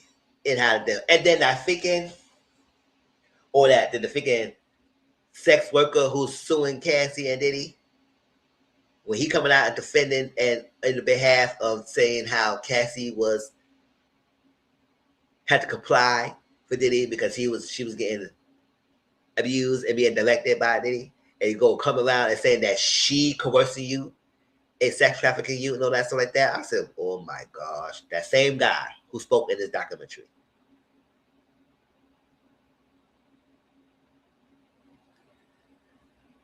I was like,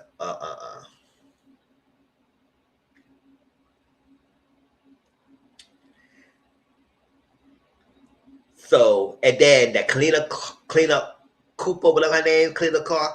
I said, girl, get the F out of my face. You was a definition of pick me. And the fact that you asked him for help for your custody, and he said he can help you, but he wants you to make a statement because Dawn was suing him. And then he said, oh, I can't do nothing, but nobody said, y'all can't do nothing. Tell him about his sons. So his son, Justin, was saying, you know what, Kalina, she has the most to gain. She was there all the time. So if she said something that which Dawn said, and contradict what Dawn said, people ain't gonna believe her, and then maybe they're gonna believe Dawn. And that's exactly what happened. Exactly what happened. She came out with a statement saying, "Oh, the recollection that was stated, I know that didn't happen. It was not my experience, or like that." So you basically kind of like do away whatever figure Dawn said. But he could not help you with your case, but you still make a statement, and you still wanted him so damn badly because Dawn and Diddy. I say, don't you think that probably Diddy was trying to preposition Dawn to be like a Cassie, but it never happened that he got Cassie at the way.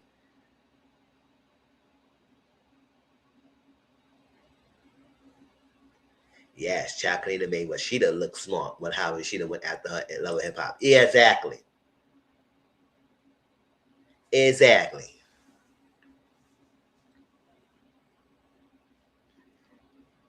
Went hard. And you can tell she wanted to be close to him like that. Like Dawn. I said the reason why probably Dawn probably was getting so close, maybe he was doing stuff to Dawn and threatening her and just like that. But that it never happened, that he ended up getting Cassie. And then Cassie working with someone else. They didn't try to took her from the guy that he was working with. If she would have stayed with that guy she was working with, she probably would have been good right now. But took Cassie, and then parade Cassie in front of Kim and make everybody make it seem like, oh, she should have had done that. You know, she was with Kim. I said, at the end of the day, don't you think that Diddy didn't have Cassie around the girl and made them freaking triangulation? F out of here. It was moments of time that he had both Kim and Cassie at places that taking pictures and award shows like that. He had both of them together, and they both were seeing each other. So all that defending and trying to blame Cassie for Diddy and defending Diddy on of, I was like, that's what she get. She shouldn't. I said, what the fuck do you mean? This girl was 19 years old. That was promised the world, locked in a contract, wanted him, but he had plans for her otherwise.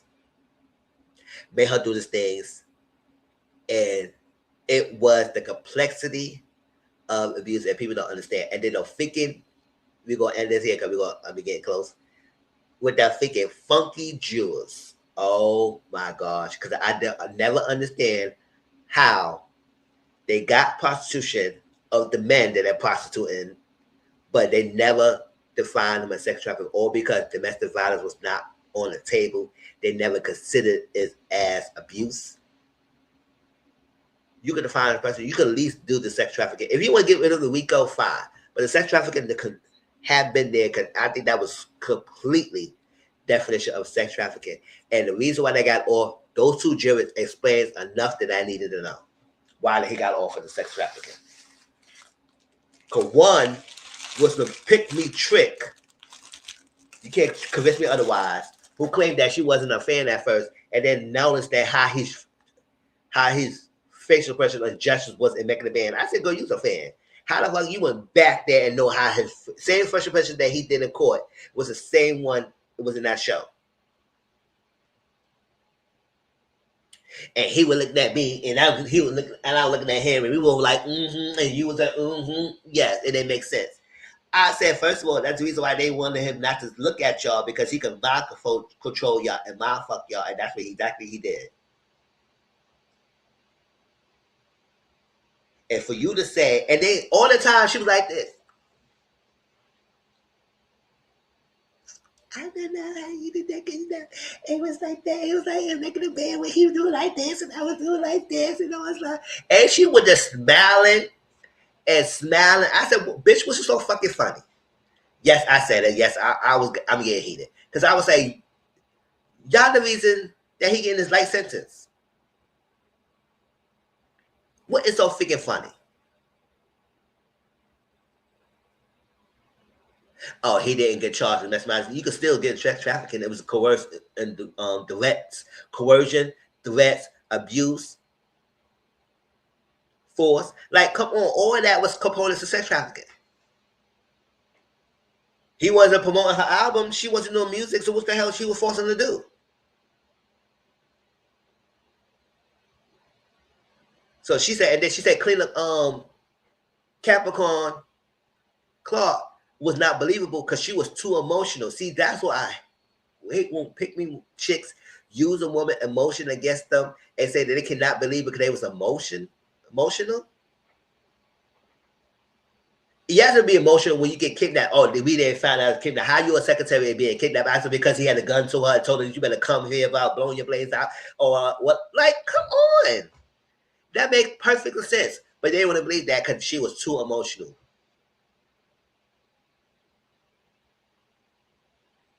And then that Indian bastard. That's all I need to say. Do I need to say more? Because we do know the Native Americans have the highest rate of domestic violence going on, right? Because I researched it and I talked about that in my group class and when I was in graduate school. I did a proposal on that.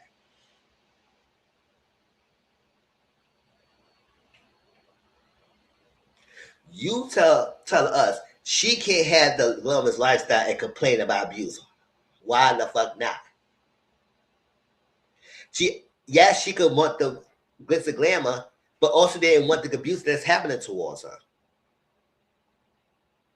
And then you say, oh, it can't be just one hand. The other one had to be here to clap together. So it could not be, oh, he did that. It had to be like that. So it had to be two against, it got to be two. It couldn't be just one.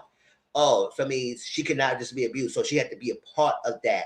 And it happened like that. So she's a willing participant of the abuse. Huh? That's what you're basically saying to us. Basically telling us. You basically telling us that. With that pick-me chick claiming that she recognized the signs and they both agreed that it was bullcrap. The Capricorn Clark was freaking too emotional, so it could not be believed that she was kidnapped. It didn't believe that she was kidnapped because she was just too emotional. And then you saying, oh, she can't have the glitz and glamour and complain about abuse. It does not work that way. Yes, it does. Because your funky culture have a habit of doing that to the women and you don't think no twice of it. So that's why his ass got off the sex trafficking. But yes, he got charged for prostitution of freaking males. Go figure.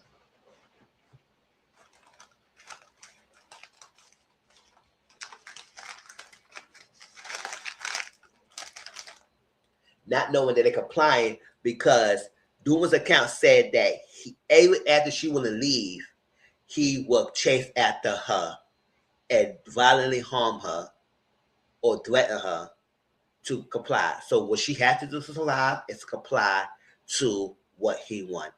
And hell, we see an evidence video that surfaced when this case happened of the hotel that tried to bury it all these years and resurfaced of him doing exactly what we had seen. And that was only one account. Numerous other accounts shows that what he has done. That was proven by statements and stuff. But y'all telling us why she didn't get up and leave. Get the F out of here. So that documentary was good. the Jew explains to me why he got off. And I said, first of all, why weren't they sequestered? That was an issue right then and there. It was a high case. They should have been sequestered. Hell, use his money. You can pay for it. Fuck out of here.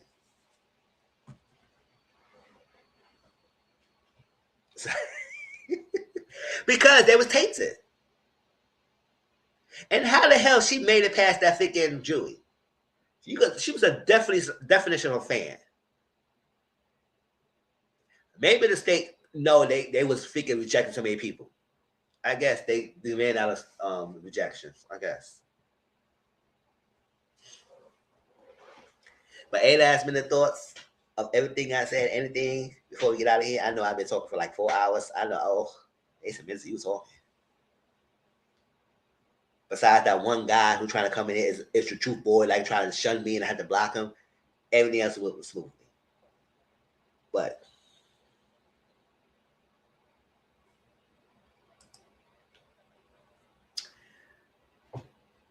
that's it I have to say about the documentary. I know it was a lot more to it, but that's the gist of it was that.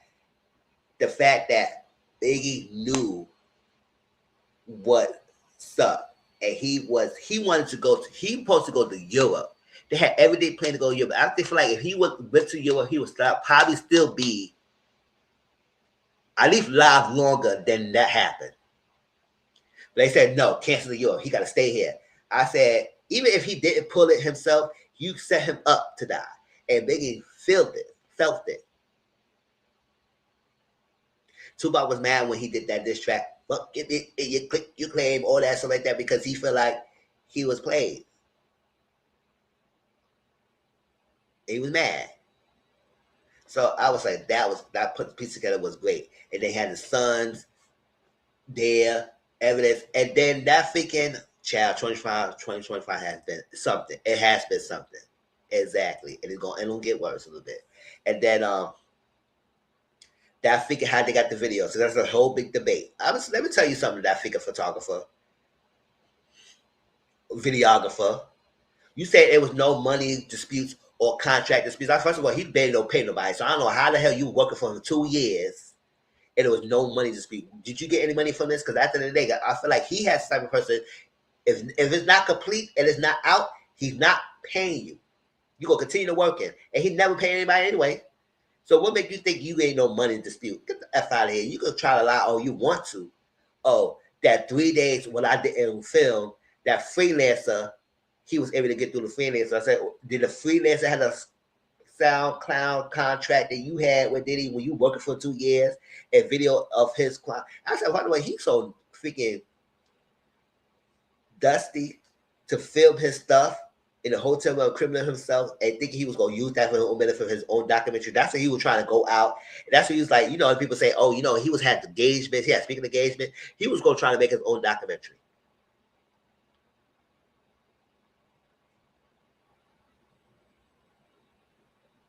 I said, who paid you to come forward and speak on his behalf? Because that's what usually was happening. So you upset. And they said they got the video. I said, no, I know Netflix did their due diligence and get that freaking footages. And if it was that freaking freelancer, oh, well, as a freelancer, he did what he sold what he didn't sell. Because especially that 3 days, he used you and it covered for you. Y'all didn't pay him. So what it is, you didn't have no contract that he said it was his intellectual property. He's not supposed to say nothing. You had nothing to dispute that. But you want to come out and tell us, oh, now. He didn't get that. He illegally attained and stuff. I say he illegally attained shit. If you said it was a freelancer, it was free game.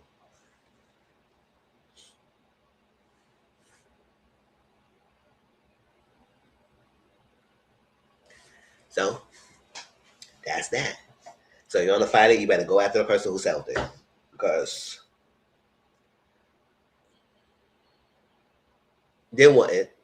And if so, they probably settled. They got enough money to settle that claims, whatever it was. But I don't think they go that route because they said they did legally, especially for something like that. No, they had to got it in a legal way. And if it was that time period that the freelancer had the videos, then that's what it was. You should have ironclad your contract so he won't even do that type of thing. But no, so it was disputes. It was nothing. And that 2 years you working for a documentary for what? Had you filming for him and you weren't getting paid? Because I don't think he paid people unfinished products, especially when he went to jail.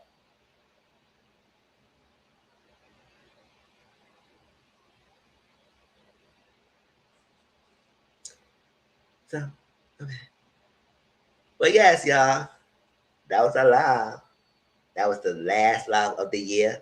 So it won't be no live for the rest of the year until next year, January.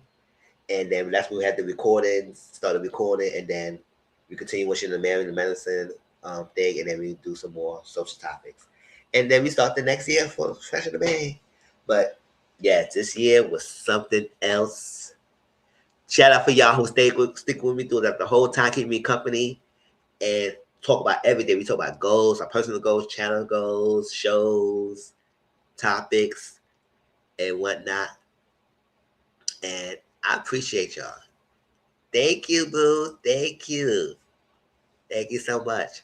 And so about to go get something to eat. And then I will come on because I want to watch the Trader UK celebrity season. Start watching that. So if y'all I'm around, I'll be on live. I'll be on Discord. Follow me there. And let's get to it because I want to watch something. I'm on vacation. So I'm inside, but I'm lit. I appreciate y'all for coming through. Thank you, Case Whale. Thank you for CM. As always, thank you, Empress. Thank you, Auntie Momo. And everybody else who be watching me in the bushes. I know it was a couple of people who be watching me. And I appreciate that. Hit that like button if you have not done so. Share the video out. Let people know about me. Let people know about Mizzle and join the family. And I'll talk to y'all later. All right? Peace out. Shine bright like a diamond. Ooh, I look cute.